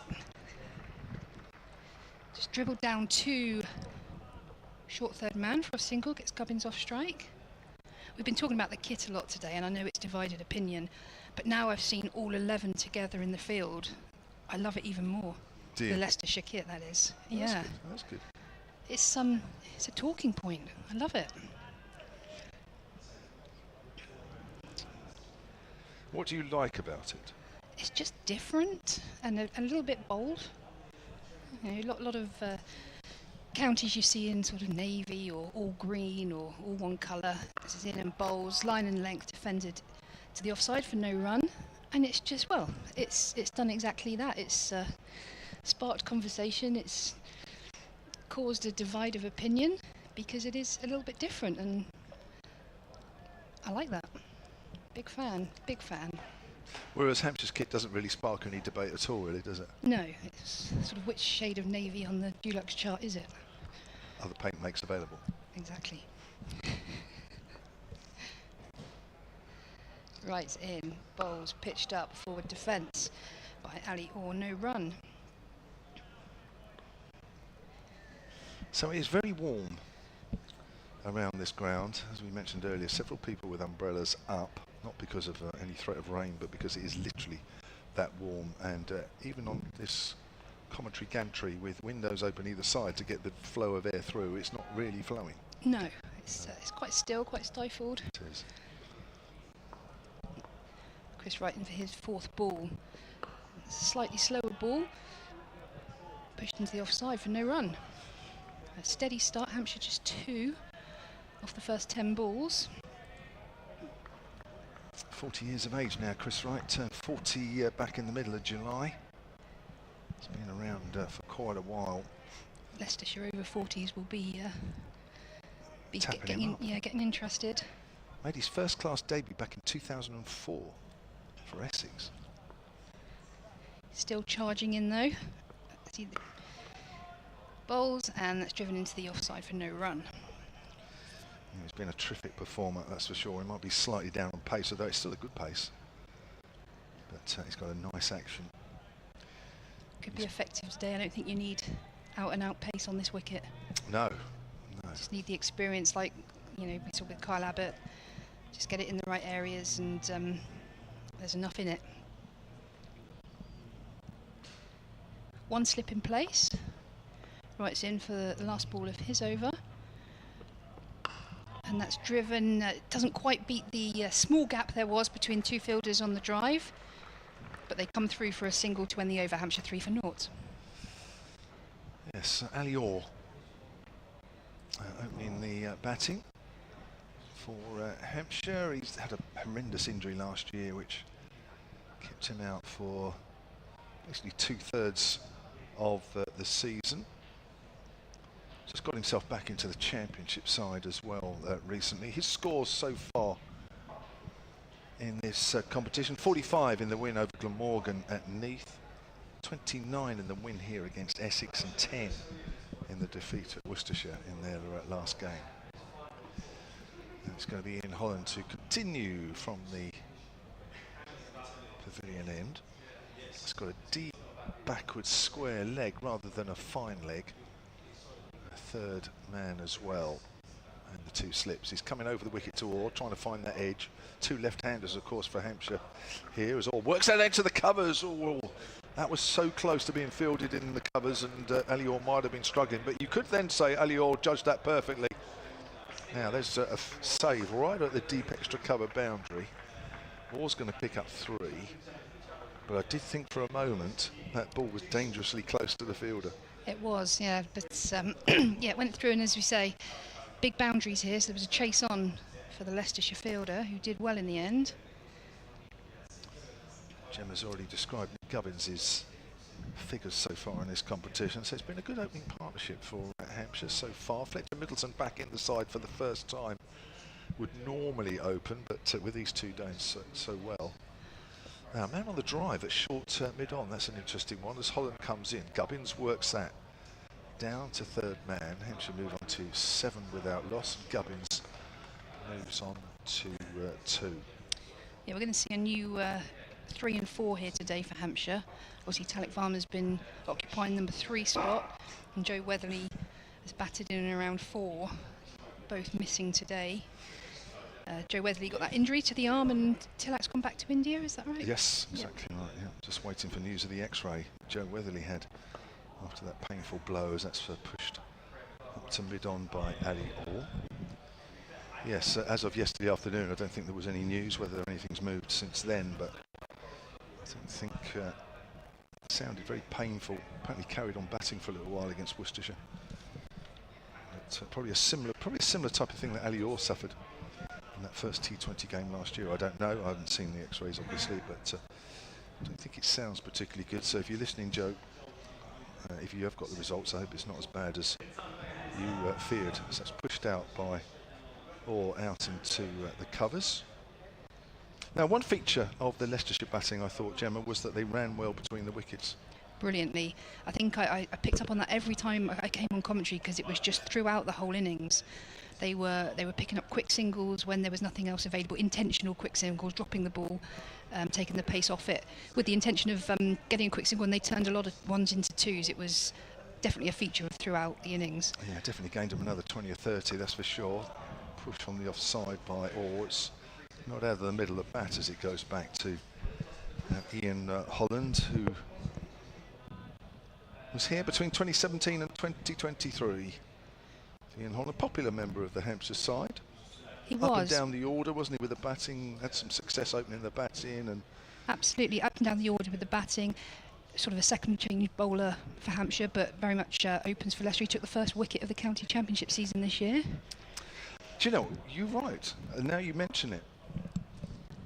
As Orr goes for the flick away on the offside and misses. Bit of extra bounce, although there was a bit of width there from Ian Holland. Sees the ball in the end harmlessly go through to Ben Cox. And Hampshire, after 3 overs here, are 7 without loss. They need another 246 from here to win the game. They are scoring at just over 2s. They need just over 5s from here. Yeah, talking of championship cricket for a moment, obviously I might have upset Hampshire fans earlier telling them that Leicestershire are 0.24 better than us in this format. But I did a little look on county championship over the last few years as Chris Wright comes in, bowls, and that's driven to wide mid-off. They'll come through for a single. Obviously Hampshire have done well in the last few years. They finished in the top 3, never won it, but in the last few years I'm talking. So I had a look again at sort of total wins and that. And over the last 5 seasons, so from 2020 to current, Hampshire have won more county championship games than anyone. Surprise you? Yes, if I'm honest. Right in, bowls, back of a length, worked onto the leg side, come through for a quick single. Yeah, they've won 31, which is the most of any teams. Now, A.D. Birrell has the Hampshire head coach, who's now with the Southern Brave, just for this month, has been sort of speaking to me about records in the championship, and he may have sort of said something along those lines. If I'm honest, I probably didn't quite comprehend what he was trying to tell me as much as you've just explained there. So that's interesting. So yeah, Hampshire have won 31, which is the most of any teams, including obviously all the people that have won it. It's in forward defence, no run, but they've drawn the fewest of all teams. So there you go. There's the losing element is the issue there. But they've actually won more games than anyone. So it doesn't transpire into trophies. But no. It's an interesting fact. And obviously Leicester have struggled in that format of the game, and they've only won 8. But yeah, I was quite surprised at that. Yeah, actually, I think the way he was presenting it to me was that I think they've won the most away from home or something. So you've just put it into context, home and away.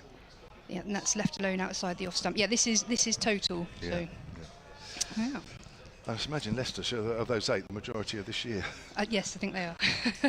As they are storming it in Division 2. They were certainly in the early part of the season. I think when I saw the Leicestershire commentators, Richard Ray, it might have been about 6 weeks ago. I think then they said, well, we have to draw a few more and we're there. Lovely position to be in is Chris Wright coming in, 2 gubbins. Bowls leg stump line, worked onto the leg side for no run. So yeah, it looks odds on that there will be in Division 1 next year. Quite how Division 1 looks like and the format, well, I think we're going to find out shortly, aren't we? We are. That's cricket for you, isn't it? You never settle on a format. We have to wait and see. Yeah, all sorts of talk about. Always tinkering with. Yeah. One of the options is there may not even be relegation this year from Division 1, which I'm sure 1 or 2 counties, maybe even Hampshire, might not be too worried about that. Oh, it's bounced. That's bounced and left gubbins. So that's you, isn't it? Sorry. It was, but I thought that bounced and left gubbins. I got excited then. As it went through to the keeper. Yeah, that looked a little bit tasty, that delivery, but Hampshire survive, 9 without loss. Gemma, thank you very much. That's a brief stint from you for now. Because we've got Raj Maru, the Hampshire left-arm spinner, former Hampshire left-arm spinner, with us this afternoon. We had Brad Taylor this morning, former off-spinner. The club's now fielding lead, and Raj Maru, who's been on commentary from time to time with us, mainly during the 50-over games over the last few years. He's up with us. As Ian Holland's around the wicket and bowls, and he's tried to cut that one and misses. That's kept a little low this time. As Ollie Cox, Ben Cox does well behind the stumps, smothering that one, get his body behind that one to make sure that ball doesn't sneak past and come for a few byes. You've got that round the wrong way, Raj. We're going to turn you around that way. Oh, right. So, okay, right, let's try and sort this out. Right, okay, so we're going to have to try and work something out. That's played out into the covers. In fact, it's gone through cover. And that's gone for 4 runs past the fielder out there. That's Lewis Hill. And that is 9 without loss. Now, I'm not sure this is going to move, Raj. So we might have to get... Gemma, can I ask you, in that big bag, or in that big bag, there's some other headphones? Because Raj can't use these.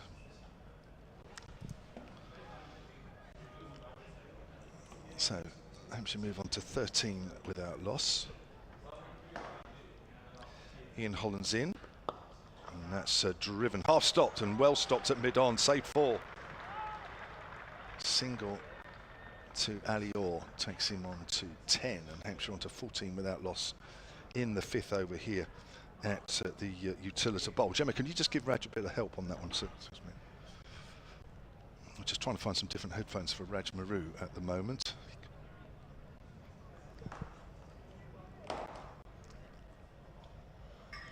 So the fielder is back on the drive straight at mid-on for Nick Gubbins. As Holland's over the wicket and bowls, and that's wide of off stump, and Gubbins lets that one go through. So we're getting there.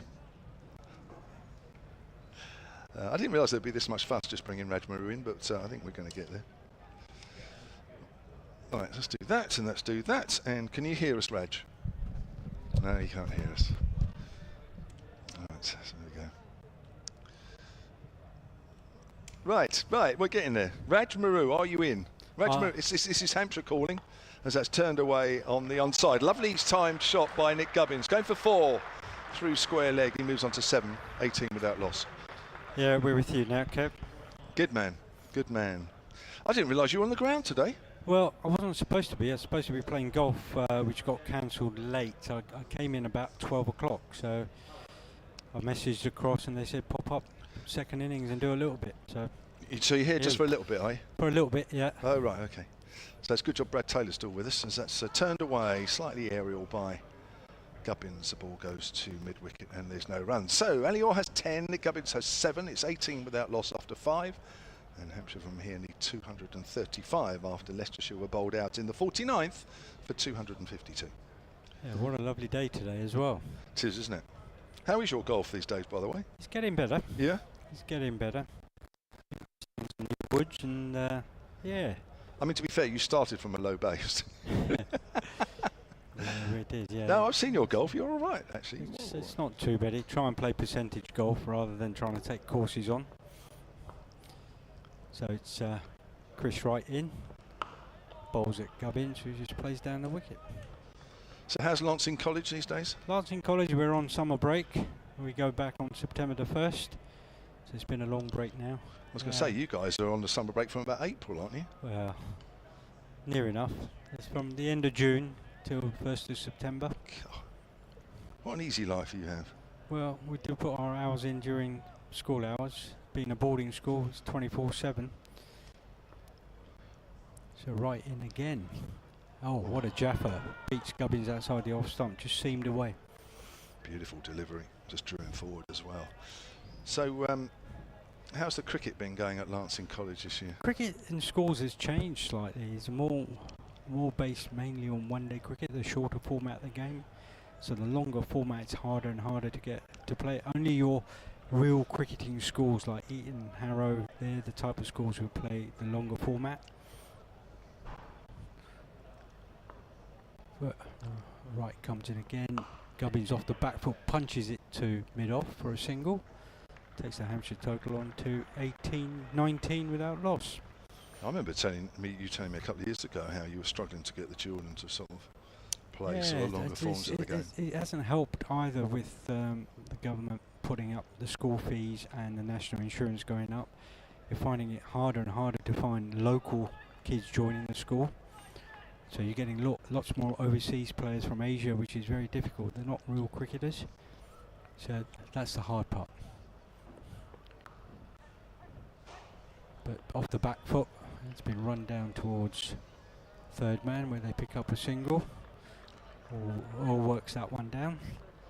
But Chris Wright, he used to be one of our lads from a very young age until the age of 18, 19. And then Hampshire decided that we didn't require him. The timing wasn't right for him. So went along to Middlesex, Essex, Warwickshire, and now at Leicester. And carved himself a 20-year career. He's done well, hasn't he?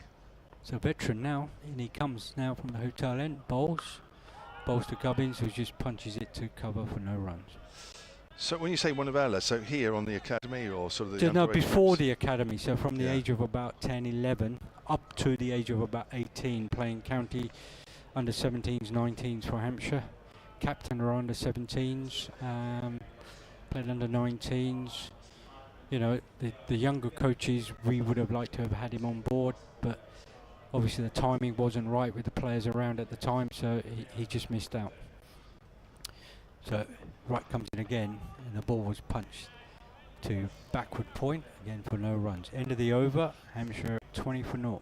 It's interesting you say about the point of timing, because a lot of it is that, isn't it? A career can actually be forged, or you kind of have to wait and go somewhere else, depending on who's in the first team, you know, who are the squad bowlers at the time, isn't it? You can still be a good bowler, and if you were along 10 years before or 10 years after, there wouldn't be a problem. If it was nowadays, we would have probably kept him on, because you've got a squad of 14, 15 travel with the first team.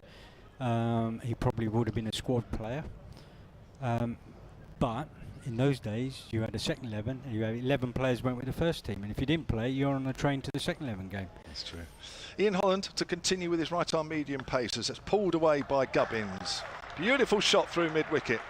He timed that beautifully, just off the back foot, just to the left of the guy at short mid-wicket. That's a good-looking shot. He hasn't always been in good form in the championship this year, Nick Gubbins, but certainly in this competition, as Gemma Green mentioned earlier, he's excelled, and that is a shot of a man that's picking up the length quickly, very, very quickly. It might something to do with captaincy as well, with a bit of responsibility, how he takes that on board, and that improves his batting. It's very true. Ian Holland in again, bowls. Gubbins is forward, well fielded by Holland on his follow through. You see a lot of players who take on the captaincy and their form goes down, and you see the others who actually, when they do get the captaincy, they excel with responsibility and they perform a lot better. Yes, they do. Gubbins has been very good in this competition, and of course his captaincy has reflected how well Hampshire have done in this competition. But of course Leicestershire have also had a good spell in this as well, as that's pushed up to wide mid-off.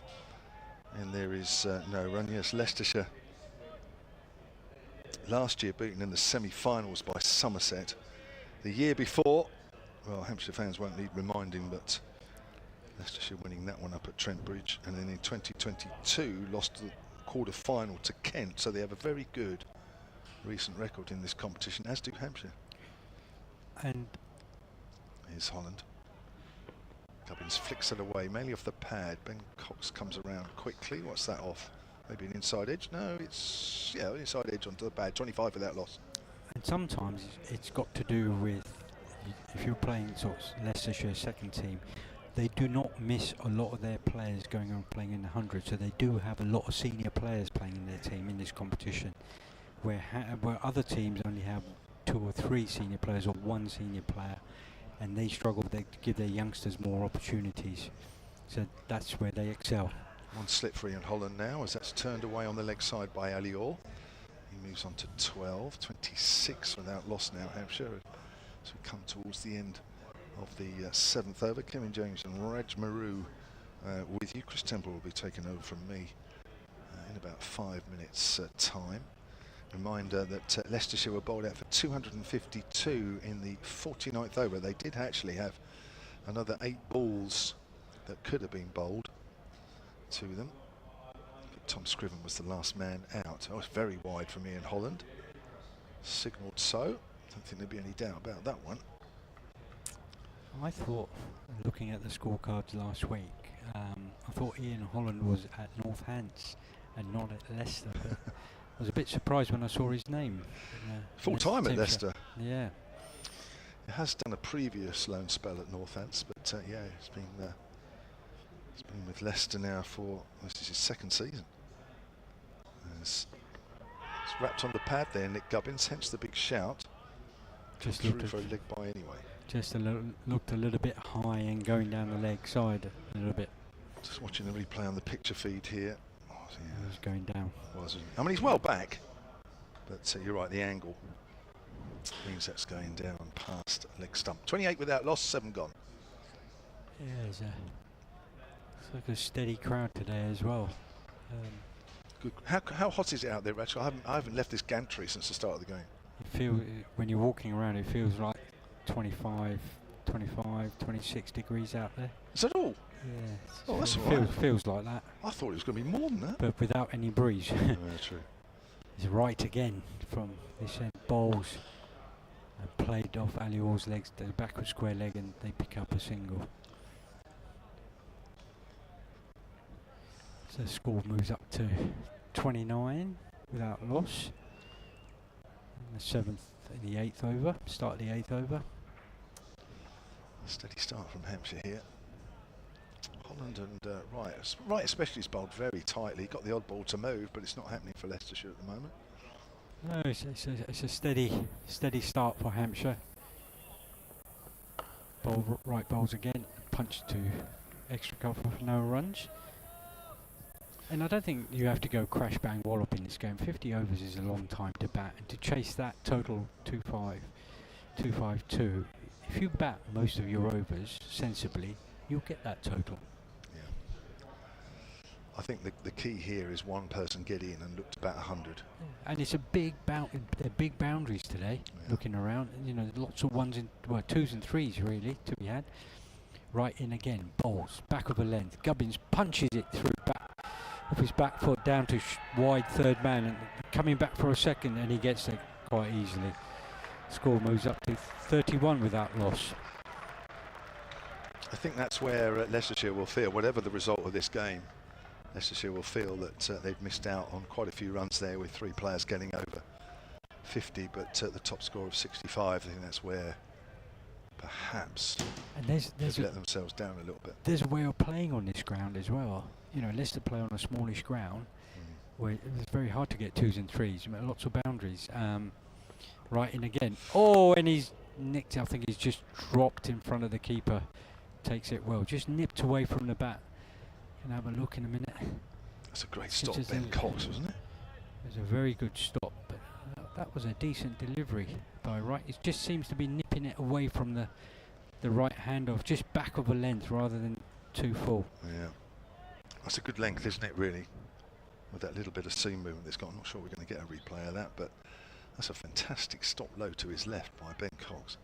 So Wright muscles in again, comes in, bowls just that back of a length again, and or just plays it down, back down the wicket for no runs.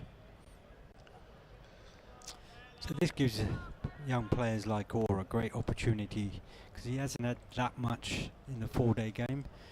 He scored lots of runs in the second team, but it gives him a chance to make his mark in this competition. Yeah, and this is what this competition's all about, isn't it, really? Get some players in that he perhaps wouldn't normally look for. Right, gets in close to the wicket, and then Orr punches it to White mid-on, and they come through for an easy single. End of the over, Hampshire move up to 32 for no wicket at the end of the 8th over. Raj Maru is staying on, and he's going to be joined by Chris Temple. Yeah, it's a nice steady, biggish sort of ground today. Crowd in, nice warm weather keeps everybody on their toes. It's a nice pleasant atmosphere. Hello, Raj. Hello. Lovely to see you, sir. And you too. It's been a while. It is. And it is a warm one. It is absolutely roasting out there. It's like a sauna box up here. Up here, we're certainly, we started with like, oh, it's lovely and cool up here. Look at everybody out there roasting, and now up here, it's turned full circle. Change of bowling here. Tom Scriven coming into the attack. Former Hampshire youngster. Just to say, though, we were guessing the crowd earlier on, and we said sort of 1,500, 2,000. I'm reliably informed it's 3,500 in today. It's quite decent for yeah, for it's very good. competition. We had 3,000 for the first game against Essex, and the roof terrace is pretty full at the pavilion end, as are the stands. So Tom Scriven from the pavilion end into bowl to Ali Orr on 15. First one short, pulled away, maybe not quite as short as Orr thought it was going to be there. And there's a enthusiastic group over in the Shane Warne stand to our right, Raj, who seem to have got involved with Ben Mike, and they're applauding his every contribution now out on that boundary. Yeah, no, you get days like that when they've, especially this time of the afternoon. Yeah, I mean, Ben Mike will luckily get some respite when he comes on to bowl, I would imagine. It's not like you're an opening batter and you're going to be out there for the rest of the game. As Scriven runs towards us again, this time to the Hampshire captain Gubbins, who's up on his toes, and there's no run out into the offside. Solid start from Hampshire here. Don't need to do anything more at the moment than they're doing, do they? You just got to plan this game nicely. There's only 8 overs gone, 33 on the board. You know, you've got wickets in hand. Your best bowlers have nearly bowled out the opening spell. Nice to see Leicestershire have 3 sort of Hampshire connection players in. Chris Wright, who grew up in Hampshire, played for our age group teams. Tom Scriven, and also Ian Holland. Yeah, Ian Holland, who's been a terrific servant for Leicestershire, as Gubbins is on the move down the wicket, and he'll get a single out to Ben Mike. You can just about hear maybe the contribution of the group in the crowd, who are quite a way round to Ben Mike's right, but he was fielding right in front of them earlier, which is when they attached themselves to him. 34 without loss. Would Tom Scriven, would he have been in the age groups here when you were? No, just after me. Just after you. Just after me, he came on. Yeah. But yeah, he's another one who's had to go and find another route into first team cricket. That one's got Orr squared up. That's squirted off the outside edge. And a little bit of encouragement there for Scriven. We were talking about, Kevin and I, about timing for players coming on board. If the timing is right, depending on who the county have got on the scene at the time and how long they're going to carry on for, whether they keep hold of you or you get less opportunities and you move on. Happened to Wright, you know, after 1918, they didn't want him, but he moved on. Here's Scriven again to bowl to Orr, this time working that through a gap in the leg side field. They get one, that'll be all they'll get. and he's carved himself a 20-year career away from here, professional career, and he's now a veteran. So it does happen. We've seen so many young players come and go, and it's just because of timing. The cricket has changed so much that in our day, when we played, you had 11 players who went with the team. If you didn't play, you were put on the train home, and they replaced you with whoever they wanted. And you had 11. Gubbins down the track this time, and he's going to get 4 for that. Beautifully timed, very straight through the mid-wicket region. He was on the march there. He took a couple of steps down to meet Tom Scriven and picks up a boundary to finish that over. So Hampshire 39 without loss here after 9. Yeah, now so you have 15 players in the squad. You actually travel with the team, and if you're not playing, you're still with the team, and you're in the squad, so you'll be a squad player. There's not, and they give a lot of young academy players a chance to play in the second 11, which they didn't have in the younger days, because your second 11 was quite strong in those days, because you had a full strength attack. I remember driving all the way to Durham, looked at the wicket, you're not playing today, and I drove all the way back to Southampton and play in the second team.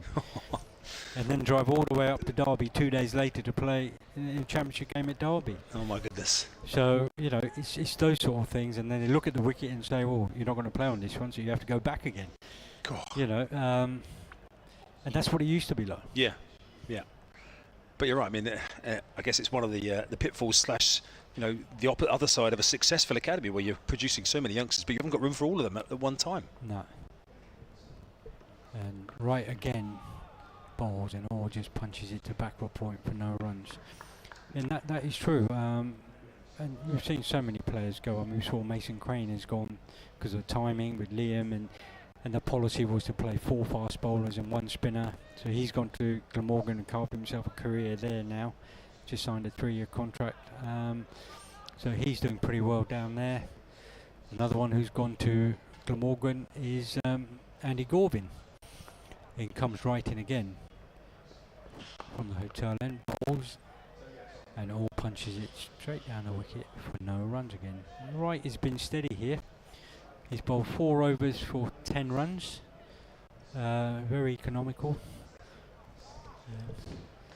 He's quite a smart bowler now. He may have lost a little bit of pace, but he's pretty accurate, and he's nipping the ball away from the left-hander, or he just holds the line. He comes in again.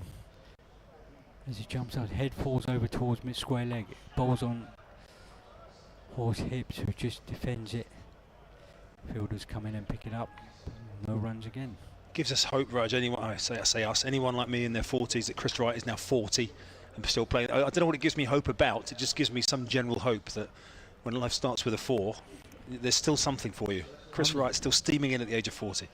I've just seen Imran Tahir sign as captain for a team in the Caribbean Premier League as captain. He's 47 years old. He's not 47. Is he already 47? Yeah, in comes Wright again. And the ball's played down the wicket straight to mid-off. And he's pretty steady and pretty accurate. I've got even more hope now if Tahir at 47, Raj, is captaining teams in the CPL. Exactly, and that's a shorter format of the game, which is a hustle and bustle game. You know, it's a quick game. Yeah. To do that, that's a big thing. 2 balls left to the power play here, where Leicestershire are restricted to 2 fielders outside. They can have 4 out for the next 30 overs after this. So Hampshire, can they take advantage in these final couple of balls of the restrictions? Wright comes in again, bowls back of a length, and all punches it to mid-wicket for no runs. I must say the outfield is looking absolutely fantastic here. It's recovered really well, because in the first heat wave, I remember coming here for a game and we had lots of parched areas where, you know, the ground staff can only do so much, can't they? But it has recovered, you're right, really well from that. Looks really, really well. The wickets are pretty used up on the square now. They've only got, well, they haven't got any unused wickets at the moment. They're all been used up looking up from here. Wright coming in for the last ball of the over. Bowls, pushes it out towards off stump, which is punched to cover point for no runs. End of the over, a maiden from Wright. Yeah, I mean, the demands of the cricket on the ground staff these days as well. We were having a chat in the first innings, Raj, about the use of outgrounds and, you know, maybe going back to the Isle of Wight and things. And you think of the demands, not just with the 100, 2 games a day on the 100, but obviously the double headers and the blast now with the women's team playing as well. All of these fixtures here at home, So there's literally no letter. Obviously internationals as well, it's great to get those. But Simon Lee and the grounds team, they're having to use everything they've got out there, aren't they? They have, and I'll tell you what does help County Grounds. I don't know how many wickets we've got here, but they're the hybrid pitches. So if you've got a hybrid pitch, you can actually play 8 to 10 games on that same wicket in one season with low maintenance. I think I just counted 20. 20 off the top of my head. I think there's 20 strips out there. I think 4 of them are hybrid, I want to say. That's just a guess. Brad Taylor will correct me on that in a second when he comes back behind us. But in comes the bowler for the new over, Scriven. No run on this occasion. And they're the sort of wickets you'll now see they'll move on to and play a lot more cricket on them. Especially when you go into September, when the weather may change a little bit. You may get a lot more dew and stuff, and sticky, gooey sort of type of wickets. The hybrid pitches plays a lot better, holds itself better together. And of course they have to, protect what they call the TV wickets, the international matches and the big blast games. They have to be played on central strips as well, as that's down the leg side. I mean, Gubbins, it looked a little bit premeditated, whatever he's trying to do there, down on one knee with some sort of lap round the corner. Interesting choice of shot from Gubbins. It might be premeditated. Sometimes, batters can pick up and the bowler starts his run whether it's going to be a slower ball or not. And he may have picked up the grip that it might be bowling a slower ball. So he thought, right, if it's a slow ball, then I'm going to be sweeping rather than trying to hit it down the ground. Yeah, there is a man out on the fine leg boundary, as this time Gubbins more classically is driving through the covers for 4. Beautiful shot from Nick Gubbins, who is in imperious form in these last few matches. The Hampshire captain leading from the front, offered a little bit of width there by Tom Scriven, and Gubbins piercing the field to perfection all on the carpet. Kev did mention that his form in the 4-day game was a little bit indifferent. But since he's been playing this competition and being captain and the leadership with responsibility, he's excelled his game a little bit. Actually, we saw the replay. There wasn't actually that much width offered by Scriven. It was almost that Gubbins didn't really get himself across to the ball, that he was able to free his arms and get through that one out through the offside as he picks up another single. But yeah, Gubbins' run of scores, Kevin was probably referring to this a little bit earlier on, but just for completeness, if you have just joined in, 144 not out in the first game, 40 in the second, 60 down at Worcester in a losing cause, top scorer again. So he's been top scorer in 2 of the 3 matches as Nick Gubbins. But with that responsibility of captaincy and leading from the front, he's certainly warmed to the task, as this time it's Ali Orr, that's down the leg side. That'll be another wide, says umpire Harris. The challenge for the Hampshire batters here is that Leicestershire got 3 guys in and got 50 and then got out. It's you need someone here to be your anchor, don't you? Take you deep into this this chase. Yeah, and that's a lot to do with experience as well. I mean, they did have experienced players. Shan Massoudi is an experienced Test play international player. He should have gone on. Here comes Scriven again around the wicket, bowling to Orr. This time he's trying to drive, but that one is fielded on the short extra cover matting. I picked up the last half of Kyle Abbott's bowling when I got into the ground. He bowled absolutely beautifully today. Yep, 3 for 36, Kyle Abbott. Wicket in the first over of Holland. Second one when he got Lewis Hill as he started to get set, and then coming back later on to get Cox. But yeah, he exploited the conditions superbly well, Kyle. Bowled with the kind of experience that you'd expect, as this time Orr is tucking it off his hip down for a single. Fielded away to our right by Alex Green, a teenage fast bowler who we haven't seen unleashed into the attack yet. And I'll tell you what, there's a lot of hope for Hampshire when Kyle Abbott finally retires or moves on. Because you've got Baker, you've got Curry, you've got the lads who played today, the seamers. The seam attack. John Turner when he's back fit. And John Turner's fit. It's looking a really good seam attack. In comes Scriven. This time Gubbins forward in defence to end that over. 11 gone, 47 without loss. And again, it comes back to the challenge. I mean, Scott Curry's a great point, because Leicestershire fans will be watching on, knowing how well he did for them last year, and Hampshire have seen the benefit this year of his loan spell there. Yeah, they have, and he's been gaining experience for the last couple of years. And in this competition in the 100, he's been gaining that experience again, moving on. He'll come back next year, and I guarantee you that Hampshire will have him near enough full-time playing next season. And such has been his success, Scott Curry, of course. He's away at the moment with 100, so with the Manchester Originals. And Brad Will coming back from injury as well. There's another one who's in that attack. So you've got 5 or 6 really good seam bowlers. Baker has been a revelation this year as well. In comes Wright again. This is quite a long spell for Wright. Just tickled off Orr's hips down to fine leg for one. More short-term, of course, so we were talking earlier on about when Keith Barker gets himself back fit as well. It's obviously a much more short-term view than some of the youngsters, but even in terms of a weapon that Hampshire have got. In the red ball cricket, yep, he definitely will be a weapon. So you have got, you know, a good setup. My only worry is the spin bowling department with only Liam as your main frontline spinner. I think they just need somebody else a little bit. Right in again. And Gubbins punches that off the back foot to deep square leg and picks up an easy single. We were discussing that with Kevin in the first innings. Have you seen much of Andrew Neil yet? Did you get a chance to see him? Andrew Neil, yes, I saw him last week and I've seen him this week. I've seen him on telly for a game or two. He bowls well in this competition. I think the true test is in the 4-day cricket. Can he convert that into 4-day cricket with attacking fields and the way he bowls? I think he may struggle a little bit. I think his pace is a bit too quick. I think you've got to be a little bit more patient. Right in to Orr off the back foot to extra cover for no run. Yeah, you just need a few more little bits in the 4-day game. Changes of pace, changes of line. But I think bowling 1-day cricket, we're bowling it flat, pretty flat. You've got your boundary riders out, you've got your insurance. It's easy to get away with it. But there's definitely potential there if he can convert and make those changes in next year or two.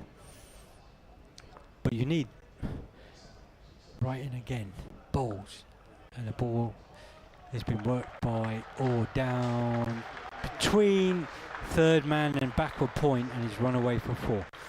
You just need somebody with that X factor as a spinner. If you're going to compete in Division 1, you need that X factor spinner who can bowl that miracle deliveries.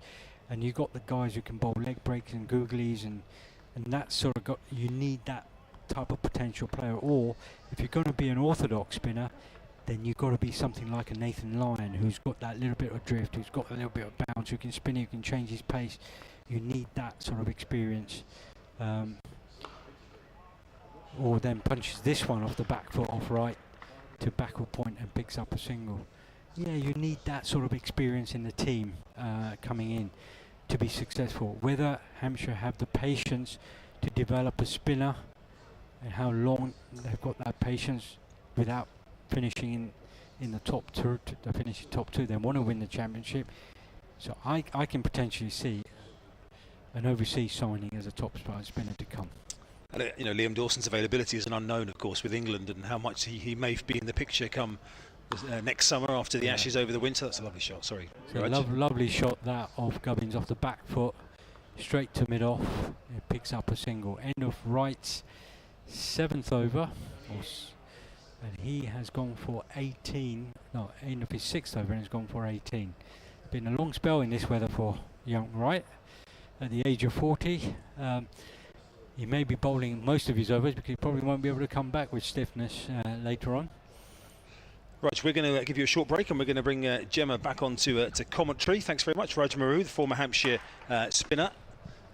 We are just going to twiddle the equipment around because we've had a couple of emails saying that since we swapped that equipment, the sound has been a little bit of an issue. So we're going to put Gemma back on the original equipment and try and sort that. So apologies if you've had some sound interference since we literally just changed the headset. So it's quite strange that has therefore impacted the sound. But apologies if you have had any sound interference in the last section since Raj has been on. But we've put the equipment back to what it was.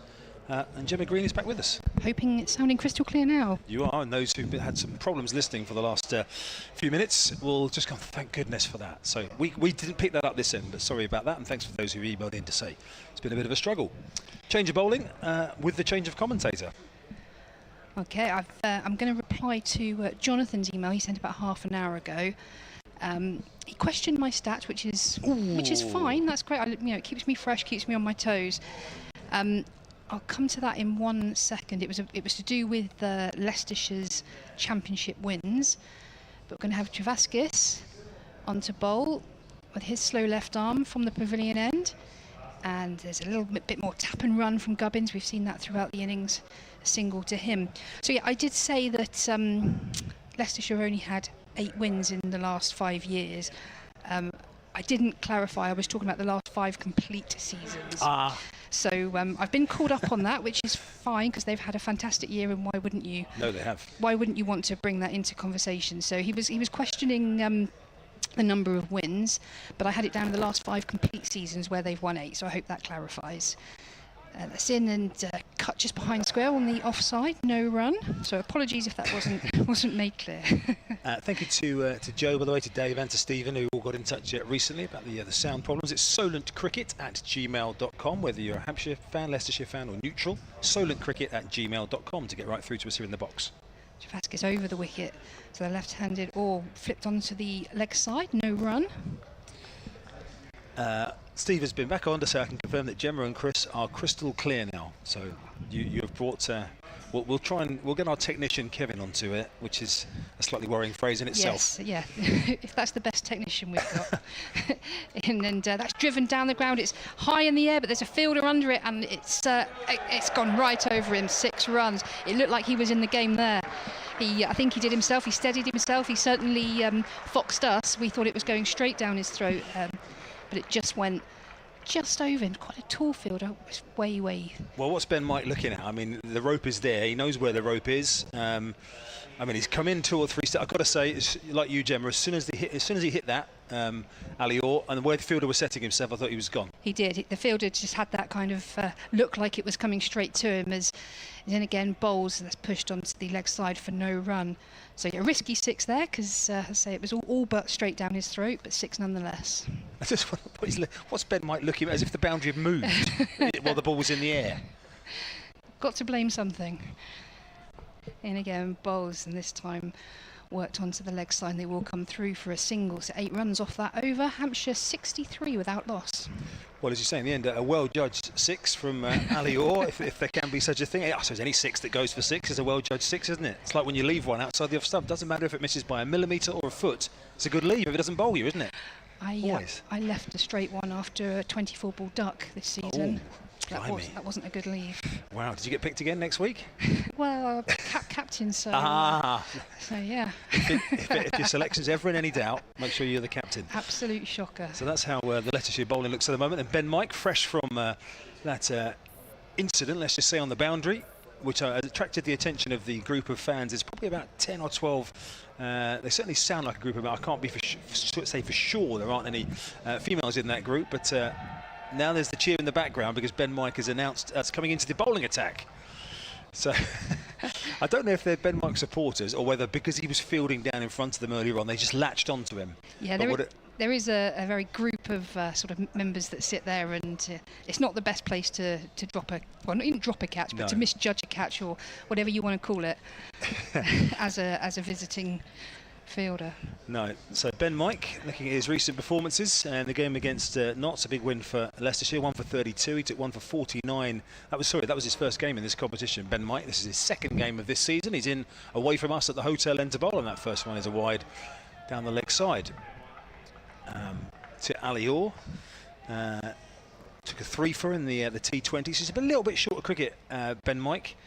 Not sure if that's been injury related. Hasn't played in the early part of this competition.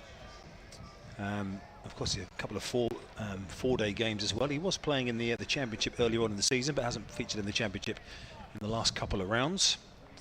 And he is starting his run up from just outside the 30-yard circle, with Hampshire with a very good platform here, chasing 253 for victory, and that's a comfortable single for Orr, worked out towards deep square. I don't know if you heard, Jim, when I was just talking with Raj about the crowd.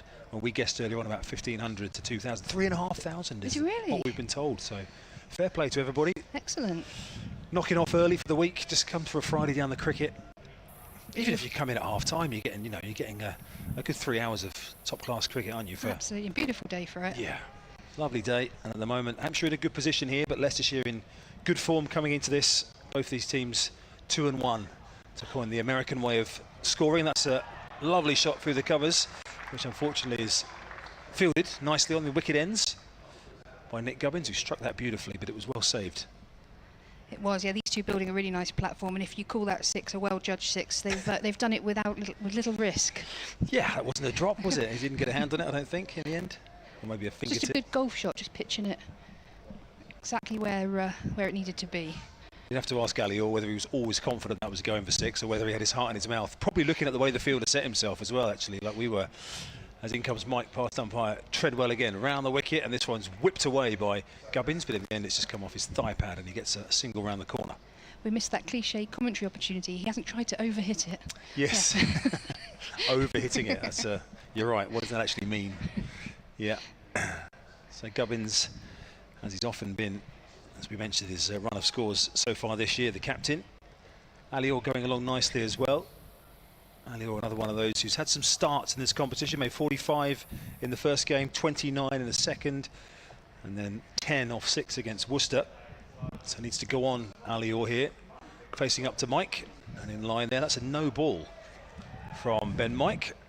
I think that's the first one of the day. Don't remember one from earlier on. No, I think it is. So a free hit signals umpire James Treadwell. Got an email in from Jack Childs. He's watching on the live stream from Brisbane. Oh. He's currently cheering on the mighty Hampshire at 1 AM. He's Wow. enjoying the commentary, but he's jealous of the hot weather here. What's it like? I mean, Brisbane, I know it's the winter, but it's got to be all right still in Brisbane, isn't it? I would have thought so. Never known an Australian emailing jealous of our weather, but there you go.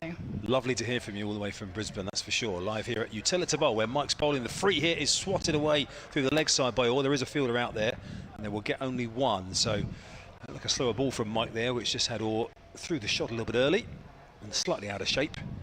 But he did end up picking up a single. So I think it's key for Ali Orr, isn't it? Here he has had those starts, but come on, Ali, this is your opportunity. He's been not played as much first-team cricket as he would have liked this year. Someone's going to go big today. Let it be you. Absolutely, yeah. Like you say, it starts 45, 29, and a 10 in that loss. But yeah, going very comfortably here on 33. Here goes. Sorry, it's your over. Here goes Mike again. I feel like this over's gone on for a long time.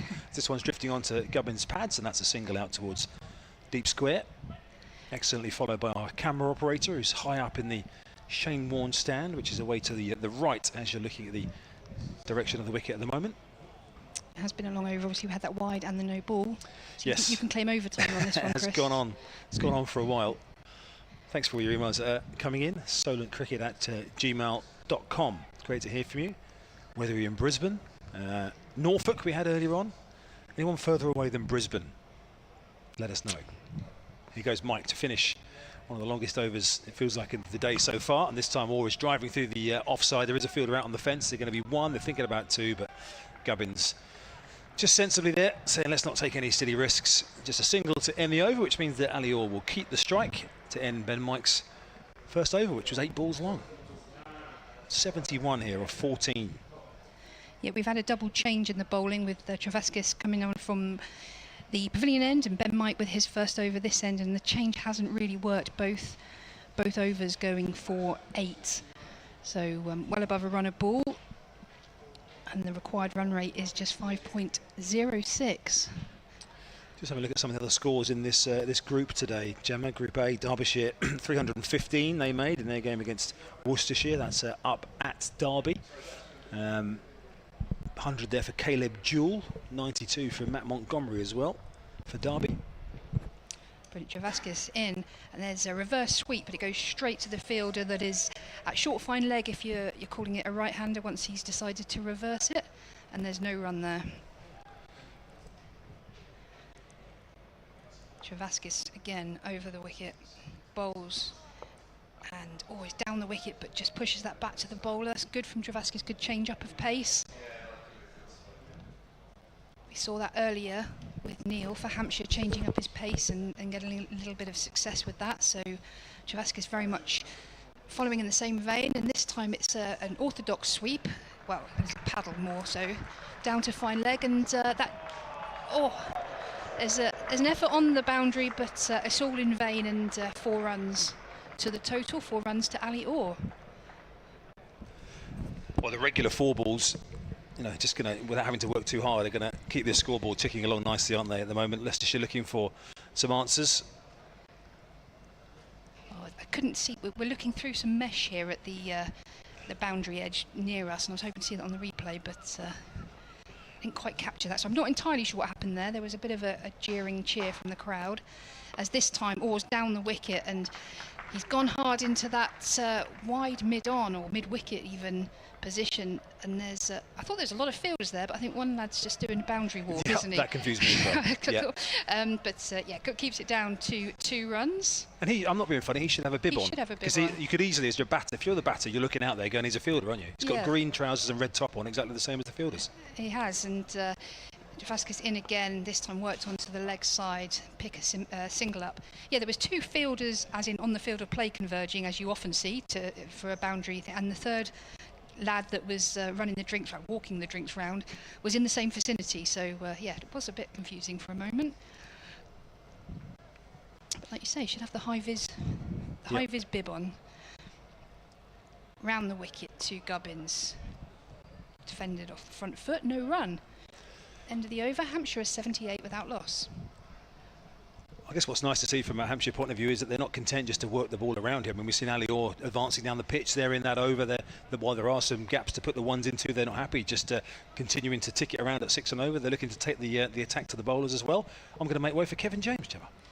Yeah, these 2 batters are well set now. Gubbins has faced 30 deliveries, Orr faced 60, so they'll have a good idea of how this pitch is playing. Obviously, having fielded out there for 3 hours earlier, they'll have an idea anyway, but they're both set as batters in their own right here, with Orr on 41, Gubbins on 29, so just starting to feel comfortable that when the opportunity is there for a bigger scoring shot, that they can play their shots, throw their hands through the ball, knowing that they're ticking along off the other deliveries as well. Hi, Kev. Hello, it's hot in here, isn't it? It is, like a greenhouse. This is your over. Ben Mike around the wickets, trying to pull that away on the leg side. It goes fine. It's running away to the boundary for 4 runs. It's that drinks carrier again. He's fielding down to fine leg now. He's not allowed to do that. Well, as long as he's on the right side of the boundary anyway. It's gone very fine from Ali Orr. He moves on to 45 from 61 deliveries, 82 without loss. Hampshire need 171 and Leicester need a wicket. They very much do, yeah. Solid start from Hampshire. Made a real indent into this chase and not really looked under any pressure. That's for sure. Ben Mike into his 2nd over here. It's gone for 12 already. 7 balls he's bowled. Here's his 8th. Length ball. Or works that up towards mid-wicket and there's no run. Email here from Richard Milgate. solentcricket@gmail.com. He says, it's blooming hot here in Barcelona. You want to be here. He says, I'm sat between 2 fans relaxing to the great commentary. 2 fans as in fans or fans of Hampshire? Or fans of Leicestershire? Doesn't actually say, but I'm going to guess it's 2 fans in terms of electric ones. Or they might not be electric, they might be rechargeable ones. Solar powered. Or 2 people fanning him. Yes. I wish I was a couple of people. I might get Chris Temple to do that to us in a minute. Ali Orr works out square on the leg side. I wonder if we can find a napkin or something that Chris Temple... I think there's one in my bag over there, actually, like a tea towel.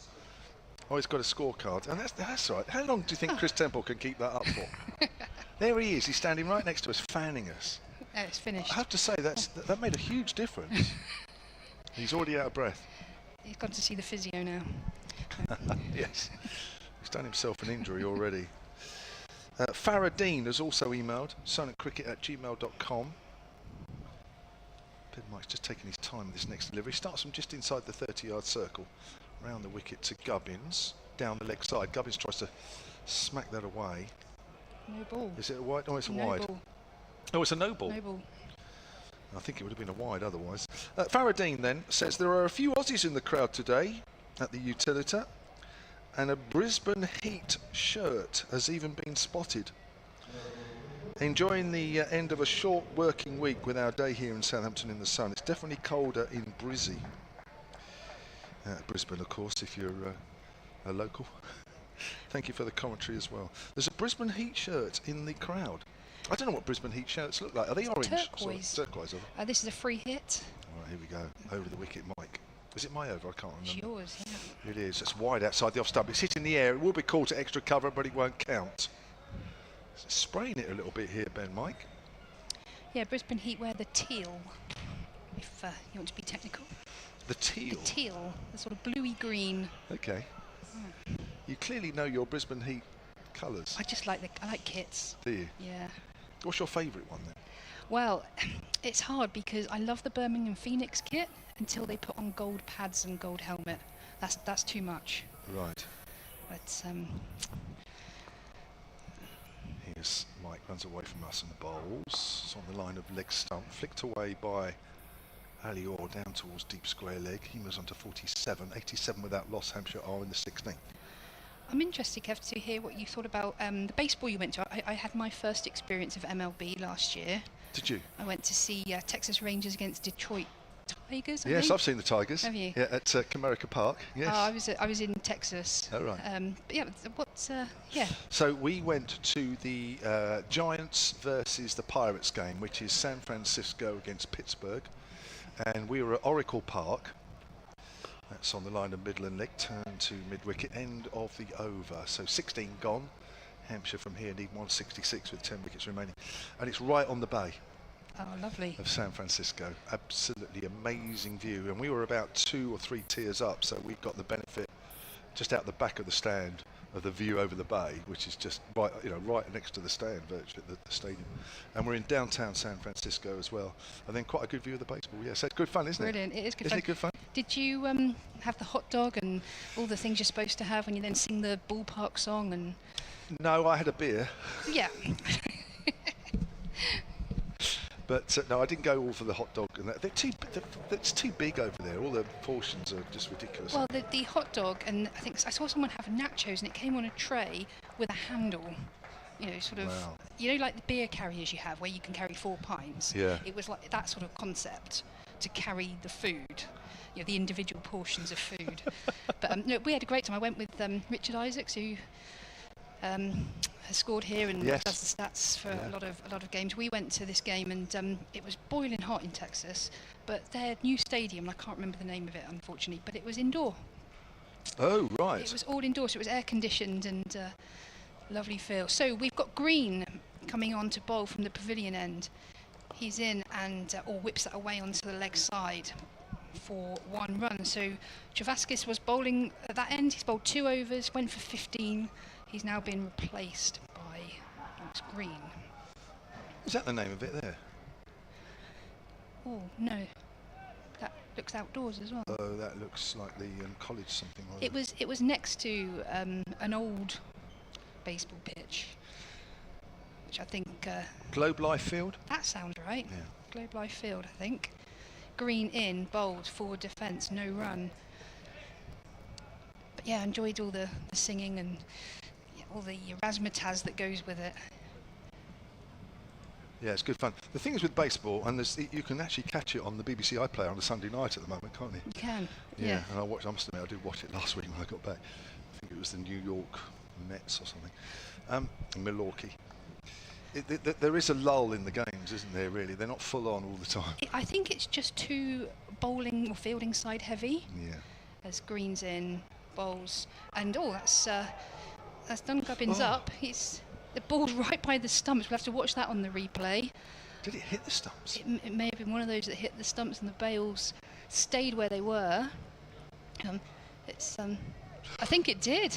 Yeah, it went sort of nutmegged Gubbins, went through, dribbled onto one of the stumps, the off stump, and the bails remained. Here we go, looking at it again, and I tell you, if it didn't hit the base of the stumps, it was millimetres away. I think it did. I think it rebounded off.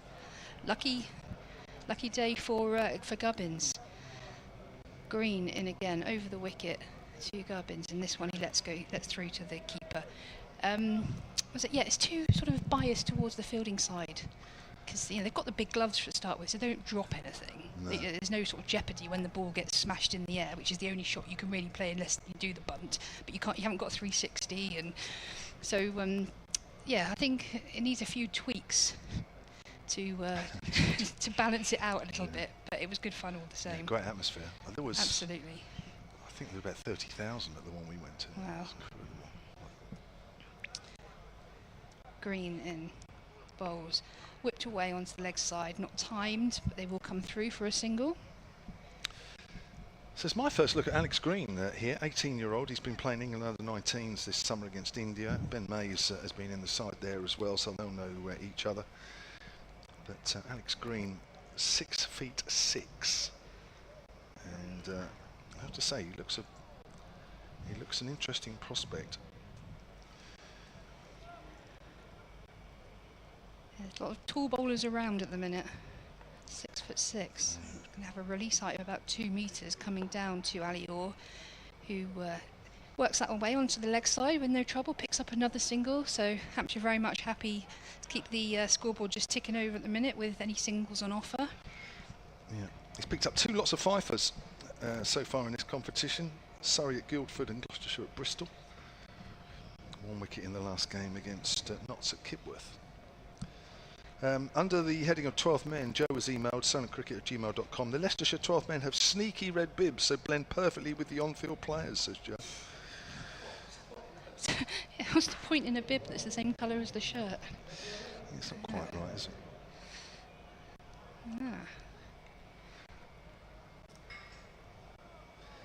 it? Got an email here from Richard Hill. silentcricket@gmail.com. Sorry? Not that Richard Hill. Oh no, we're talking about an former Eastleigh manager here, which is an in thing down here really rather than anything. He says, I'm not as far away as Brisbane, but listening in from my home on the little island of Mosteroy, just north of Stavanger. Miss cricket here. I'm surprised there's no cricket there.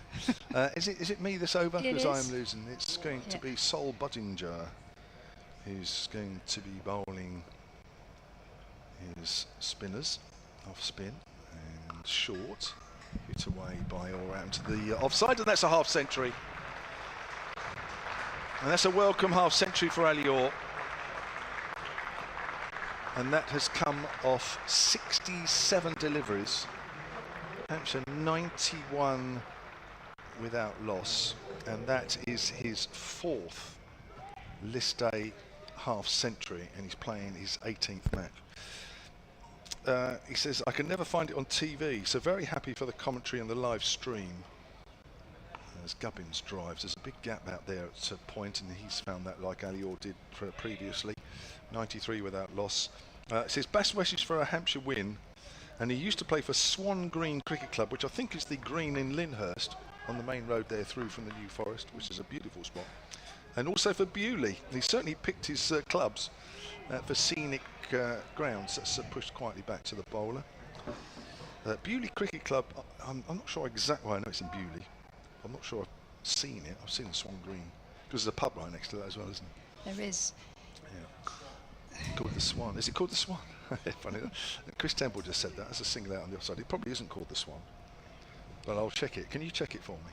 Cricket is always fun in the some of the New Forest grounds. You get all kinds of wildlife coming across the pitch sometimes. Played a few games there that's been halted by the odd cow walking by or such.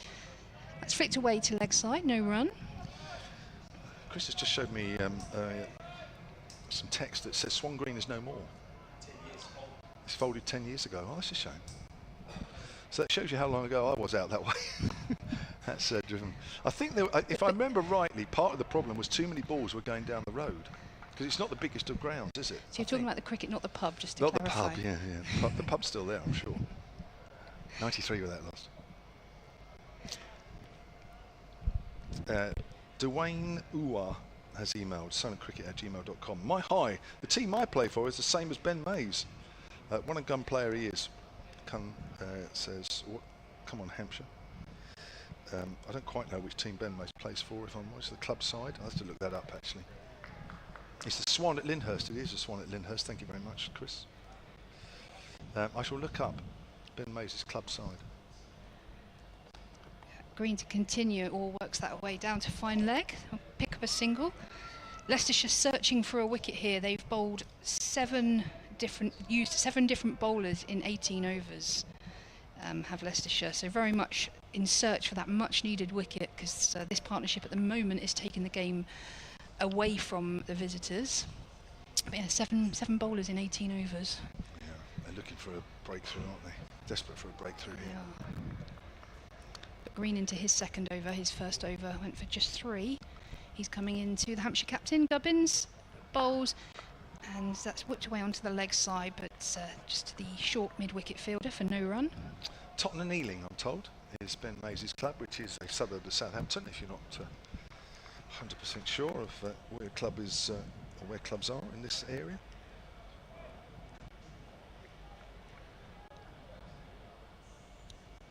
Yeah, that's a good ground to bat on. Tottenham, small ground, good deck.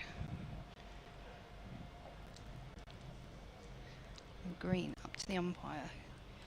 Comes in and bowls. Gubbins works that onto the offside. There's no run. Hampshire 94 without loss.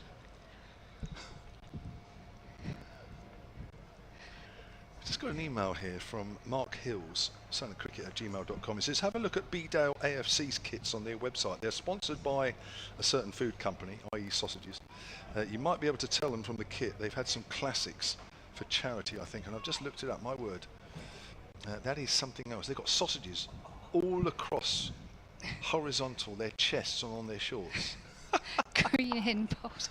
That's pulled away to the leg side, and that will be 4 runs to Nick Gubbins. He'll move on to 36. That is the worst shirt ever. That is. That's horrendous. Yeah, but I think some of that is a charity sort of inspired. Yeah, sausage themed kit. Grief. Imagine playing football in that. How can you take anybody seriously wearing kit like that, walking onto the pitch? Brilliant. Green's in again to Gubbins. He bowls back of the length, and that's driven, but only as far as the bowler himself, and no run. Wasn't it horrendous? That was. I said I liked a bright and funky kit, but I draw the line somewhere at bangers. I always thought when Lancashire went through a period where they were sponsored by a certain electrical store that has a smiley face logo, green. And you think if you're a fast bowler running in on your follow through and you've got a smiley face on your chest. Green in bowls, short and hooked away by Gubbins. Goes down to the field. They'll come back for 2. And that's the 100 up for Hampshire. 100 without loss.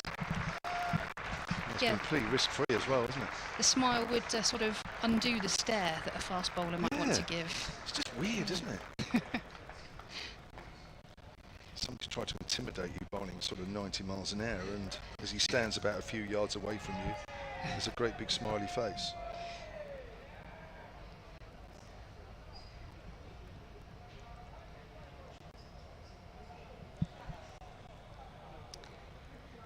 Right, end of the over. Hampshire brought up that 100 for no loss. Ali Orr on 52 off 70 deliveries. Nick Gubbins 38 off 46. I'm just pushing you off, Gemma. Sorry, because I'm coming your side. I think I'm making way for James. Thank you very much. No, for Raj Maru.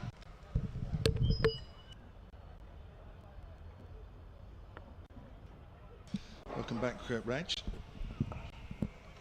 Just getting him mic'd up there as that's pushed out on the offside. Start of a new over from Sol Budinger. Welcome back, Raj. Thank you, Kev. Yeah. Sorry, I'm just looking through a press release that came out at 4 o'clock. That's pushed up to deep mid-off past a sprawling Budinger. All moves on to 53, 101 without loss. England men have named their squads for the white ball series against South Africa and Ireland. This came out about 15 minutes or so ago. I'm just looking around for any players that are relevant. Rehan Ahmed, Leicestershire, has pushed out to deep point. 102 without loss. So Rehan Ahmed is in there. Sonny Baker is in there as well. That's all for the ODI squad against South Africa. The T20 squad against South Africa. Budinger's in again, short, pulled away, hammered away by Ali Orr. Moves on to 57 and 106 without loss. So the T20 squad against South Africa, again, Rehan Ahmed is in that. Liam Dawson is in that one. That's all. So there we are. Yeah, interesting. Spinners and one seamer. It'll be interesting to see how many spinners they play at that time of the year. It's pushed away on the onside for no run. Yeah, so that's come out about 15 minutes or so ago. So good news for Rian Army, good news for Sonny Baker, and also for Liam Dawson. The upcoming white ball series, as that's pushed away on the back foot. If that's going to be the trend going forward for next year as well, then I think Hampshire may have to look far away for a top quality experienced spinner to come in next season to try and play all 3 formats of the game for them. Who is there, Raj? Well, there's quite a few in India. There may be an opportunity for one of those to come over. Yeah, that's all I can think of at the moment. There's 2 or 3 Indian spinners who are not getting a shout. 1 or 2 have retired from Test cricket, international cricket. So you got Ashwin, you got Akshar Patel. So you know those are the sort of names you're looking for, that sort of experience.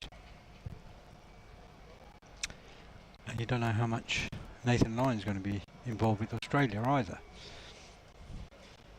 or how long he's going to play for before he steps down from international cricket.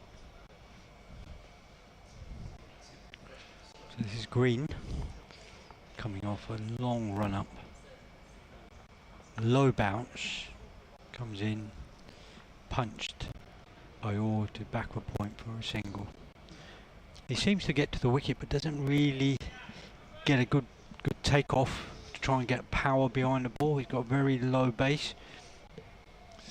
Do you know, he reminds me a little bit. It's got a similar action to Adam Finch that plays at Worcestershire, who bowled here in the Championship, but he seems to hit the deck a little harder. I know of course, he's only 18 and he's got time to develop, but he's got all the attributes, hasn't he? He's got a good full swing of the arm. And he comes again, bowls, punch this time to extra cover for no runs.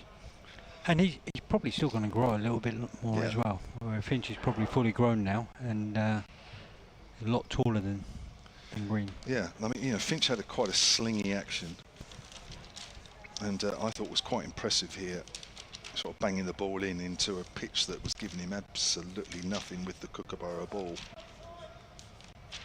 But he's probably a year or so off doing something similar.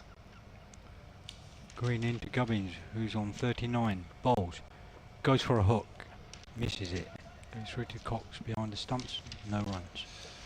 Just trying to find Finch. He's 25 though, Adam Finch, so he's got a few years on Alex Green, but I can see similarities. I think looking around the county scene with seam bowlers, there seems to be quite a lot of seam bowlers around, quality seamers. For the future looks quite good for English cricket at that point for me, but the spin department worries me a little bit. Green bounces in again, bowls. Gubbins drives to mid-off. Fielded well, no runs. Well, you've got both the Ahmeds. Yeah. But if spinners need to bowl now, and if they're playing and not bowling, Ahmed's been on 2 or 3 tours and not played, not bowled, and then you expect him to come in for one game and perform, and if he doesn't perform, people are on his back, and then he's off the scene. It's very difficult for a spinner. And what time of the year would you play a spinner in this country, especially a wrist spinner? Green into Gubbins. Gubbins this time pulls down to fine leg, picks up 1. He's coming back for 2. He gets in easily. Total moves on to 110 for naught. Yeah, April, starting early in April now till June, mid-June, wickets are slow, they don't really spin that much. Do we play them? We're playing now into deep September where the ball's going to move around for the seamers. Will they get an opportunity to bowl in September? And then with all this one-day cricket, do they bowl enough in 4-day cricket in between that time? It's hard. In comes Green. Ooh. Bowls to Gubbins. Ball seems to go just over leg stump through to Cox for no runs. End of the over. Hampshire 110 for naught of 21 overs. There was a little bit more actually in that message I got. Actually, I should have just clicked read more, because there's more squads that have been announced. The T20 squad against Ireland. Rian Ahmed is in that one as well, as is Sonny Baker and Liam Dawson. The Warwickshire all-rounder Jacob Bethel has been named to captain England men for the first time in that T20 series against Ireland.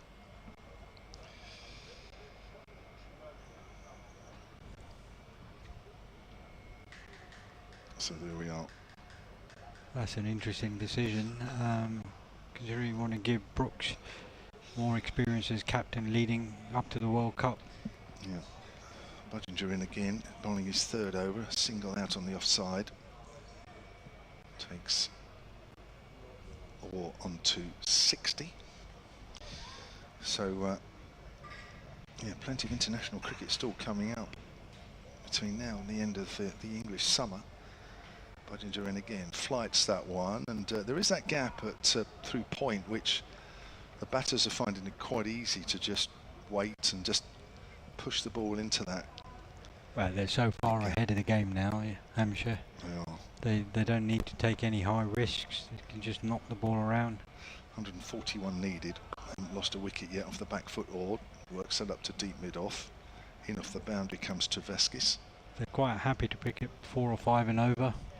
And if they get a maiden in between, it's not that much of a deal. They can always catch up with wickets in hand at the end. Leicestershire desperate for a breakthrough here. Try and alter the momentum. That's pulled away down towards deep mid on. Ben Mike getting plenty of encouragement from the fans sitting below us. That has always been a position at deep mid on which has attracted reaction from fans below the hotel here.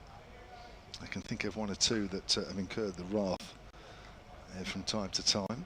Well, that to deep point. 1 is the weather. 2,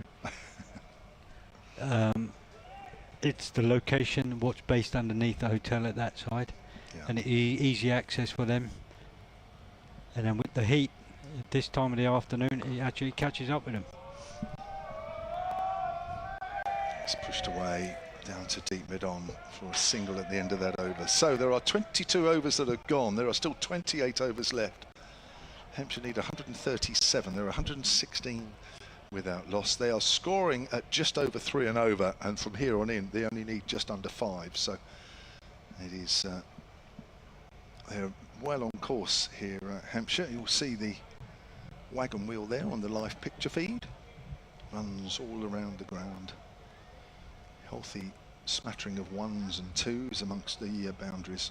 Just the 1-6 so far, hit over mid on by Ali Orr. Those 1s and 2s are mainly square of the wicket, which indicates that they've been bowling a bit too short on this pitch, because it's a good wicket, and if you do bowl short, it's easy to work the ball off your hips and square of the wicket on the offside. Green in again. Bowling to Gubbins, who runs it down to third man and picks up a single. Again, easy 1s and 2s. So it's the length you bowl on this pitch, on this wicket. If you bowl just too short, it's easy to manoeuvre the ball, manipulate the ball for singles, rotate the strike. And Hampshire doing that really well. If you bowl it a little bit fuller and they're looking to hit the ball down the ground, it's a little bit more difficult. Of course, Leicestershire desperately searching for this wicket. We've got to try something. Is it me? I can't remember. Green comes into Orr. Orr pushes it off the back foot again, too short to backward point on the boundary, and then picks up an easy single. Hampshire just, Leicestershire, I think, are just looking to take the game as deep as they can now. They're just running out of ideas on bowling changes, field placings. It seems to be just a steady, bog standard field placing, really. Where you've got 5 in the circle and 4 outside, and guys, there's just too many gaps, really, for my liking. Green into Gubbins, who punches it off the back foot, a little bit straighter to backward point, so he's had to run towards deep extra. It picks up, throws in, and they come back for easy 2. I'm off commentary in a minute. Stephen Clark has emailed Hampshire Cricket, solentcricket@gmail.com. He says, are you at the Oval on Monday? No, I'm not actually. He says he's booked a couple of nights to cover that game. They're going there. Unfortunately, I'm not, Stephen. I'll be working in the office that day. I know. Green now into Gubbins, bowls. A little bit fuller, so he's had to come forward and push the ball to mid-wicket, no runs.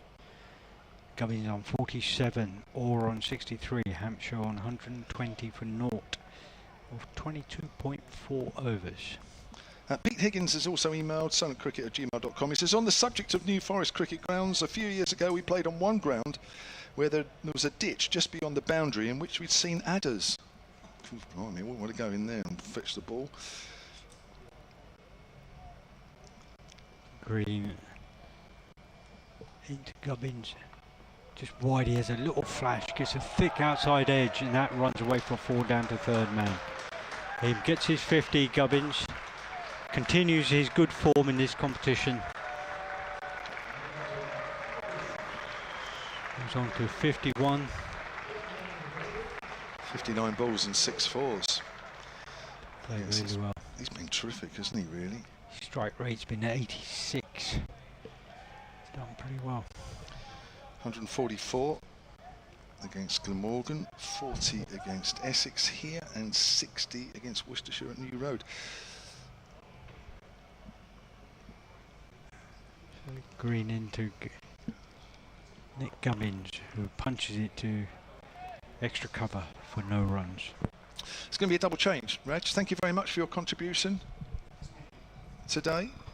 Raj Maru, Hampshire's former left-arm spinner. I'll just very quickly finish off that email. It says, when a visiting London side were informed about the adders, they unanimously refused to field anywhere near the ditch. As I recall, most of our shots were aerial, and we won comfortably. Thank you very much, Pete. So the match situation here is that Hampshire need 129 of 27 overs, and the remaining 27 overs of their innings, and they have all 10 wickets in play. Chris Temple and Brad Taylor will take you through the next period. Thank you, Kevin. Yes, Hampshire very well set here. Nick Gubbins continuing his fine recent record. That's his 3rd half century, one of which went on to be a big century, of course, in his 4 innings so far, and a 40 is your lowest score in the competition so far, Brad. It tells you that the kind of form that the Hampshire skipper is in this 50-over format. Yeah, he's done everything that's needed to be done here, hasn't he? Just, well, both of them have really. Batted really nicely here. So it's going to be Liam Travaskis, change of bowling, returning to replace Ben Mike from our commentary end. Travaskis 2 overs for 15 so far, so a change of ends for the left-arm spinner who bowled earlier on from the pavilion end. There's a reverse sweep attempt, LBW shout. James Treadwell, the umpire, not interested, walks away, and the ball's run very fine up to the boundary for 4, giving us 4 byes. So no bat on that one. Has Elliot got outside the line playing that reverse sweep, Brad? Yeah, it was a close one, wasn't it? It's definitely spun. Oh, it's probably doing a bit too much there, isn't it? It's outside the line, isn't he, as well, playing a shot? Potentially. Yeah. They're tricky ones, aren't they, when you switch your hands over to see from an umpire point of view. James Treadwell. Just amazing how quickly that's gone to the boundary. Yeah. Everyone was still appealing, I think, and the ball had gone over the rope for 4, so you take them. As in comes Travaskis, again bowling to Orr, who this time just waits for it and turns it around the corner for a single. Unfortunate when you've got all that going on in front of you as a wicket-keeper and the ball's evading you for 4. Wicket-keepers get very precious about byes. Yeah. Oh, they're saying that was byes then, not leg byes. Yeah, okay. went down as byes, yeah. I said didn't even hit the pad. I was going to say, not a great LBW shout, doesn't hit the pad, is it? No. Travaskis round the wicket now. Change of angle for Gubbins as he comes under strike. And half a shout as that one lingered in the air for a little bit longer than Gubbins was comfortable with. Pressure scripting the surface there, leading edge. Yeah, interesting. Travaskis with that round the wicket. He's got 3 men out protecting the leg side boundary, bowling that line. This time they come through for a quick single, taking a bit of inspiration from Leicestershire's running earlier on. That one does go down off the bat from Gubbins. 53. And here, I know the scores are, Orr's got more. Orr's dominating the scoring at the moment. But when you look at the ball's face, the batters have shared this responsibility, haven't they? Yeah, 100%. I think Ali faced a few more balls in the power play, didn't he? Travaski's bowling again, this time Orr propping forward. No run out on the leg side this time. I find it interesting when the ball's got a bit older, I think it's definitely gripping a bit more. That older that ball gets. Yeah, it's interesting. Travaskis getting a little bit out of it from this end. He's back over the wicket now for Orr. He's over the wicket to Orr and round the wicket to Gubbins. And again, working with the turn. Any grip that there is out there. This time Orr can't get it past the short fine leg fielder. Alex Green, end of the over. So just a couple of singles and the 4 byes from that. I say just a couple of singles, obviously, in terms of the bowlers' figures. But I mentioned when I was on with Gemma about Ali Orr seizing this opportunity to go big here and go through and see this. Gubbins has had the responsibility, but the platform doesn't look as if it's causing too many problems out there for them at the minute. No, and they won't be frustrated by a couple of quiet overs here really either. So he can really just nestle in. Wickets in hand will be important. I don't know what's going on down below. And it's Ben Mike coming back on to bowl, and it's that group you can see, I think. Is it that group in the middle of the screen? I can't see. The camera operator has picked out a group who are very much enjoying the sun by the look of it. They've got the factor 100 out there today, but there's a few pockets of fans around. They're making quite a lot of volume. There's a group of Leicestershire fans who I think are just down underneath the camera operator, actually just down to the left. There's a Leicestershire flag, St George flag, tied to the front of the Shane Warne stand, which our camera op might be able to pick out shortly. But the applause was for Ben Mike returning to the bowling attack, which the graphics on screen haven't quite caught up with yet, but Mike is going to be bowling from the pavilion. Brad, you excelled in your commentary stint earlier, so let's give you another go from the other end. Let's do it. Well, they've got a deep square and a fine leg again. They've got a lot of short stuff to Gubbins today, so we'll be surprised if it's back of a length again as Mike comes in. Ooh, it's just a full and wide one, which he's missed there. I was just struggling to pick the ball up there with that glare, actually. It is hard, actually, with the white ball and the sun glare. It isn't easy. Yeah, so that's kind of wide and full. I don't think Gubbins would have probably expected the ball there with the field that's set. So here we go. Our camera op's on the hunt now for groups of folks. So we're looking at the hotel end of the ground, the right-hand edge of the hotel there, where one of the vociferous groups enjoying Ben Mike's contributions to the game are. I think people are moving around as the sun moves around as well here. Yeah, I think that makes complete sense. It is so hot up here. As Mike comes in again to the wicket. That's back of a length, that's clipped down there to fine leg for a single. Easily ran through. That would be Gubbins' bread and butter, that is championship. Clip off his hip. But bowling to the field, Leicester just trying to make sure this, if they're not taking wickets, make sure they keep the run rate down here. One or the other, but you feel like they need a wicket here. Yeah, Hampshire ahead of the rate, as you can see from the numbers on the bottom of your screen as well. Coming towards the halfway point. So Orr on strike as Mike comes in. And that's back of a length and clip. Same result there, 1 into square leg. The score moves on to 132 without loss. As you say, left-handers, just tucking it off your hip. That's getting runs all day, isn't it? Even with fine leg down on the fence, just one. All of a sudden, you've got your 6 and over that you don't even need. Yeah, I wouldn't be surprised to see one a bit shorter now. I think that seems to be the plan to Gubbins, to try and get him on the pull shot, caught deep square or fine leg here.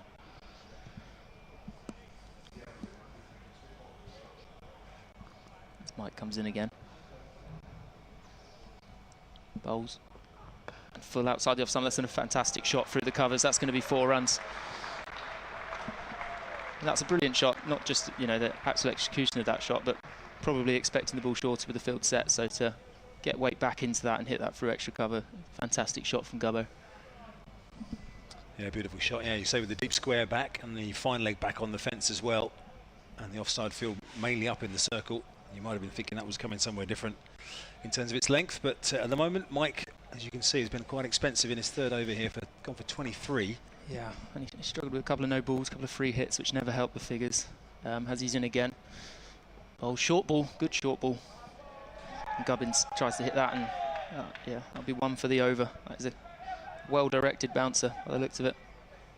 Yeah, he got quite low there, Nick Gubbins, didn't he? Yeah. Seemed to have his hands almost at nearly sort of face level above his head, almost playing that. Which you're going to be losing control, aren't you, doing it that way? Yeah, Hampshire still scored 6 off this over, so a single will probably be what Hampshire are looking for here. 7 off the over. Mike comes in here, bowls short again, pulled away, down to fine leg for just the 1. That is 7 off the over. Mike, 3 overs, none for 24. The score moves on to 137 without loss. Both these batters looking comfortable here, Chris. And that is going to be some drinks, well-earned drinks. I think, understandably, we've had a couple of extra little drinks breaks in these conditions, but as you can see there, that's the spectators who are in the shaded areas of the Shane Warne stand, just to the right of the pavilion as you look at it. As you can see, good crowd, healthy at the top edge of the Rod Bransgrove Pavilion there. The top deck very well populated. About 400 or so the top deck holds there. A lot of spectators now have moved out of the sunny areas that you can see as we pan around the ground here. Those the seats around the ground. I mean, you walked downstairs a minute ago, Brad, to see if it was any cooler down there, and it wasn't. No. Luckily, you brought a couple of jugs of iced water back with you, which is very generous. They are needed. Yeah, and I think what Rob said, 3,500 people? Yeah, roughly, 3,500. It's really good. It's a great crowd in for Friday afternoon. We often forget, don't we? We say on Friday afternoon, you know, everyone's like, oh, it's school holidays, whatever. Yeah, school holidays great, but most people, a lot of people still have to work on, you know, on Fridays as well. So there's quite a lot of young fans in today. There was an under-17s go free, I think, offer last time around, so we had a lot of youngsters in for the Essex game a week or so ago here. A couple more home games still to come next week, Wednesday and Sunday, isn't it, of next week? Yeah, I think what I love about this ground is when you see all the youngsters playing with the space to still play on the sides. It's great. Yeah. A couple of bowler and a wicket keeper over there on our right over there. Yeah, I love that. The young Leicester sport is wicket keeping gloves. Yeah. That is There's no one batting in front of him. There's a bowler and the guy with his gloves. Love to see that. As a former wicketkeeper myself, of less repute, Gemma's our wicketkeeper on this team these days. Gemma's the official indoor wicketkeeper of Ropley men and of Hoseley women, as we were talking about a little bit earlier. So 137 without loss here at Hampshire. Let's have a quick look at some of the other scores going on around the country, by the way, in this competition today. There's a few games going on. As I say, some of them will later start. It's a 2 o'clock start. So Derbyshire 3:15. Worcestershire going pretty well in the chase there, 171 for 2 off 27. A later start between Glamorgan and Gloucester at Bristol. It's a floodlit game. Glamorgan 40 overs gone, 204 for 5 there. Also a floodlit game down the coast at Hove, where Lancashire 242 for 4, having been put in by Lancashire. That's after 40.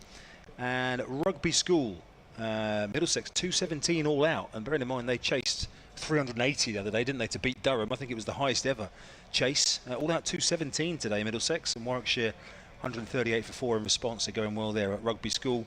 And Chesterley Street, Northants posted 321 for 8, and Durham are 131 for 6, in a bit of trouble in response, with 25 gone there. Just looking at who scored the runs for Northants in that game.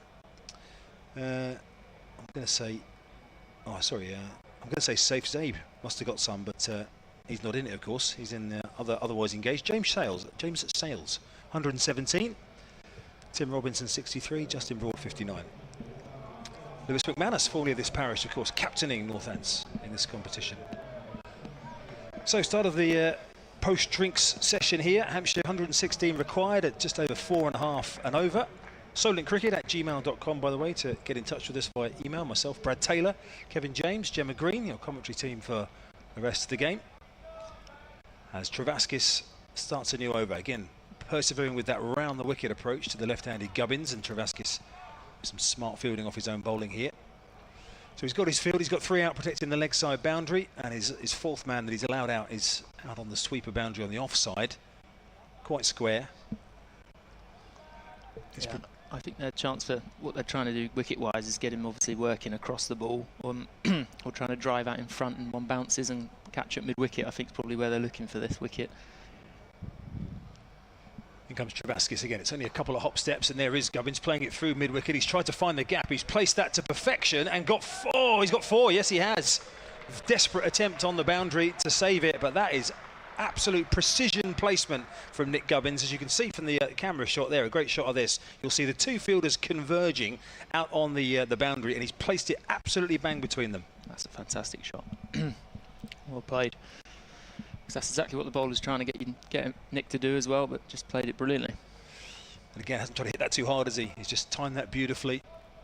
The two fielders were equidistant from where that ball ended up. So Gubbins onto 62, catching his opening partner Ali Orr up here, and again playing with the turn there, whipping that one through behind square for a single.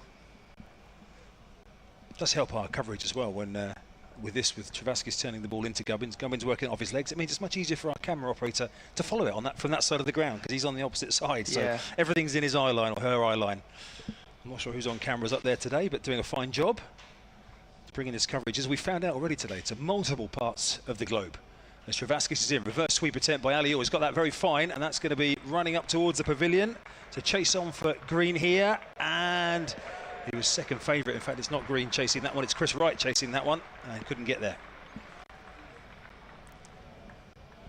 It's a good start after lunch. So it can tend to be a little dangerous time for batters, but get him straight back into their work here. 9 off this over already.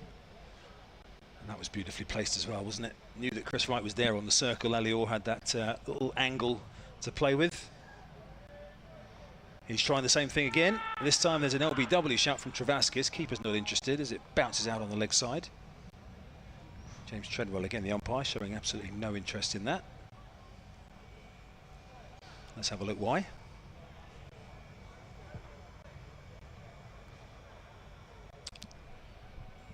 Just missing leg stump, I think, just done a little bit too much. Travaskis in again and bowling, and Orr this time watchful in defence out to the leg side. Well, that's a profitable over for Hampshire. They've taken 9 from it with a couple of beautifully placed boundary shots there. And again, percentage shots really. Low risk shots from both. Yeah, and if you think about how Hampshire rotated their bowlers as well, we didn't often have the ball turning into the batter, did we, in terms of, you know, our matchups, but that's what wickets does as well, doesn't it? So I'm sure Travaskis would love to be bowling at 2 right-handers here with a bit of grip, ball turning away from the bat. And actually we saw Hampshire actively avoid the ball turning in, didn't we? We saw them bolt-on pressed. Oh, Brad, thanks for now. More from Brad very shortly. Brad Taylor, the Hampshire fielding lead with us, who's up here as well as doing some commentary with us, doing a bit of work until his laptop literally started to melt and he had to put it away. So great to hear from Brad and to get his insights as we see another change of bowling at the pavilion end. Ian Holland is back, as is Gemma Green. Hi, Chris. Yes, a bit of a challenge up here, keeping all the equipment cool. Cool, we've got a tea towel over the plugs in front of us here. I know we keep banging on about how hot it is, but it really is. As Ian Holland is in, we can keep her standing back this time as Gubbins runs that down to third man. That'll just be a single. And again, relatively easy for Hampshire to work this around at the moment and pick their gaps and keep that scoreboard moving. Yeah, absolutely. It's just been one of those innings that's just sort of lolled along, really, but in a good way for Hampshire. I don't mean a boring way in terms of the match, but just no drama, no fuss, nothing showmanship, just solid. As in comes Holland again and drifting onto the leg stump of Ali Orr for one more. Yeah, you're right. Hampshire they've played some lovely shots, but at the moment Leicestershire are going to have to keep chopping and changing these bowlers, aren't they, to try and find the answer. So their frontline spin option of Travaskis at the moment is turning it into those batters, as Brad Taylor was just talking about, which is probably not ideal from certainly what we saw from the Hampshire spinners a little bit earlier on. But other than that, it's all pace options really. As in comes Holland again. We did see, of course, Budinger try and bowl a few off spinners turning away from the left-handers, but he went for 16 off his 3 before that little experiment was called a halt to. So far, Chris Wright 6 overs for 18, Scriven just 2 overs for 15, Travaskis 4 overs for 26, Mike 3 overs for 24, Alex Green 4 overs for 21, and then Budinger 3 overs for 16. And then comes Holland once again. Gubbins is driving straight up to mid-off, no run.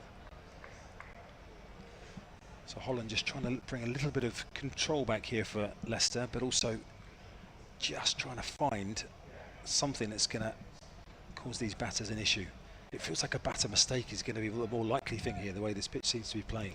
And that was kind of what happened to Leicester, wasn't it? It was when they tried to do something that... Yeah, and they don't look in danger at the moment of making these kind of serious mistakes, as Gubbins again is happy to milk a single out towards the cover boundary. Yeah, and Hampshire are reaping the benefit of having bowled well in the first innings, kept them down to a below par score on this deck and this ground, and they're now reaping the benefits of that by not having to put pressure on themselves and being able to just milk the runs that come naturally.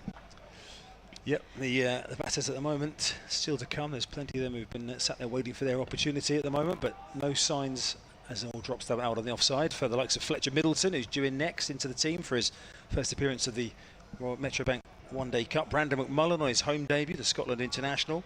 I'm sure will be very eager to get out there on home soil for the first time. Tom Prest, fresh off a decent knock down at Worcester. Ben Mays, of course, who a lot of people are very excited to see if they haven't seen him already. Then Organ, Neil, Abbott, Jack and Wheel completing the Hampshire lineup. I'm assuming Ben Mays has picked up a bat before April, but you know, who knows? Who knows? Exactly. We're seeing a shot there of our commentary position actually on the screen. I wasn't concentrating for a second. I was looking out onto the middle, but that was where we are at the top of that gantry balcony here on top of the hotel. Travaskis in, bowls, whipped away onto the leg side, come through for a single. When you saw that shot of the gantry, you sort of pulled your shirt down, like inadvertently. Yeah. Sort of, but breathe out, breathe in a bit. Breathe in, make shirt straight. Yeah, absolutely. 150 up for Hampshire here, which is what the applause is for as well. just in case through the windows anybody could see us. A little fist bump there between Orr and Gubbins as they tick off milestone by milestone here. Going along very well. Right, Travaskis bowling round the wicket. In, bowls, driven down the ground. There'll be another single there. Spread field here from Leicestershire. It's that tricky stage where they can't concede runs, but they also need to pick up a wicket. It's a captain's nightmare, this situation, really. So many singles on offer.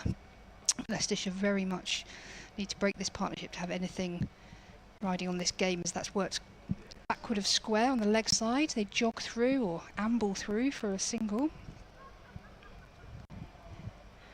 Travaskis bowled 4 overs, 0 for 24 before this over, into his 5th. In a bold reverse sweep. There's a big appeal for LB. It's not given. We'll give you our thoughts on the replay, even though we've got a great natural view, but it is a long way away. Travaskis had a double teapot on there as he looked back at umpire Treadwell. Let's have a look. It's pitched in line. He's got a big stride in. Umpire Treadwell deciding that. Didn't look a terrible shout. No, deciding there was too much doubt there. With I think that's all that saved him is the doubt, which does go in favour of the batter. Travaskis coming in. Again, a little stride down the wicket and driven, and doesn't quite beat the wide mid-off fielder, but they come through for a single. So taking a single off every delivery in this over, with the required run rate under 5 now, 4.47. It was pretty close there, wasn't it? Looking at that again, Yeah, it was pretty close. It didn't look. I thought it would have deserved a bigger shout. Well, maybe that, actually, maybe that is a thing. Maybe it was because it was sort of what you call a three-quarter shout It from was. Sometimes that, I'm sure that comes into the psychology of umpires. You know, how many times do you see half-hearted shouts given out? Very often, very not that often. Absolutely. Last ball was worked away onto the leg side, so they took 6 singles off the 6 balls in that Travaskis over. As a golf cart makes its way around the Boundary Lakes golf course, where the fairways, I've got to say, are doing well to be even the colour they are with the weather we've had, but a relatively straw-like colour to the fairways.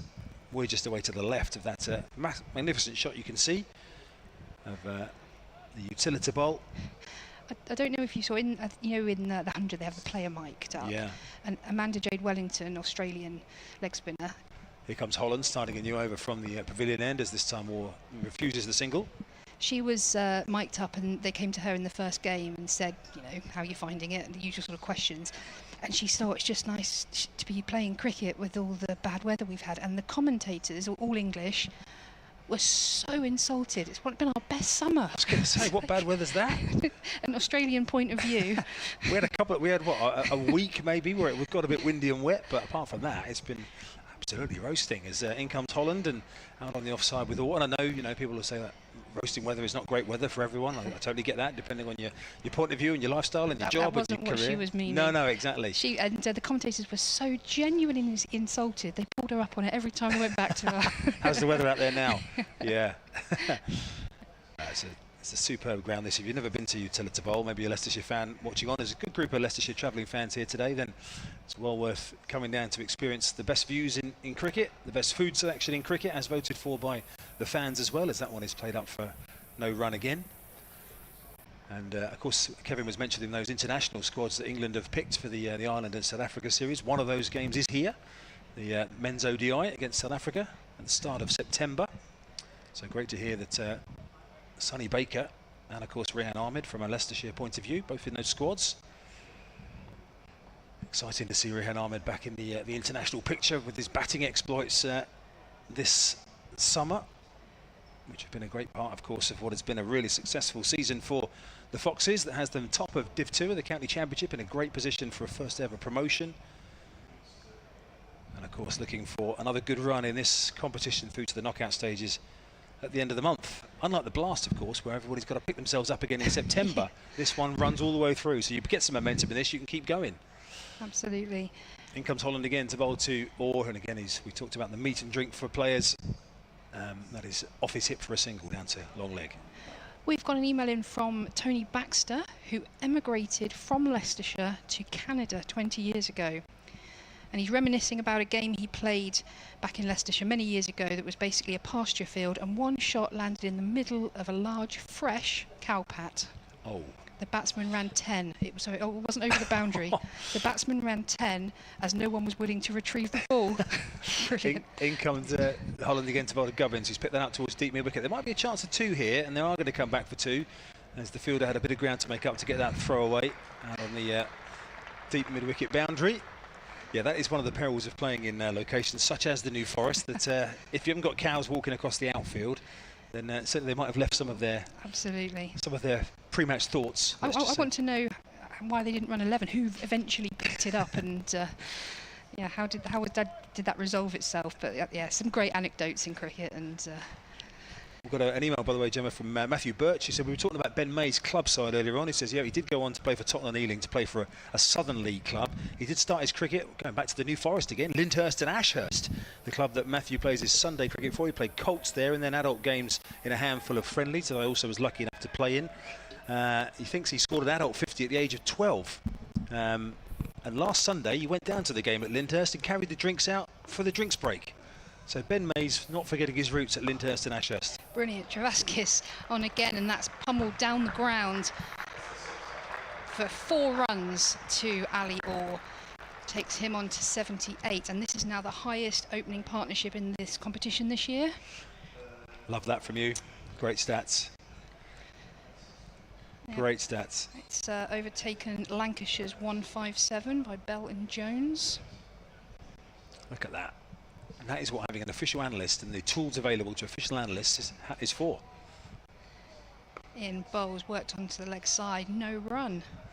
Just to finish that email, by the way, said he carried the drink. Ben Mays carried the drinks out and then came back to the club for a drink after the game. Soft, of course. Club is very proud of him, wishing the best of luck. It's great that he still comes to see us. So Matt Birch, thanks for your email from Lyndhurst and Ashurst Cricket Club.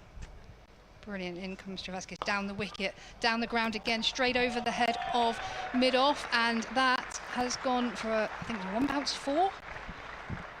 But a bit of intent here from Ali Orr.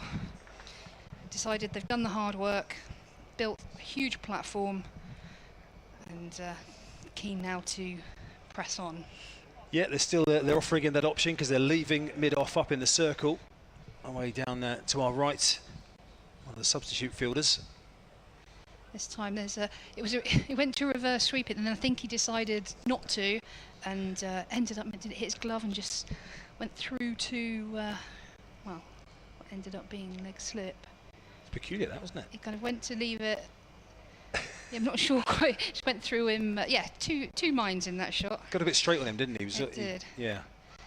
This time he's tried to work it to leg, and it's just come off the pad, and keeper picks it up. It's almost like he was going to have to reach too far behind him there, I think, to execute that reverse sweep, so had to abort it at the last minute. It's amazing that doesn't happen more often, given how premeditated the shot is. You know, but yeah, didn't work out on that occasion.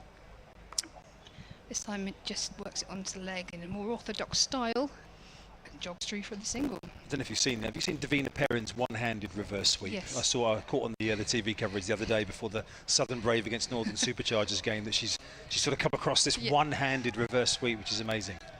Just a backhand. Yeah, literally a backhand. But how you can play with enough power with one hand, that's amazing. So here's where we're at in terms of the Leicestershire bowling figures for Leicestershire fans tuning in, going, right, what have we got here that's going to change the course of this game, which has Hampshire 167 for no wicket and cruising at the moment towards their target of 253. We are going to see, let's get down that end, Ian Holland continue, he's in his 7th over here. So 7 bowlers used. Holland number 27. He's been tidy enough, Ian Holland, but hasn't really so far caused the batters any problems, or is just playing that out on the leg side for a single. Yeah, with genuine batters, as Davina Perrin is, top order batter, and the likes of, I don't know, Rishabh Pant with his roly-poly, and Dhoni with the helicopter, and all the batters that have these funky shots, that seems fair enough. They're batters, they should have the talent for that. But when you see someone like Rashid Khan, did you see that 6 the other day? Ridiculous. That must rile you up as a bowler. French cricket. Yeah, so gone for 6. Holland bowls again, and all giving himself a little bit of room and steering that through the offside again for another single. Yeah, I mean, literally like squirreled on the tiniest little flick of the bat. That was amazing. To be fair, he needed something, didn't he, after the way that Liam Livingstone carted him round with the ball. He did, yeah. Worst bowling figures ever in the 100. Yes. Which is very unlike Rashid Khan, which is why he's one of the most sought-after bowlers in that format around the world. I think he took something like 6 for 30 in the first 2 games, and then 0 for 59 in that one. This time Gubbins is chopping that away into the ground, and Cox running around the wicketkeeper to do the fielding on the single. 169 for no wicket. Comfortable season's best for Ali Orr in this competition.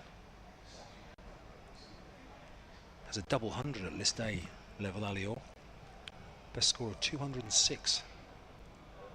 But he would love to get a Hampshire milestone here. 16 away as he drives that one up to mid-off for no run. I remember that 206, Jem. I don't know if your amazing stats platform that you've got there is going to be faster than mine, but I'll have a tap. Yeah, there aren't many. Of course, Ali Brown's most famous, was it 250? Oh, 254, sorry. I want to say. Is that at Guildford? Guildford, yeah. Woodbridge Road, which is short. Ali Brown carting it to all parts there. That might have been a 40-over game, was it? That's driven by Orr out into the offside, no run. But he's 16 away here. As I say, just has a couple of starts in this competition, but hasn't quite gone on. Today he has gone on. Hampshire batters have done exactly what Leicestershire didn't do, which is get on from good starts and get to 50 and 60 and then continue to contribute for the team and edge yourself towards that victory target. One ball remaining of this Ian Holland over, the 31st. So that's played off the hip for another single by Orr out into the leg side to end that over. He goes to 85, 170 without loss, Hampshire. Yeah, Ali Orr 206 at Taunton against Somerset in 2022. Wow. For Hampshire? For Sussex? No, it's for Sussex. For Sussex. Yeah, for Sussex, yeah, I was going to say. Yeah, this is his highest score for Hampshire in List A cricket. Time for me to vacate, Gemma. We'll leave you with that amazing stats about Ali Orr's double 100 and hand you over to Kevin James very shortly. Yeah, we were just talking about Ali Brown's heroics as well at Woodbridge Road. That's a lovely track and a small ground, isn't it? Oh, short square boundaries. Into the petrol station. That was in the 80s? No, can't be. He got a big runs against Hampshire one year. I remember it, and I don't remember the 80s. Maybe it was 90s. It's certainly around that era.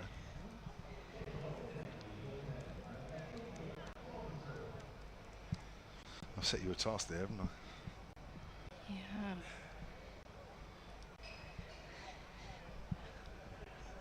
Having a little break in play at the minute as I think a couple took a drink and they're just resetting themselves.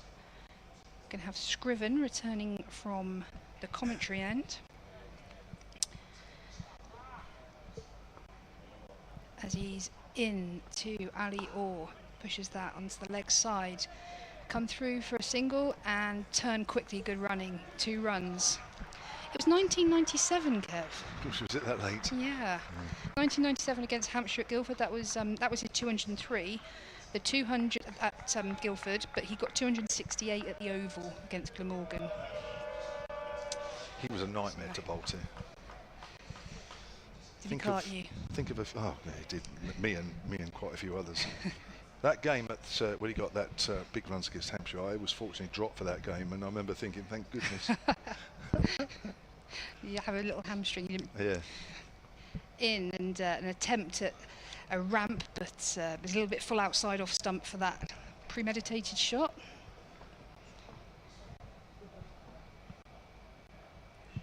Let's have a look who you made way for. Can you remember? Who did I? Yeah. We had a 3 or 4 day game beforehand, and I got sent home along with about 1 or 2 others. I can't remember who came into the side for me. In bowls driven square onto the offside. Fielder comes in, 1 run. Score moves on to 173. I remember thinking that if I hadn't have been dropped for that game, I'd have been dropped for the next one. The Hampshire bowling attack that day was Connor, Renshaw, Udall, Boville, Stevenson and Keach. But in one or two of those, I think, that would have taken my place. Can't remember which one. Scriven in. Bowls good line, but is able to just work that behind square on the offside. 1 run. Email from John Baker here.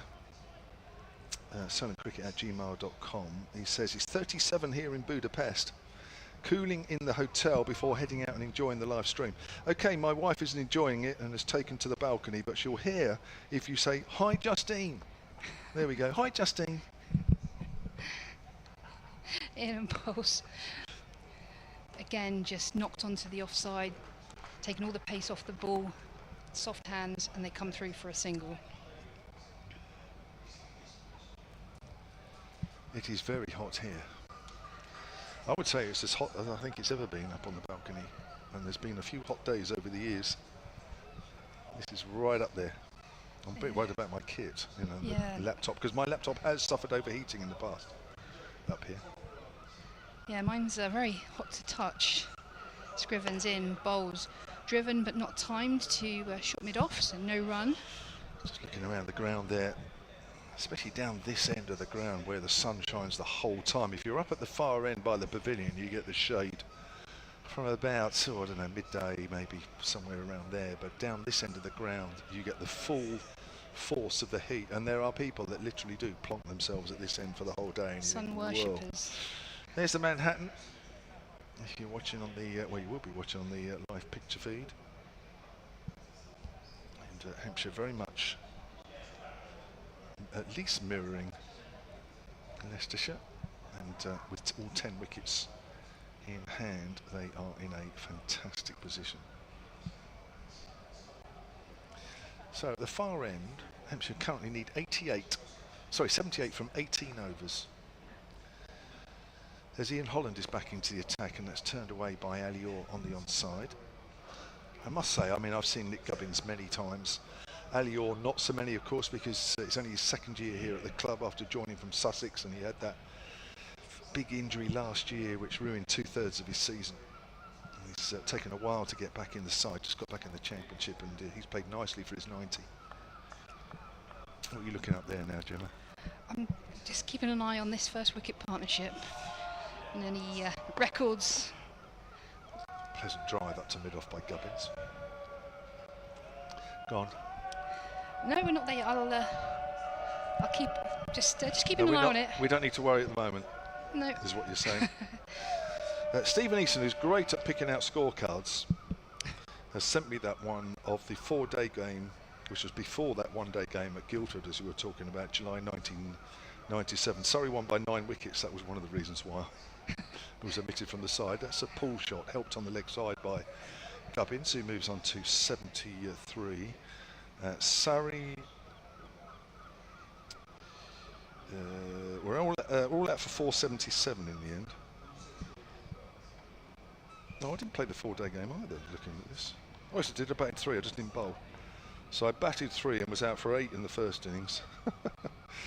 And out for 0 in the second. There you go, so that's probably why I was dropped. In fact, that wasn't why I was dropped. That's pushed quietly. Oh, there's a mix-up. He's going to get back just. Oh, they both went and then stopped, and it looked like Alior just momentarily slipped, but was able to recover. He hadn't moved too far down the pitch, fortunately for him. Both batters will just look at each other just to reaffirm that everything's all right. Your partner's okay. This is the highest first wicket partnership in List A for Hampshire this century. Is it really? It is. 177 currently.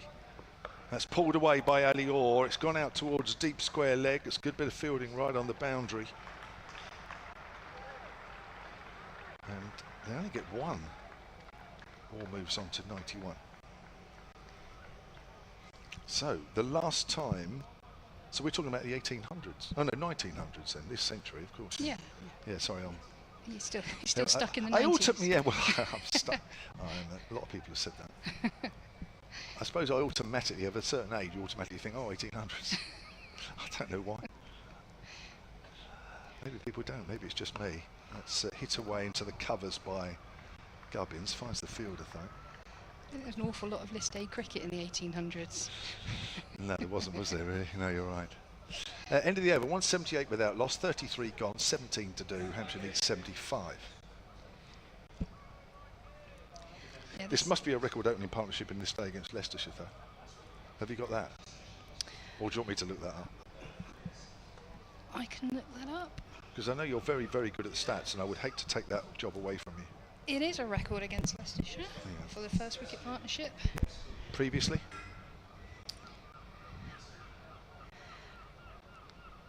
Gordon Greenwich and Barry Richards, 164 in 1972. There we go. 91 from 116 Alior and 73 from 84 Nick Gubbins. Very hot out there, just having a drink and a towel down.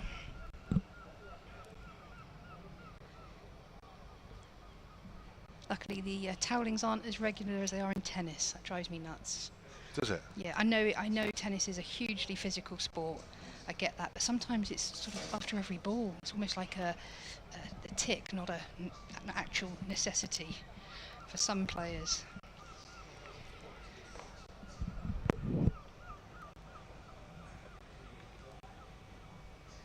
Right, Scriven to continue his spell from the commentary end, the hotel end, and he'll be bowling to Ali Orr, who's in the 90s now, 91 off 116. He comes in, bowls, pushed onto the offside, short cover, make sure there's no run.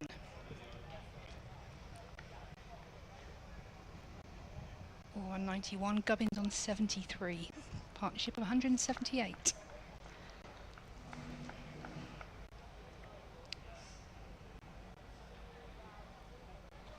Scriven's going back to the top of his fairly lengthy run up, especially it feels longer I think in this heat. As he comes in, bowls, and there's a ramp shot down to fine leg. Again, I thought there was a fielder down there, but it's a Leicester 12th man in a bib. So 4 runs, great execution of the ramp shot by Ali Orr. That was mentioned earlier, wasn't it? It was. He's been walking around all day, it seems, and yeah, as I say, someone emailed in to say he is wearing a bib. It's just exactly the same colour as the kit, so it's not really doing the job. Anyway, it fooled me, but it didn't fool Ali Orr. 4 runs to him, and that's all that matters. He comes in, and this time he tries to cut that outside off stump, playing a miss quite wide, not a wide, but quite wide through to the keeper. I've got an email from Chris Main here, sellingcricket@gmail.com. It says, hi commentary team, enjoying the live streaming of today's match. Hampshire going really well. He says, looking through my old Playfair cricket books and found this Leicestershire team of 1959, circa 1959. Always enjoyed watching Hampshire at Dean Park in Bournemouth. Says Chris, who is in Southbourne. Let's see if we can work that out. Scriven's in, full ball, or just guides that to point for no run. Now, I don't know the first names, but he sent me the team picture, which also includes some signatories. This might appeal to 1 or 2 others. L.R. Gardiner, J. Van Geloven. W. Watson was the captain. Scrivens in, bowls, cut away by, or he'll pick up a single, he'll move on to 96. Got Kev madly searching now on the internet. An FM Turner.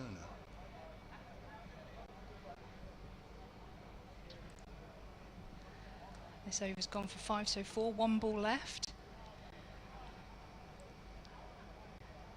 Hampshire need 70 of 97 balls. It's not who I think it is. I've just seen a picture.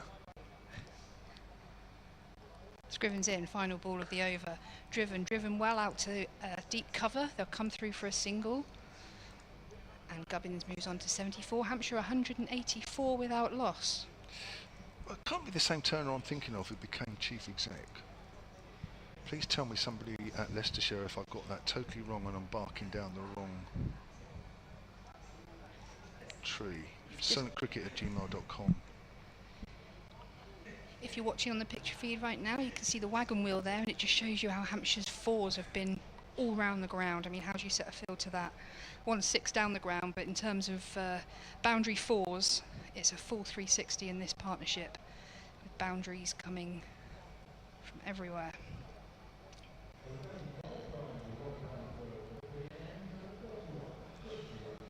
Another change in bowling. Seamer Chris Wright is changing ends from his earlier spell. He's going to come on from the pavilion end. Oh, yeah, 6 overs, none for 18. Matthew Allnut Small has emailed silentcricket@gmail.com. He says, thanks for the excellent coverage. Thank you. Just a quick question. Just wondered whether you think Hampshire can go all the way in this competition. I think, having seen a few other teams, we definitely can, especially with our quality bowling attack. Before today, I was a little worried about the batting, but if we can get a couple of others in some good nick, then I think we have a real chance, says Matthew. What are your thoughts there, Gemma? Well, I'm always optimistic. Always. So I struggle to give a balanced view on that, but we've certainly demonstrated that we've got some character and strength in this competition. Right, in, flicked away by Nick Gubbins out on the leg side. Just a single, 185 without loss, 68 needed.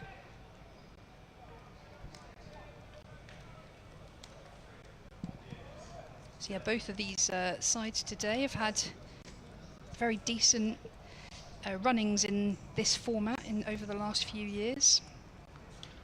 Leicestershire lifted the trophy 2 years ago, but Hampshire and Leicester both been in the sort of playoffs most years in some guise. Right, I've just got an answer actually about the Turner situation. That's turned away on the leg side by Ali Orr. They will pick up 2. And he moves on to 98. This passage I've just found, it says Mike Turner, not FM Turner, was a former Leicestershire County Cricket Club secretary and CEO.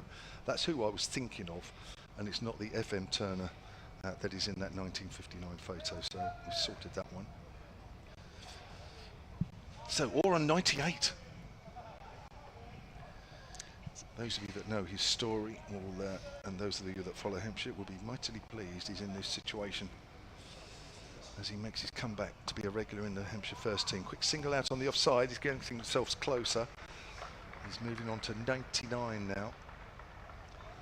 And Hampshire on to 188 without loss. Yeah, as we said earlier, he's had a couple of starts in the first 2 games, 45 and a 29, and then 10 in the last game that Hampshire lost when they were all out for 194, but come back very strong today. 99 is currently at the other end. Have to wait a little bit longer as Gubbins is on strike on 75. Right in, Gubbins works that away to point. Runs coming fairly easy for Hampshire, they're not under any pressure. The run rate required from here is just over 4 as the crowd, who are just to our left and just below us, trying to get into the action as well. 189 without loss. There seems to be something about sitting this end of the ground. Probably away from the members. The members don't really do that sort of thing, do they? No. They sort of just chunt out. Just enjoy quietly. Now, deep cover has come in, and I think that's a good move with Alior on 99. As Wright comes in around the wicket and bowls. Orr's looking for a single, but it's not there as it goes to mid-wicket. A few oohs in the crowd. Yeah, decent crowd. It's over 3,000, isn't it? Was it? So, oh, did you see a figure? Chris was saying earlier, they estimated around 2,000, but the figures came in over 3, I think. This was a great crowd. There's been a good atmosphere, been noise all day, really. Just the right amount. It's not nice to create the atmosphere, but like you say, a few oohs and ahs and bits and pieces like that you need as the sort of soundtrack. You do. I'm looking forward, if he gets his 100, I'm looking forward to the celebration, because I think he'll show quite a bit of emotion. Is it coming there? It is. You have to hurry. Throw goes in at the bowler's end. He could have been run out, but he's got his 100. Immediately his right hand goes up and he just does that little punch low and high, takes his hat off, salutes to the dressing room first, the rest of the crowd as well, both hands in the air. That will feel good. Ali Orr, 100 off 125 balls with 9 fours and 1 6.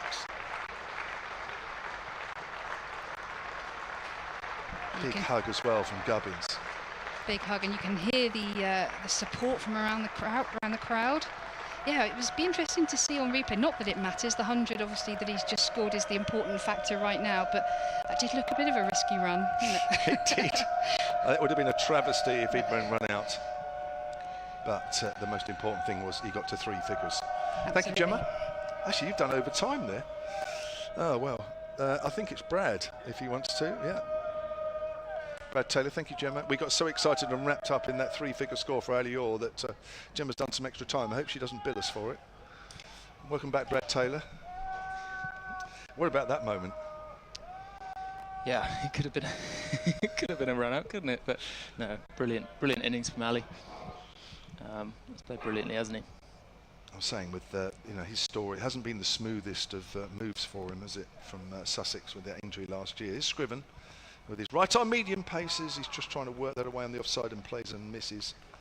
That would have been a bit of an anticlimax if he'd got a little tickle through to the keeper. 63 needed by Hampshire. But when you know the pain he's been through with that injury last year, having smashed his forearm up, and he's had to wait a long time to get a chance this year as well. Yeah, no, as you know, Kev, I've been through that myself. Yes. It's not just the injury, is it? It's just finding your form and finding everything back when you get back. Yeah, everyone in that. That's a nice shot out to cover for 1 run. Seeing everyone's reaction on the balcony there, you could see everyone was really, happy for him getting that 100. Joe Somerton, who's in the crowd, has just sent me a lovely video of the moment that he gets his single, and oh my word, he would have been out by about 2 yards because she is square on the ground. So thank you for that. That's even further out than I thought it might have been potentially. So 191 without loss. Gubbins on strike. Is there time for him to get 100, a second 100 of the competition? Probably. Yeah, I was just saying to Chris whether they're thinking about net run rate yet or just get the game won. Scrivens bowls, Gubbins drives, gives a thick outside edge down to third. It's picked up right on the boundary rope at the far end of the ground as we look. 2 to Gubbins. Takes him on to 78.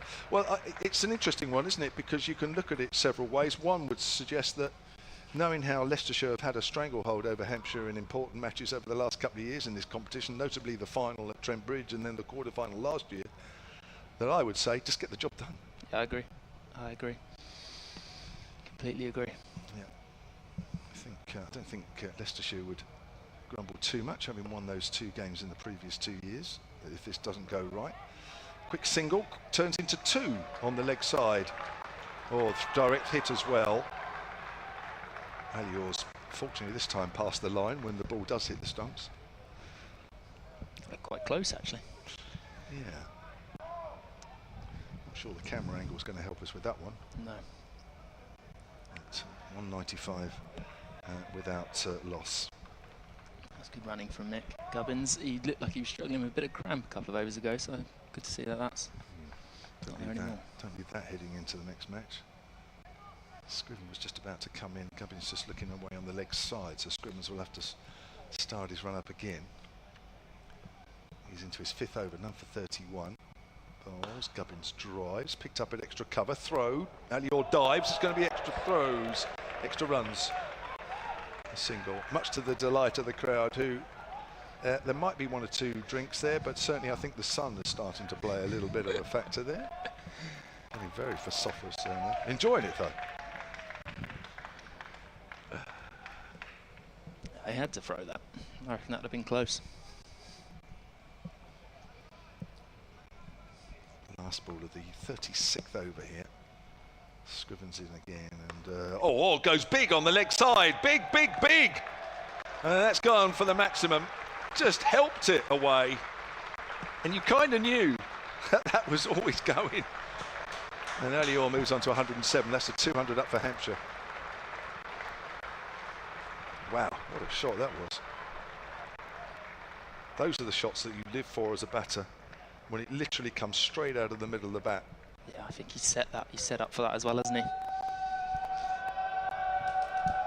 Crowd are getting up for it now as well. Only 3,000 here, but it feels more. Oh yeah, that's a great strike. Top of middle stump, that. Wasn't it? Big boundary as well out of the way. Well, I think Alior's shown us how he's going to go about seeing the rest of this game out. Agreed. I think I'm going to have to speak to two people tonight, actually. I'm going to break with my normal tradition and go two. I'm going to do some extra work here, everybody. That's silly me. I think we're going to speak to Alior, and I'd still love to speak to Andrew Neil, just get a little backstory from him as well. So there'll be two interviews, hopefully, that will be going up on the Hampshire Cricket website later on this evening. And also part of those will go on the @Sun Sport X feed as well, so look out for those later on. Chris Wright, bowling from the pavilion end here. Nick Gubbins in, full, driven, and that's caught at point, isn't it? Yes. It's a wide ball, and Gubbins has just fetched that, and that's just gone straight to a point for a relatively easy catch. And that's Gubbins gone for 81 off 90 balls. He's played brilliantly there. He's disappointed with his dismissal there. I'm not sure if that's a slower ball or that's just stuck in the pitch, not sure really. But it's just ballooned up to point. Great catch, Sol Budinger. Yeah. That was. Considering it's hot out there, you've watched an opening partnership get almost over 200, and yet he's leaping around and taking catches like that. It's a great effort. Nick Gubbins is going to get a great hand of applause from this crowd, and he deserves that as well.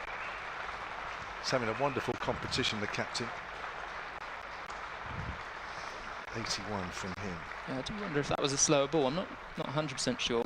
They're not easy catches, those. We've got the white creamy seats square on, and also he really swung the bat at it, but it didn't come off as quickly as you'd have thought, so it was a good catch. Fletcher Middleton. Yeah, follow that. It's always hard, isn't it, coming in now when there's been such a brilliant partnership. It's set the game up, and he's not under pressure coming in, Fletcher Middleton. This is his first game in this year's competition, but you're also sort of on a bit of a hiding to nothing here, isn't it? I think you simplify it. When someone's at 107, you just go, I just try and get him on strike here. I think that's the simple bit. And when you start getting yourself in, then you can start going too. Yeah. But seeing how Ali went about that last over, that's what I'd be doing. Yeah. Yes, give the strike to the man who's in at every opportunity and let him do the work. Yeah. I think that's how I'd be playing it. Just get a little 10 not out at the end. Exactly, yeah. 12 not out. Interesting to see what field Leicestershire go for here with a bit more attacking. Covers up already, so looking to squeeze into that offside. They've just got 3 fielders on the rope and good bit of noise in the background. Terrific. It's right in again. Bowls and just defended straight back to the bowler. Middleton walks away. 36 overs with his pads on, waiting to come in. Chris Main has emailed again saying here's the Hampshire team from that same year, 1959, but he's not attached it to anything, so I can't actually see anything, Chris, unless my email hasn't come through properly. Yeah, it's right in again. Bowls, back of a length, pushed into the offside for no run again from Middleton. Well, I was talking to you earlier, Brad, in your position as lead fielding coach, and you said that watching Hampshire field for the 50 overs, or almost 50 overs, and that it helped you quite a bit in your assessments of some of the players fielding. It's a lovely angle up here. I've never been up here before. I mean, it's amazing. You can see the whole field. You can see every fielder. And I think the great thing about fielding is it's, you know, a lot of us look at the end result as Wright comes in again, back of length, and just blocked into vacant short third region for a quick single. Well played there by Fletcher Middleton. Moves him on to 1. I think obviously a lot of us look at the end result with fielding, but actually the deeper you get into it, it's a lot about the preparation in terms of that anticipation, your set position, your positioning off the ball. They're the bits that are really important and making that catch a lot easier if you can make those first movements towards the ball, which you can really see out here, which is lovely. As Wright comes round the wicket to Orr, bowls full and inside edge, just a mid wicket for no run.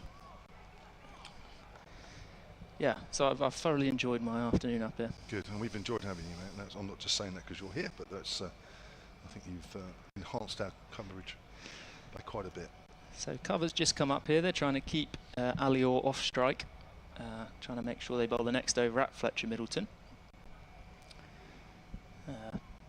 Captain is just moving fine leg round a bit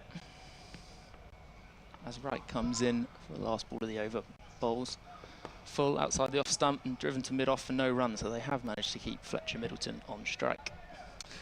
Email here from Richard, who's in Norway, and we were talking about Swan Green, that ground in Lyndhurst that's right on the road through the New Forest, and I didn't realise until Chris Temple had found something that they haven't played cricket there for 10 years. And Richard said, yes, I'm not that Richard Hill, the former Eastleigh manager. Swan Green was the most beautiful and most dangerous ground I've ever played on. Trying to field textbook long boundaries, I think he's talking about textbook, what do you do when you put your long barrier, that's the one. He's put long boundary. Trying to field with textbook long barrier, only to see the ball hit a bump and fly over your head. There's a few grounds in the New Forest like that, and I've played on 1 or 2. We had an ex-England and Hampshire player representing Swan Green. Can you guess him? Yes, I do. It's Alan Mullally, who played there a few years back. There you go. Yes, there we go. All right, Alex Green is going to switch ends, the 18-year-old.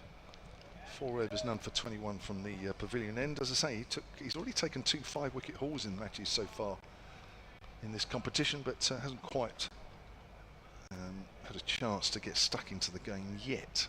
I thought he bowled nicely. I thought he hit the pitch hard. Didn't he? He's got a nice action, lovely slingy action, hasn't he? If he develops over the next 2 or 3 years, he could be a real handful, as if he isn't already. Comes in again, and that's driven by Middleton out to point. And there is no run. As I mentioned earlier, an England under-19 player was playing against India earlier this season, along with Ben Mays, who I'm not sure we're going to see today. No. So the wait for me goes on to see him bat. I mean, I'm quite happy if I don't see him at all in this competition, if I'm honest. I mean, it'd be my loss not to see him, but you've seen him many times, of course, Brad. But I suppose in a way, if he doesn't bat at all, then Hampshire will have done mightily well. 203 for 1. Here's Green, runs away from us. He's got the slip in, as he has to, really. Oh, that's a full toss, I think.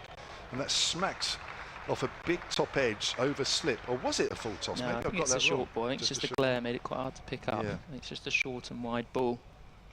Yeah, it was. Yeah, oh, it was. Yeah, right. Just been cut over slip. Yeah. Middleton swinging hard. No danger of that. Joe says it's been fabulous listening to Brad today, given a different perspective. From a different perspective. If you can work that out. So there you are. There's a ringing endorsement there, Brad. Here comes Green again and bowls. That's short, and this time it's hit more conventionally on the ground by Fletcher Middleton. Goes down to widest third man. Middleton moves on to 6. 208 for 1. It's because I don't have it in me to chat about teams from 1959, Kev. I don't. My knowledge. Well, believe it or not, actually, that's beyond me as well. But I know a lot of people don't think of this. They think, oh, yeah. In fact, honestly, the number of times I've done commentary over the years, and a fellow commentator will say, you remember him? And, whatever. And I said, no, honestly, it might not sound it, but even they were before me.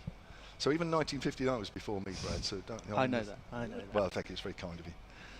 Here's Green again. That's fallen leg stump. Worked down to fine leg by Ali Orr. 108 not out. He is. Far be it for me to give Ali Orr some advice, but if I was him, I would just make sure I'm there at the end. Don't try and do anything silly now.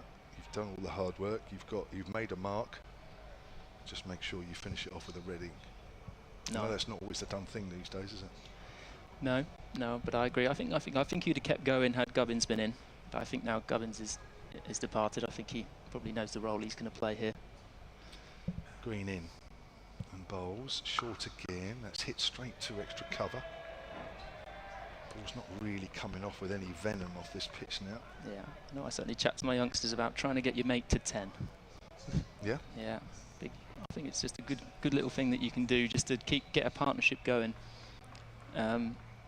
Get Fletcher to 10, and then you can start pushing it on again.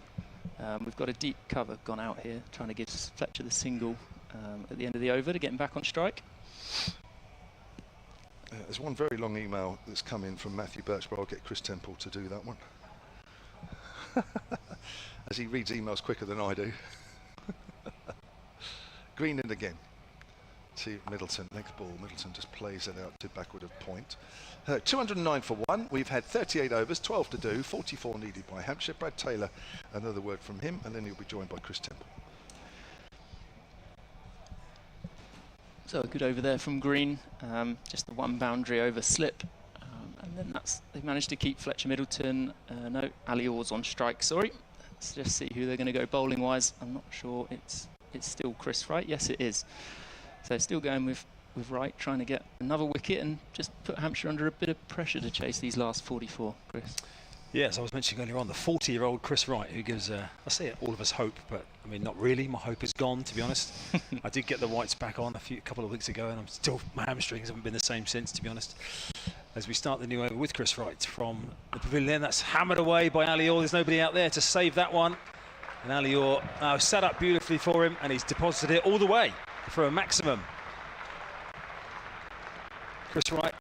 Too short, and Ali Orr, that's just, I mean, he's seeing it like the proverbial, isn't he, at the moment? Yeah, I think they're obviously trying to go a bit back of a length, get him off strike, but it's a brilliant shot by Ali. That's the second time he's done that now in a matter of overs. Yeah, from that length, he's onto that so quickly, isn't he? He's pulled that very straight. As in comes right again to bowl to Orr, this time just running it out into the offside, into a gap, and happy to take the single. We were talking just off air, Brad, about what the guys are being fed out there in terms of to keep them going in these kind of conditions, keep them hydrated. We saw Nick Gubbins just stretching before he was out. Ali Orr, I mean, we saw that the single that he nearly got run out going to his 100 was a little bit laboured. A couple of the quicker singles, not quite so quick out the traps. We can allow him that after 88 overs on the field in this heat. Yeah, definitely. I think that these guys obviously, heat as well. Fluid on board is difficult, so there's electrolyte tabs are. He comes right again to bowl. Middleton up on his toes. So trying to get the electrolytes in the drinks to try and get prevent that cramp happening. But yeah, I thought he did really well. He actually, even after I've been out there for 88 overs, that second two he ran was as quick as. Do you find obviously it's been quite topical, isn't it, recently, the amount of stoppages, particularly in the Test series, how many stoppages there were for various things. Do you find in these conditions the umpires are pretty commonsensical with allowing a couple of extra drinks to come on for batters who've been out there the whole time, or would Leicestershire say, hang on a minute? Yeah, you have to this type of heat. Right, bowls again, and this time it's Middleton, but nothing better than a dot up to mid-off. Yeah, you definitely have to be. And I think there's a welfare issue, isn't there, beyond a game management issue? Of course there is, and the pressures that teams are put under now to bowl the overs in a certain time. We are getting around the overs pretty quickly these days. So some of these run-ups as well. Yeah, running from the 30-yard circle. Yeah, Chris Wright still running from the 30-yard circle, even at his length of his career, let's just say. As then he comes again to bowl to the right-handed Middleton. And that's turned away through the leg side. There's going to be one here, but this time they settle for one. I suppose the one thing on the Leicestershire Foxes' favoured team is that they had two left-handers in, so they weren't having to switch over every ball, which they are now. So for 35 overs of the innings anyway, as we see, I think now that is on screen there, the group who've been quite vociferous with the Hampshire, the roar. That is the group in the middle there, in terrific tanning conditions out there. Hopefully they've got their sun safety. Yeah. That's them. Lots have moved out of the sun to the other side of the ground now. I know we've been banging on quite a lot about the sun today, and you won't have any sympathy for us watching on from wherever you are watching on from, but I guess it's more to convey what the conditions are like for the players. No one cares how hot we are, except the various providers of all the equipment that's melting, but genuinely for the players, it's been really testing conditions out there. But it's been great to have so many inside the ground, and Hampshire are 36 away here from returning to winning ways and going 3 from 4 in this competition. Leicestershire on the trajectory at the moment towards a second defeat, as that's a big swing and a miss from Ali Orr outside the off stump. Again, the field up in the ring on that offside, so relatively low risk shot for Orr. Comfortably his best Hampshire score, his first list day 100 for Hampshire. This is second best, I think we looked up, didn't we, Jim? Second best overall now, including his Sussex career as well. Because yeah, I think I'm right in saying, without looking it up, he played one T20, didn't he? I think got a duck, didn't he? I think he got out in the first over, I seem to remember. So short of options, you know, when Hampshire had obviously some fitness and availability issues at the top of the order, didn't they? Which ended up with Toby Albert and James Vince forming a very good opening partnership in the end. But it's a hard Hampshire top order to get into when you've got the overseas guys coming in as well. Yeah, which is obviously, you know, brilliant from a Hampshire perspective in terms of the depth we've got in all areas. As the green comes in again, was back of a length, and Middleton cuts that. I think that's probably going to be 2. If it's cut off, it's been cut off, and is it going to go to the rope? Oh, it was a diving effort, and the ball's rolled back towards him. I think it has just been stopped inside the rope. Lovely shot from Middleton on the back foot to the left hand of point. It's Liam Travaskis down on the fence there, who nearly made the proverbial haul. It just about saved it. Yeah, and that'd be the area that Middleton will be targeting here. Cover fielder up as green comes in again. Short ball, pull shot in front of square, looking for another 2 runs as the throw comes in. It's very nicely controlled by Middleton there. Didn't try and overhit that. Great, a few more 2s. That's what I'm looking for here. keep chipping away at the 2s, Fletch. Well, he's down the non-strikers end at the moment. Middleton's come in and settled in pretty well here as well. And these two looking to steer Hampshire over the line. The Oval away on Monday. Next up for Hampshire, as Kevin was mentioning a little bit earlier on, the Surrey picture feed will be available for that one. As green comes in, that's full outside the off stump, just inside the wide line. Fletcher Middleton leaves it alone. Yeah, relatively quick fire, a couple of days between the games. Monday, of course, the 100 game here between Southern Brave and Oval Invincibles, for which there are some limited tickets available. I came on Wednesday as a paying spectator with my young son, and if you haven't been before, I would say certainly a good time to come and give the 100 a go. Weather set fair. This is a fantastic ground to bring youngsters with the accessibility. You had to walk around, lots going on, lots to see and do. Comes in again, short ball pulled again, and I think that's just straight to the deep square. Fielder for 1 run this time. Middleton moves on to 12, score 222 for 1. They've done well to get this partnership going. At a relatively good rate again, so just the required rate down to 3 and over now. I know there are some batters that like to sit with their helmet on when they're waiting to bat. I hope in this weather, Fletcher Middleton isn't one of those. From your experiences, is Fletcher Middleton a helmet on while waiting kind of batter? Or is that more T20? I've not actually noticed, but I could imagine if he had it on, he would have taken it off. You'd have to give up at some stage, wouldn't you? Yes, as green comes in again. And this is it's a full toss. That's hit him. Ali's done. Has he hit that? Oh, I thought he hit him. I'm not sure where that's hit Ali, but it's gone for 4 runs. It's been given a no ball, and it has been given runs. So I think he's managed to get either glove or bat onto that, down to past fine leg for 4 runs. Oh, the way he went down, I thought it hit him, but he's done brilliantly to hit that. Oh. Yeah, and the bowler looking at his hand as if to say that it's obviously just slipped out there with how warm it is, and he's just had a little sort of shake of the right hand, so I think maybe it's a bit of a bat rattle or something there, rattling the handle. It's going to be a free hit.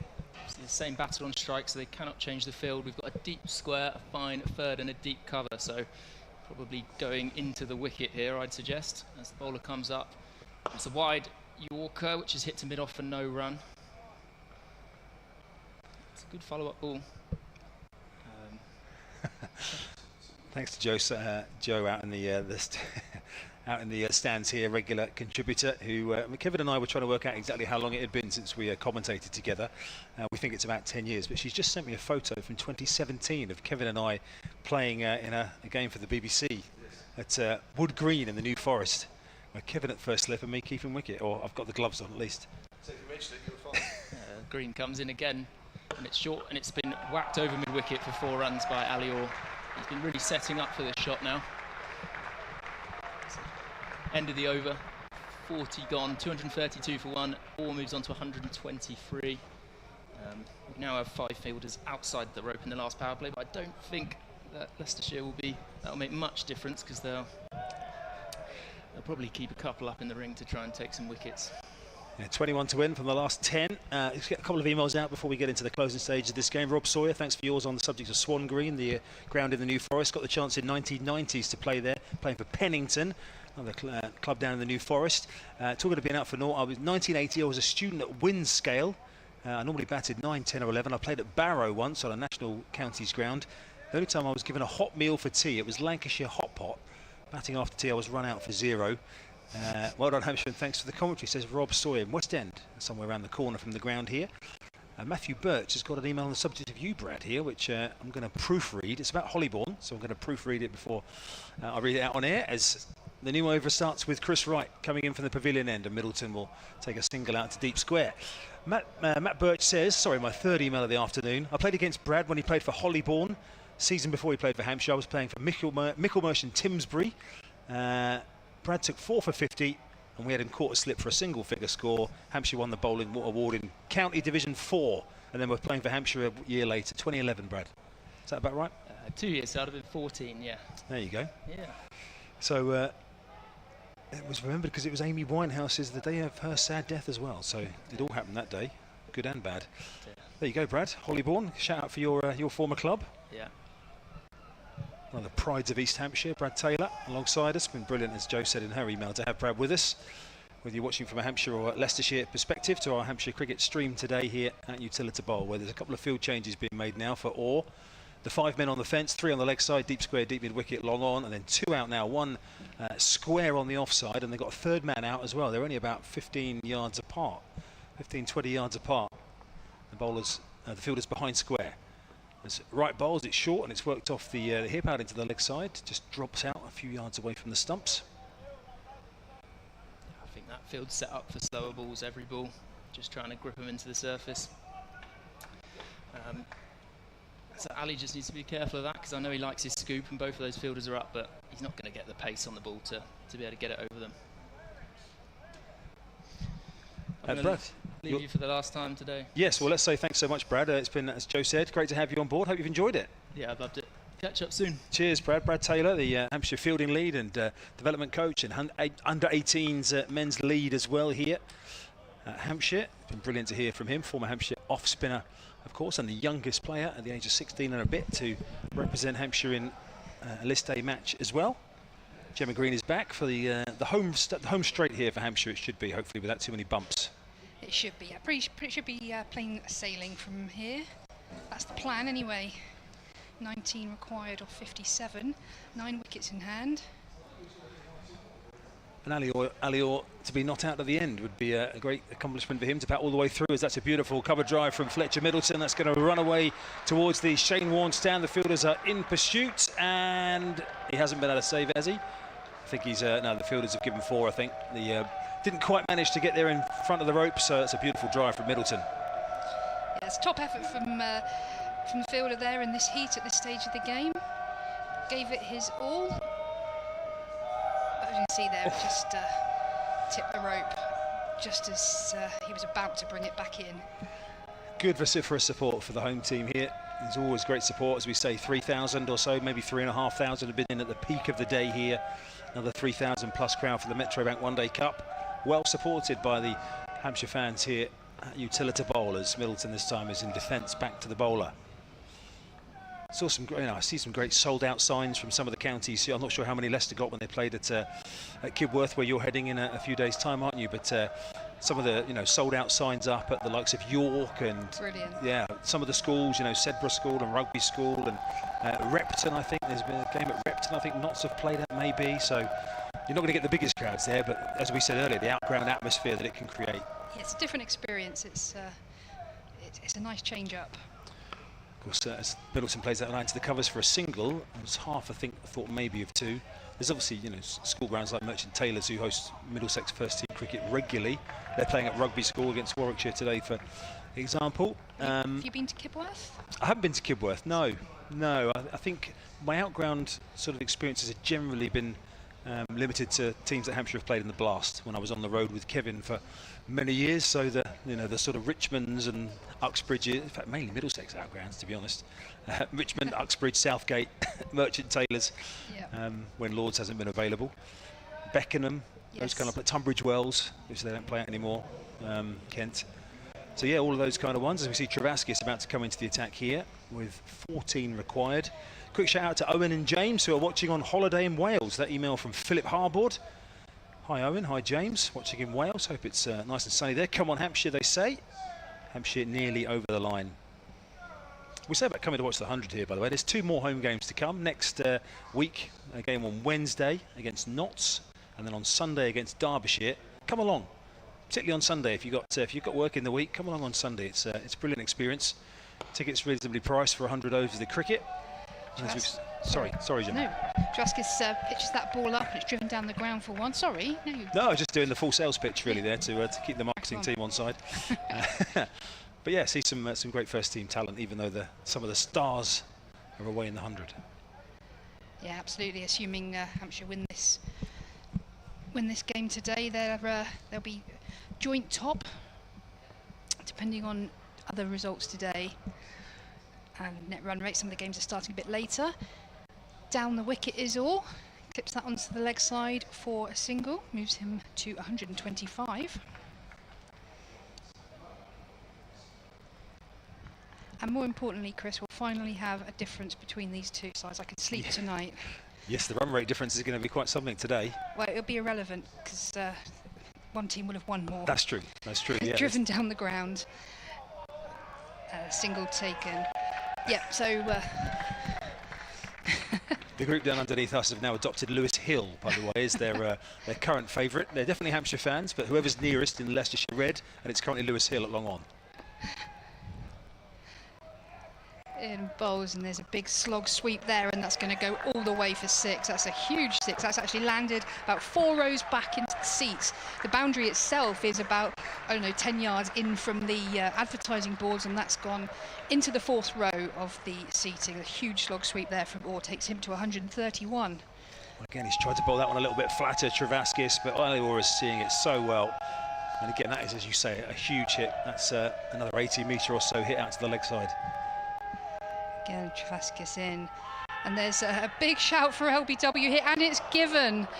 It won't be Alior there at the end. He's done the lion's share, he's broken the back, and he's undoubtedly won the game for Hampshire.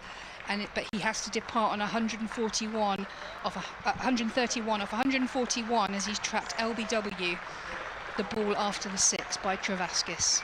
Well, the applause has started very early for Alior, who makes his way off for his comfortable Hampshire career best, his first list day 100 in Hampshire colours since his move from Sussex as well.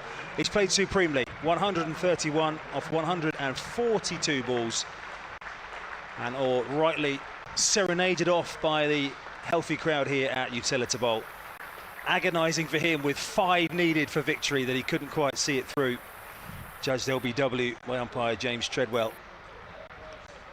Gets a big fist bump and high five by Brandon McMullen, who comes out for his home debut with the bat. Can win it in one hit if he wants. He could, and he was probably sat there about 30 seconds ago thinking that was his day done. But he's got to come out now and finish the job that Orr and Gubbins earlier very much started and almost completed. Well, I think if you said to Alior, "Oh, what a shame," he's going to say, "Well, I scored 131, so I'm all right." But you could see a little look to the heavens there in frustration as he didn't quite manage to see that one through. So McMullen, the Scottish international, is out for, say, a first appearance here with the bat in Hampshire colours.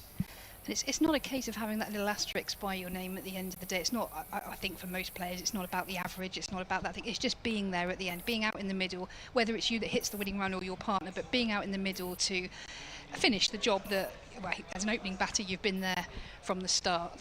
Yeah, absolutely. Batted the whole, would have been on the field the whole game nearly. Alior. But McMullen gets his first taste of list day cricket in Hampshire shirt, and that's driven to mid-off and no run.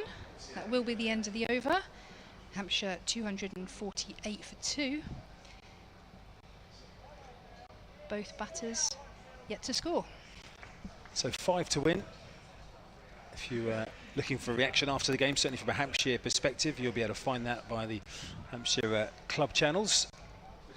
Kevin will go around and speak to some of the protagonists, no doubt Ali Orr as well. 131 from 141 balls with 11 fours and 4 sixes in his innings as well.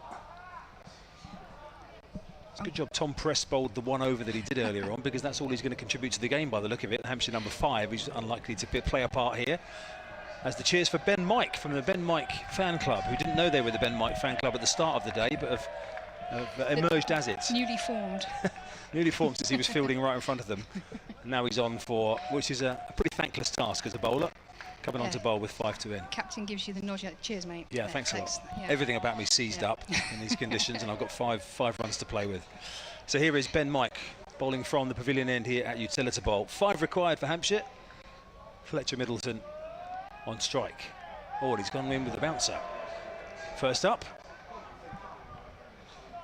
which umpire Ant Harris signals is the one for the over.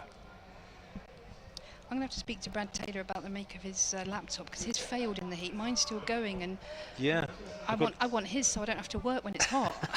Mine's still going just about as well, but yeah, the Hampshire club laptop was the first one to melt. Yeah, 248 for 2. Ben Mike coming into Middleton again. Closing stages here, and Middleton will wet that off his hip for a single out towards deep square. So McMullen coming on to strike, who opened his Hampshire account the other day.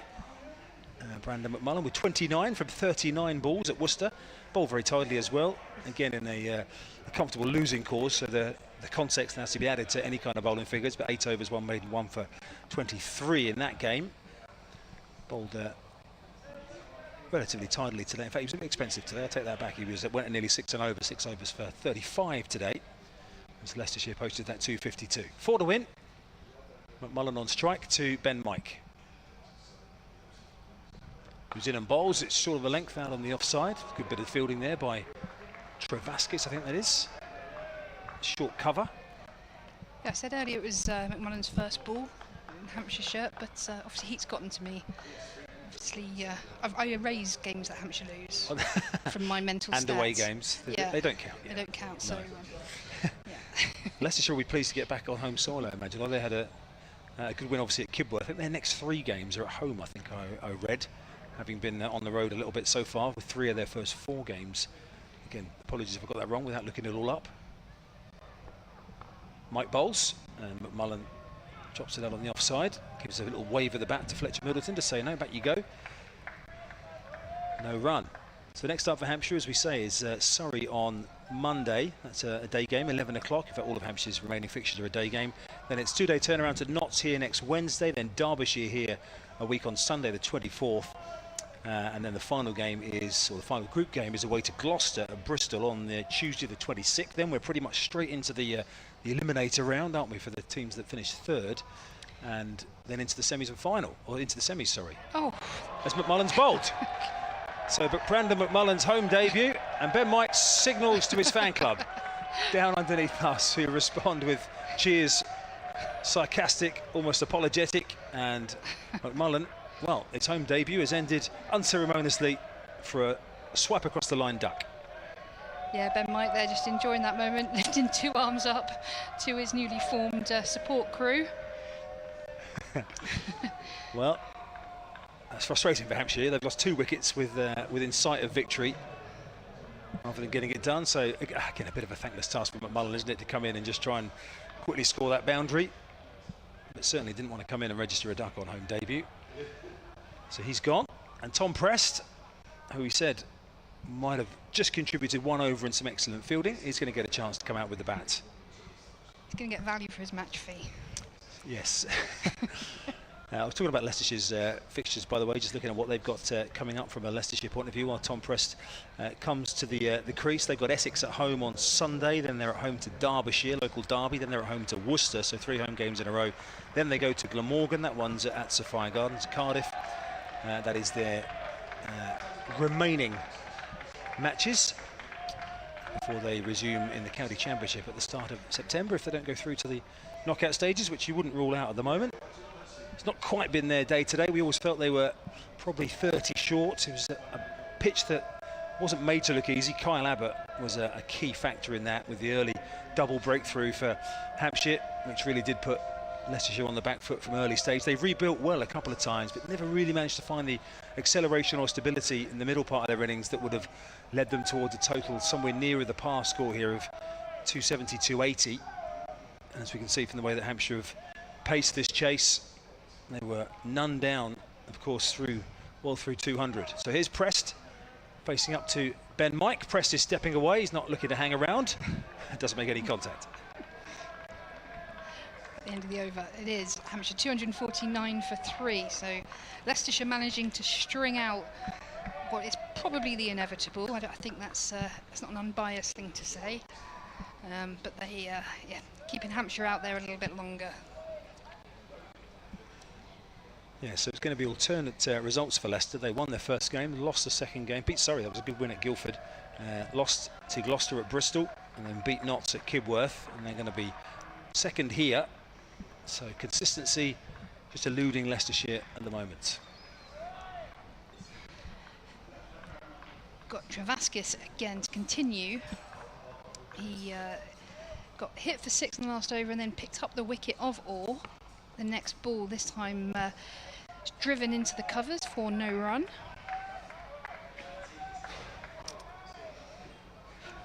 Fletcher Middleton on strike, Prest at the other end. And Orr quickly to the top of his mark. Travaskis, top of his mark again. And again off the back foot, just pushed back to the bowler for no run. Everyone in the circle at the moment, apart from deep mid-wicket. It's keeping the pressure on, not allowing those easy singles, making them say, right, go on, 4 to win, you've got to find the boundary. In bowls, and down the track is Prest, Middleton, sorry, and he's lofted that over the cover, extra cover for 4, and that is the game. Excellent finish there from Hampshire. Say the field was in, needed to get it over or through, and over he did. And Hampshire win, a comfortable win by 7 wickets. So they've done it with 41 balls to spare in the end, Hampshire. Much to the delight of some of the more vociferous members of this healthy crowd here at Utilita Bowl. In the end, Fletcher Middleton finishing with 25, not out from 27 balls. Tom Prest remaining unbeaten on 0. Earlier on, well, Ali Orr and Nick Gubbins with that opening partnership of 202 for Hampshire. Gubbins was the first to go in the end, caught by Sol Budinger for 81 from 91. Ali Orr in the end pinned LBW by Travaskis with just 5 required on the total for 131 is Hampshire best. Middleton and Prest seeing them through after, but Mullen went for a duck. The best of the bowlers as far as Leicestershire concerned, a wicket for Chris Wright and 1 each for Travaskis and Ben Mike. Earlier on there had been half centuries with the bat for Budinger, Masood and Ben Cox for Leicestershire as well, who go 1-2, lost 2. Hampshire are now 3 wins and a draw, and as you mentioned, Gemma, that sends Hampshire back to the top of the table, pending some other results. Yeah, there's top of the table on points, certainly. Gloucester are currently top with 12. Hampshire join them now, but it will all come down to the pesky net run rate to see who sits top. We're still early stages in this competition. There's 8 games and we're only halfway through. Yeah, plenty of time left for both of these teams, and you certainly wouldn't rule out both of these teams featuring in the knockout stages come the end of the month as well. The teams that process off here, the Hampshire fans are happy, and well played to Ali Orr and Nick Gubbins for that batting display. Kyle Abbott, the star, with the ball for them with 3 wickets earlier on, and Andrew Neil with 2 for as well, bowling very well, the left-arm spinner. Hope you've enjoyed the coverage from us here on the Hampshire Cricket Stream, and those of you listening in the ground as well. We'll be back for the next home game here, 2 of them next week. It's Wednesday against Notts and Sunday against Derbyshire. Next up for Hampshire's men in this comp is the game away at Surrey, which you can follow via their club picture feed. But from our commentary team of Gemma Green alongside myself, Brad Taylor, the Hampshire field and lead, Kevin James, our overall lead, and myself, Chris Temple. It's been great to have your company today, and we'll see you next time.